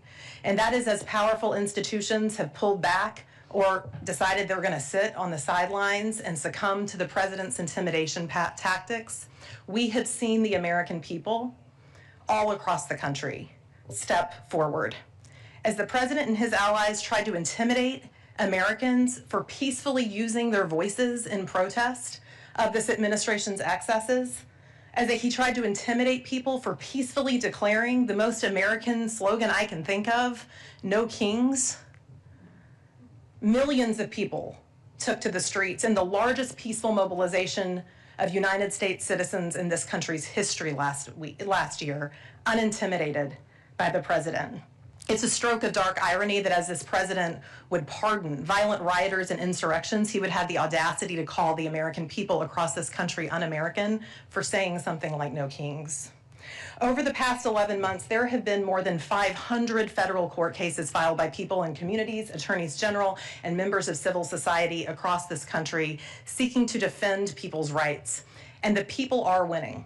They're winning in courts with judges that were appointed by President Trump himself, judges appointed by Republican presidents, and judges appointed by Democratic presidents. And they are winning notwithstanding that the president continues to intimidate and seek to threaten lower court judges, as well as lawyers bringing these cases. Civil servants, the individuals who serve our government regardless of who is in power, those civil servants that the president has sought to fire or undermine in their jobs, they're still working for the American people. At Democracy Forward, a number of civil servants are former civil servants who have been fired by the president or putting their expertise to work to be able to plan for a government that someday will listen to and deliver for the people, unlike this administration, through our Democracy Works 250 program. And across the nation, we have seen people of all ideological and political backgrounds join together in defense of our democracy and in defense of non-negotiable principles behind our democracy as part of a We Hold These Truths initiative that launched on July 4th last year. Today, we are launching a pledge during this 250th anniversary of the United States, this anniversary year, and on the anniversary of January 6th, for all Americans to show their support around the 5 principles, non-negotiable principles of American democracy. That's voting in elections, equality, due process, personal freedom, and the rule of law. And so as we reflect on 5 years since January 6th, Our democracy is in peril and is in crisis, but there is a path forward, and it is through the people. This Congress is going to need to do a lot of work to check the president's excesses, to protect the American people and our right to vote and our right to elections. And people across this country are going to have to continue to keep showing up. And we will, in communities and courts across the country. Thank you so much for having me, and I look forward to your questions. Thank you so much for your enlightening testimony from our witnesses. In my opening statement, I said one of the lessons from January 6th Select Committee was that our institutions withstood President Trump's coordinated attack because Republicans put country over party. They put their oath to the Constitution above loyalty to one man. Lieutenant Governor Duncan is one example of that type of political courage. I'd like to ask this panel what each of you think Republicans should do when they see what is coming out of the current administration, and where should the Republican Party go after Trump to help restore American democratic institutions? Lieutenant Governor? Well, thank you for the question. I made the decision to leave the party altogether and to move on to a better place to call home, a better place to meet the needs of Georgians. Like I said in my statements, it gives me a much better toolkit every morning when I wake up to not drive by that hospital and see a scared family because they don't have health insurance walking in there knowing they're going to bankrupt their family, or driving by that school and having to blame the teachers, or trying to justify anything that Donald Trump does. I think that Republicans are in the midst of a crisis right now, a crisis of epic proportion. Even Marjorie Taylor Greene's leaving, as it appears. But they're in a crisis because nobody can explain Donald Trump. Nobody wants to explain Donald Trump. Nothing makes sense. And so for me, I think we need to wake up and want to solve problems. I'll say this, the job of president has the least effect on any of our lives, average Americans, right? They don't determine the president doesn't determine what your kids learn in school right away, or how much traffic you sit in, or how safe your neighborhood is. But the president sets the tempo for the country. And this country is desperate for a role model, for somebody who gets up every day, slightly left, slightly right, you pick it. But somebody who's a role model, who's respectable and honest, and sets an example for kids and college kids and students and entrepreneurs and retirees and military officials. Sets the example for everybody. That's what this country's in desperate need of. Donald Trump's not that example. Mr. Attorney General, you want to take a stab at it? Yeah. Thank you, Mr. Chairman. You know, Mr. Chairman, there are some matters that I do collaborate with my Republican counterparts on consumer protection and other matters. However, this area of executive overreach is one that I would hope that I would wish that they would partner with us, but they have not, because the traditional values that Republicans have advocated for, state sovereignty, the 10th Amendment used to be their thing, but they've been silent. The cases that we've filed, those to preserve education funding, have not been cases filed just that impact blue states, but they impact red states as well.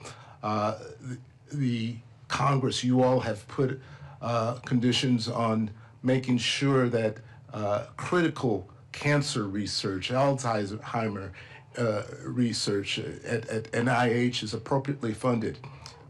This does not only impact research institutions in blue states, but it also impacts research institutions in red states. And so we have 23 Democratic attorney generals stepping up to the plate when in fact it should be all state attorney generals stepping up to the plate to protect the citizens of all 50 states from the executive overreach that we've seen from this administration. Thank you so much. Ms. Parama? I think the president and his allies in this Congress and the Republican Party need to understand that people are watching and that history is watching. And the Republican members of this body, as well as any member of this body, has to understand in this moment that this is a moment where history will look back to see, is the Republican Party going to sit idly by while this democracy completely backslides into an autocracy? Or is it going to be part of the turnaround? There should be no room in this body or any body across the United States for elected representatives that will not defend the right to vote, that will not decry violence, that will not defend free and fair elections, and yet we have a president and his allies that are trying to use the machinery of the federal government to undermine free and fair elections and to undermine people's basic constitutional rights, literally disappearing people. Right now at Democracy Forward, we have attorneys that are in courtrooms across this country arguing right now to try to have to preserve programs that are keeping infant mortality rates down and programs for pediatricians and doctors and public education, let alone rights that everyone in this country has to due process and to civil rights. And so I think that this is really that moment, and we need everyone to step up to the plate, and there should just be these non-negotiables. I would encourage anyone listening, including any Republicans that may be listening, to go to weholdtruths.org, which is the 5 non-negotiable principles around American democracy. Ranking Member Raskin has already signed on to the pledge, and really do some soul searching and determined to be part of the solution, as opposed to continuing to aid and abet an administration that is on a collision course with the U.S. Constitution and that is operating harmfully to the American people. Thank you so much. We recognize our members for 3 minutes. Our first person will be from Illinois, Mr. Garcia, for 3 minutes. Thanks again, Mr. Chairman. Today's hearing shines a spotlight on a dark chapter in our country's history where an outgoing president sought to overturn a democratic election.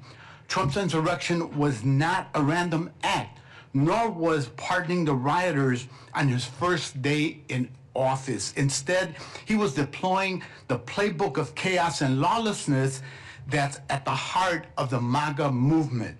Let's take one example, the abuse of military power. Despite pleas from local officials and law enforcement, Trump refused to deploy the National Guard on January 6, 5 years ago, during a literal rebellion against the federal government. He got away with that. So, in his second term, he's tried to illegally invade our cities, including Chicago, with the National Guard under wildly false pretenses, as Attorney General Raul described in his remarks. And Trump is not stopping there. He's abused military power to invade our cities, and now he's abusing military power to attack a foreign country, kidnap its leader, and steal its resources for the benefit of big oil companies. It's a shakedown. This is not a coincidence. This is the defining feature of Donald Trump and his political movement. They want a gangster state where violence, corruption, and abuse of power are the norm, not the exception. And the only way we'll stop them, the only antidote to impunity, is accountability. Attorney General Raul, can you speak to your office's work on stopping the illegal National Guard deployment in Illinois? You made reference to it already, and the lessons that we can learn about the role of states in holding the federal government accountable for its lawless actions? Yes, thank you, Congressman. In doing so, I want to thank you all, Congress, for filing an amicus brief in the case where you all spoke to the extremity of what the federal government was asking for. What the federal government was asking for, and essentially in that case, was to ignore Congress and Congress's power given through the militia clauses, to ignore the courts. They basically argued that the president has discretion. It's not reviewable by even the courts to deploy the military onto the streets of American cities. I can't overstate how extreme that position, how frightening that position and that argument is. And that's why we took to action, and unfortunately, the Supreme Court denied their motion to stay. And what should Congress take away from that? that you should continue to assert your power as Congress.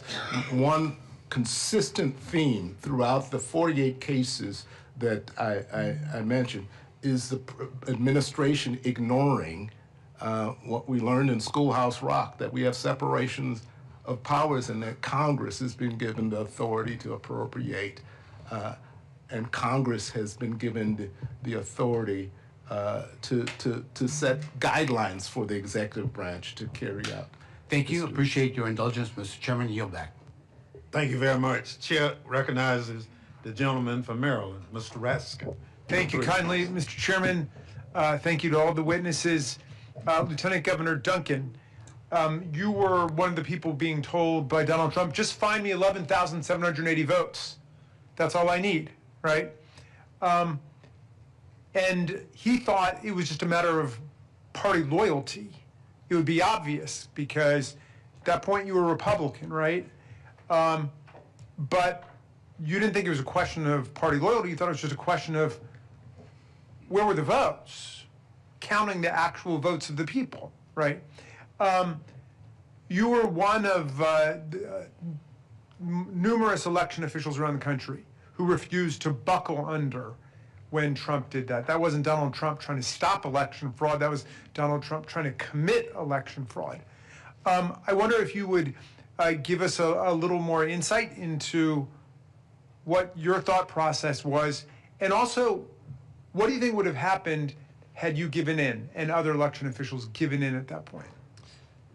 Thank you for the question. I think that's the important part to hang on is how, I don't think most Americans recognize or realize how close we were to breaking the back of democracy. I mean, if just a handful of us that had early on were very out front with this saying, look, there's no election fraud, and then all of a sudden we would have checked the brakes at some point and walked up to a microphone and said, you know what, I now do have concerns.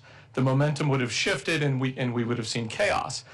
The moves made by Donald Trump and those around him, kind of his MAGA disciples and his administration, were very granular, researched moves, right? They understood the mechanics of what a special session could do, but also they didn't understand the legalities or the constitutionality of why we would have a special session. We would do that to take care of the needs of Georgians, not to investigate some sort of conspiracy theory. I think it's most often when, even to this day, more than 5 years removed, a lot of Republicans walk up to me and they put their arm around me and they look both ways to make sure there's no microphones or cameras, and they'll say, hey, I appreciate you standing up for the right thing. I wish one day I could do it too. And I have two choices. I can either get mad and scream and holler at them and lose my mind in the moment, or I can play the long game and hope they wake up. And I think Republicans as a mass are starting to wake up one by one and creating this new way forward. So when all that failed, then Trump went to Mike Pence, to his own vice president, and he tried to get him to exercise imaginary powers to nullify electoral college votes on the floor of the House, including Georgia's. At that point, he basically just said, discredit these results and we've got you a slate of counterfeit electors. Use those instead. Do people in Georgia understand that this was not only violence, but this was a massive assault on voting rights? It was an attempt to steal the voice of the people of Georgia in the election. I think some do, but not all. It's unfortunate. That's part of the frustrating process that all of these pardons have come out. The gentleman I spoke about, Burt Jones, who is his chief cheerleader and is now the current lieutenant governor, was just recently pardoned. He was the ringleader of the fake electors group and this effort to create a special session. It was a very granular effort, as I mentioned earlier. And it's unfortunate. And in America, Americans are paying the price. As I said in my testimony, Americans day by day, if you're waking up and can't afford your groceries, that's a problem. Yeah. Final question for the other two witnesses. But both of you are on the front lines of defending our freedom, defending our democracy in court. And we're winning overwhelmingly in the federal district courts and in the federal appeals courts. And people have to understand the rule of law is holding there.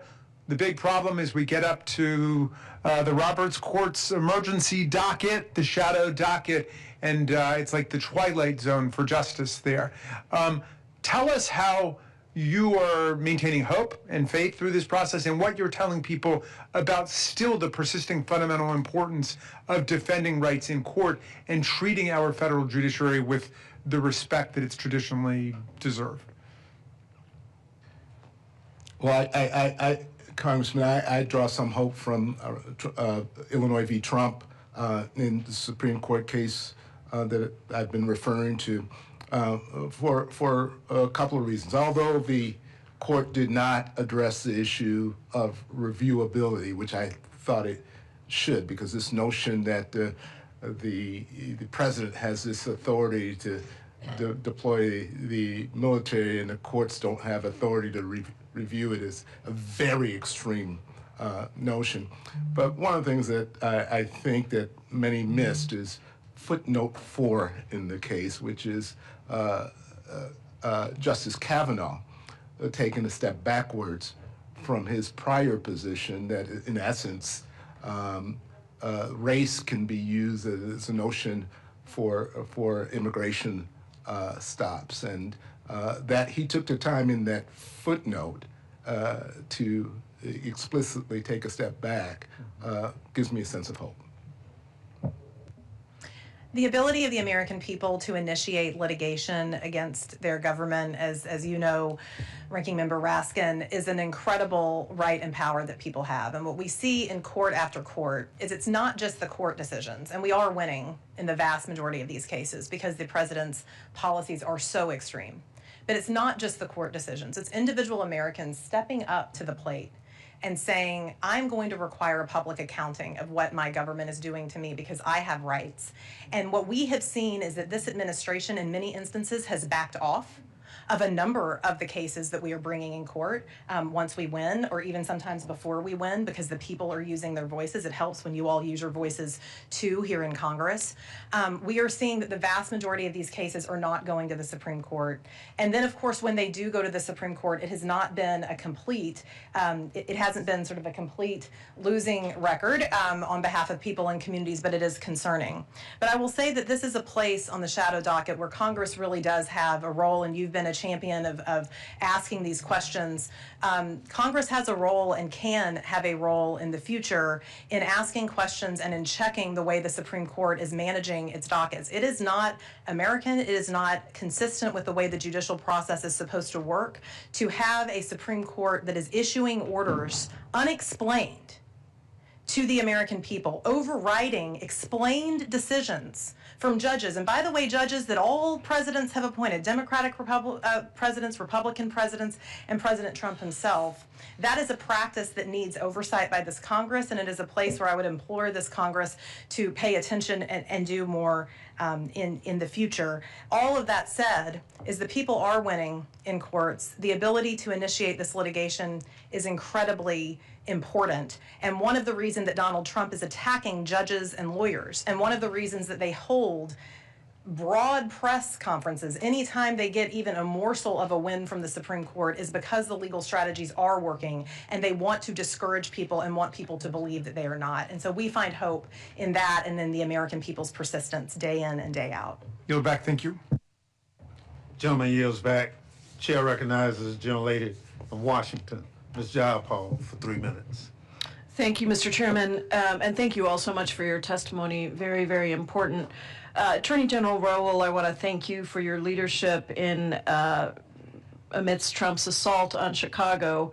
As the top Democrat on the Immigration Subcommittee, I had the privilege of leading a field hearing with many of the members on this dais where we came to Chicago, and while the stories we heard were horrifying, the resilience, the strength, the courage, the unity of the leaders in Chicago and in Illinois was truly inspiring. As you've heard, 5 years ago today, as armed insurrectionists stormed the Capitol and overwhelmed our Capitol Police, then President Donald Trump took no action to deploy the National Guard for 3 hours and 19 minutes as police officers came under brutal assault defending democracy. Now, as president again, Donald Trump has attempted to deploy the National Guard troops to cities across the country over the objections of duly elected governors as well as the American people. And your victory, major Supreme Court victory that you've mentioned today, blocking the Trump administration's attempt to deploy 300 National Guard troops into Chicago over the governor's objections, is an important victory. Why did the president have clear legal authority to deploy the D.C. National Guard during the January 6th insurrection, but not the legal authority to deploy the Illinois National Guard into Chicago in 2025? Well, I think, as my colleague, A.G. Brian Schwab would say, that raises a question of D.C. statehood. We stand different from the District of Columbia in terms of our sovereignty as a state, and what I referenced to earlier, that the notion in our case is not only the federalization and deployment, federalization and deployment of the Illinois National Guard, it was the deployment of the Texas National Guard that the Texas governor had yielded into our state, and as I mentioned, Alexander Hamilton, who was a strong advocate for strong federal government, said it'd be ridiculous that this would ever happen, that the militia of one state, the National Guard of one state, would be sent into another. That really puts an exclamation point on where we have reached. And I stand, and I still think that there's probably still as room for the District of Columbia to argue against the rationale for deployment here within the district, but we stood a little bit stronger with regards to our autonomy as a state. Thank you. Mr. Chairman, I yield back. Thank you very much. Young lady yields back. Chair recognizes the gentleman from California, Mr. Correa, for 3 minutes.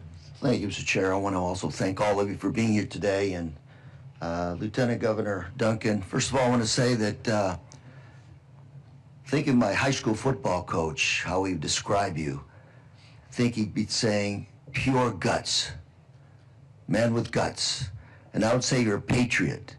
Thank you very much for what you've done, for being an example, not only to Republicans, but to Democrats as well. President won this re-election with a lot of Democratic votes as well as Republican. And I appreciate you being here, because we need to send a message to people. The fight today is not a partisan fight, but it's about our great nation. So I hope you keep standing on that soapbox, and you start telling people, continue to tell people, that this is about our great country and not partisan politics. To me, the 2 minutes I've got left, the challenge I have, what keeps me up at night, is this next election cycle. I come from Orange County, California. We know voter suppression. We've had poll guards at our polling stations to scare away our voters. We've had letters written primarily to Hispanic voters saying, if you vote, you are subject to being charged with a felony. Most of our working class voters don't want to mess with the criminal justice system. That's what I fear moving forward. I walk away from your comments today, Mr. Raoul and Ms. Perriman, with some optimism that we're beginning to win these fights. I want you to continue to tell people, get on your microphone and tell people that we are winning, because out there, people are hurting, they're concerned. We're gonna fight, but we need to make sure that troops know that we have more than a winning chance this next election cycle. So I'd ask you, do what you can to let people know that we're winning these court cases, that we in this country are still a democracy, and that we have separation of power. Ms. Perriman, what are we going to do to help us there? Well, we obviously need the president's allies in Congress. We need some of your Republican colleagues to show that Congress has power by using congressional power, and we know that that's a lot of what people want. But what we have seen across the country is that the American people are stepping up. As powerful institutions are confused or are stepping back or capitulating, people and communities are on the front lines every day. It is hard for people. We've had to go to federal court in order to defend SNAP benefits because the president sought to deprive 42 million people of food in the last government shutdown and lied about it. And so we're doing that work every single day for people in communities, but we are seeing that people will step up, and you have my commitment that we'll continue to show up and voice that message. Thank you very much. Mr. Chair, I yield. Gentleman yields back. Chair recognizes the gentlelady from Pennsylvania for 3 minutes, Ms. Scanlon. Thank you, sir. Mr. Duncan, you know, like Georgia, Pennsylvania was targeted by President Trump and Giuliani and Scott Perry and Jim Jordan and their gang to try to overturn our election results using many of the same tactics. I don't think we had to deal with the find more votes part, but certainly we had to deal with a lot of lies and disinformation about the election results in Pennsylvania, as well as a campaign to deliver fake electors. And I agree with you, we'd be in a much different place if folks like yourself, Republicans at the time, had not stood up. I mean, we had Al Schmidt was the Republican election commissioner in Pennsylvania who endured death threats and pressure because he wouldn't undermine the vote totals there. We had, as we had testimony from Jack Smith just a couple weeks ago, the pressure campaign on folks who'd signed up to be Trump electors was intense, and several of them refused to participate because they looked at what was happening and said, this isn't legal. And instead of that giving pause to the president and his allies, they just got rid of those electors and found some substitutes who were willing to do their bidding.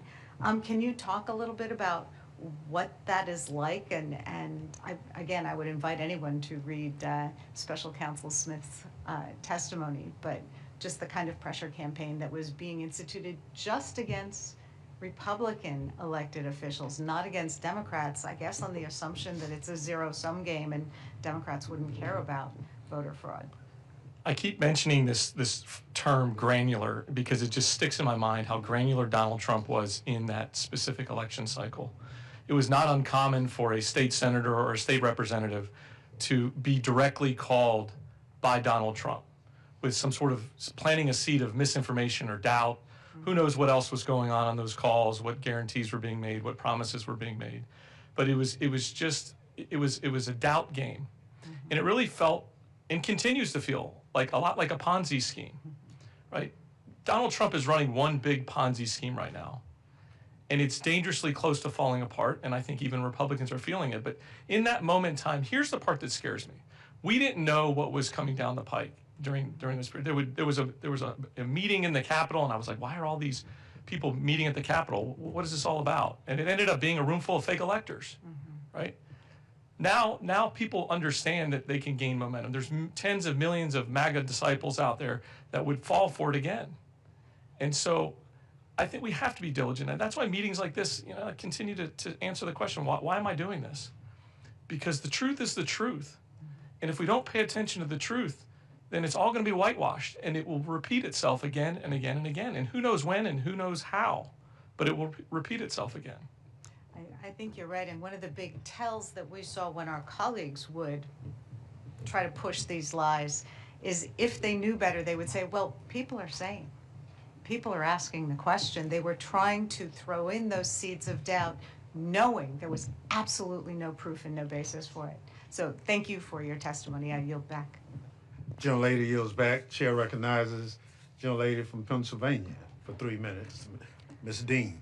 Thank you again, Mr. Chairman, and thank you to all of you for testifying, and more importantly, for your service to our country, for your courage, for your humility. What we've done here today, I hope we will continue to do, which is to document exactly what happened in the days leading up to January 6th, because it was not a one-day event, as we well know, and of course in the days that followed. I'll go back to Jamie Raskin's original point. We are still living January the 6th, and that's why it is important that we continue to do this. Maybe one good thing could come of this. Maybe the Speaker of the House, Mike Johnson, might take courage and humility from the example of Ms. Pamela Hemphill and say, I got it wrong. I need to hang that plaque and recognize the police officers, those who supported us that day and every day. That's my hope. I hope we recognize the heroes. I think about my constituents back home in suburban Philadelphia. You know, we're very excited. We have the 250th anniversary of the Declaration of Independence, and Philadelphia is going to be the place to be, so please, everybody come. But my constituents are mighty worried. How the heck do we celebrate this birthday when we are under this threat to the rule of law, to the Constitution, to our order in terms of our government? So I hear in all of you optimism. Can I ask you each, can you each give me more reason for optimism that I can take home to my constituents to say, here's why you can be optimistic?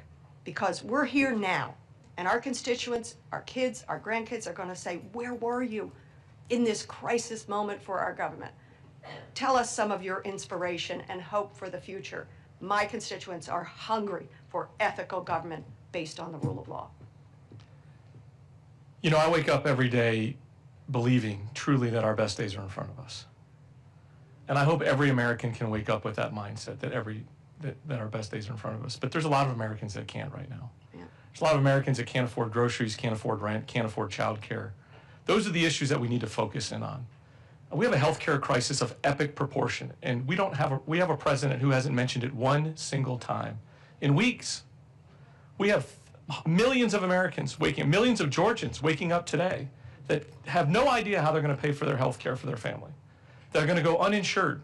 They're going to wait months, if not years, to get something treated, or walk into the hospital and bankrupt themselves forever. Our better days are in front of us, but we got a lot of work to do between here and there. This country's only as strong as our people.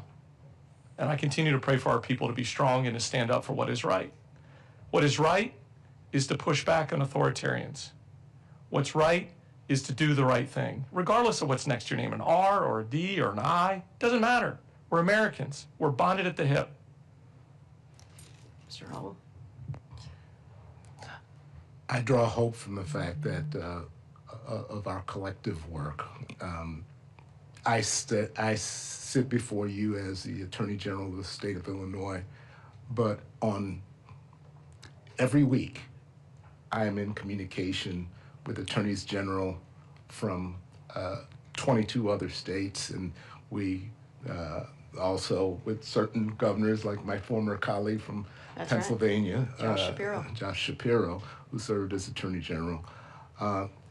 And there's collective work amongst us as principals, as well as our staff. And I like to really lift up the lawyers who have lent themselves to public service. Yeah. Many of these lawyers could be making 2-3 times what they're compensated for.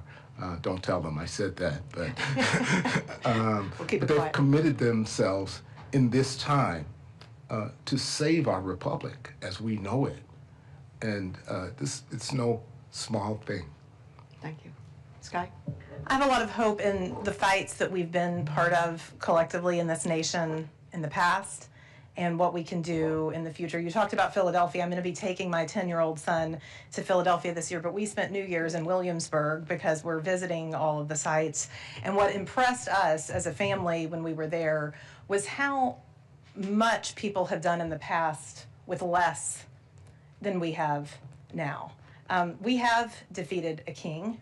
This country also defeated the institution of slavery, of not just in this country, but of millennia of ordering society where some are on a pedestal and others are dehumanized. This country overcame that too, and it was all because of the people.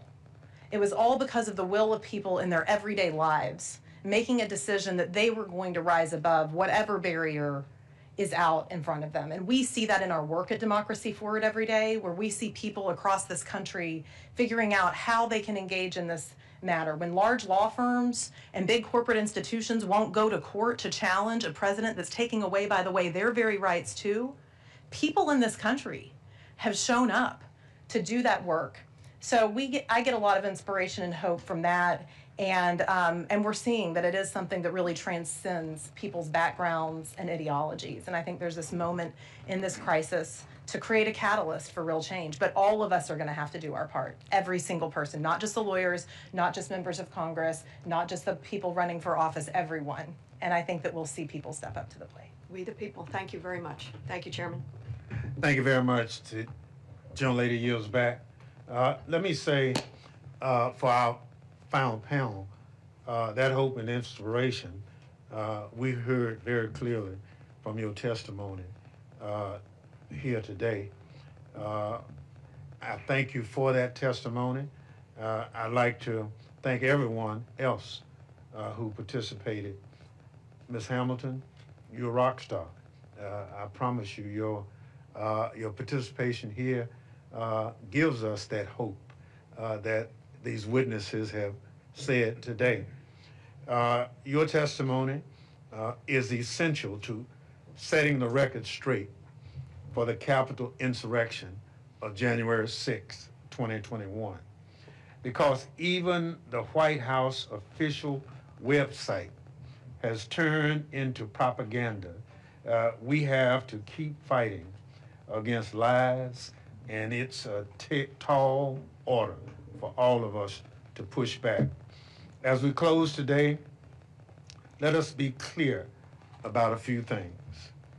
First, the violent siege of the United States Capitol would not have happened if Donald Trump was not a lawless bully who summoned a mob to promote the big lie that he won the 2020 presidential election.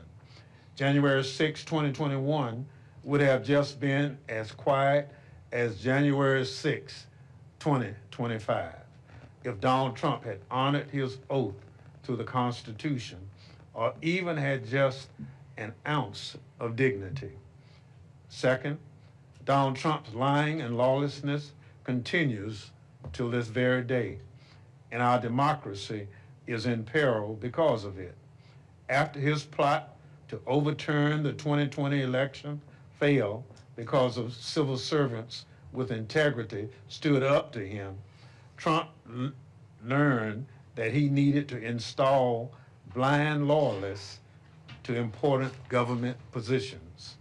And we are all at risk because he has elevated the worst people and created the most incompetent administration in living memory. Third, Donald Trump and those who have enabled him know what they have done is wrong, and their guilty consciences will lead them to bully the folk who have held them to account for their crimes. But today's forum has offered many ways forward, many paths out of the abyss Donald Trump wants to drag us into. I hope you walk out of here with renewed energy for the fight ahead. We have to keep up the struggle because, as Benjamin Franklin said, we only have a republic if we can keep it. And with that, I'd like to thank again the members and witnesses who participated in today's forum. May God bless those who were taken from us because of this day 5 years ago, and may God continue to bless the United States of America. We stand adjourned.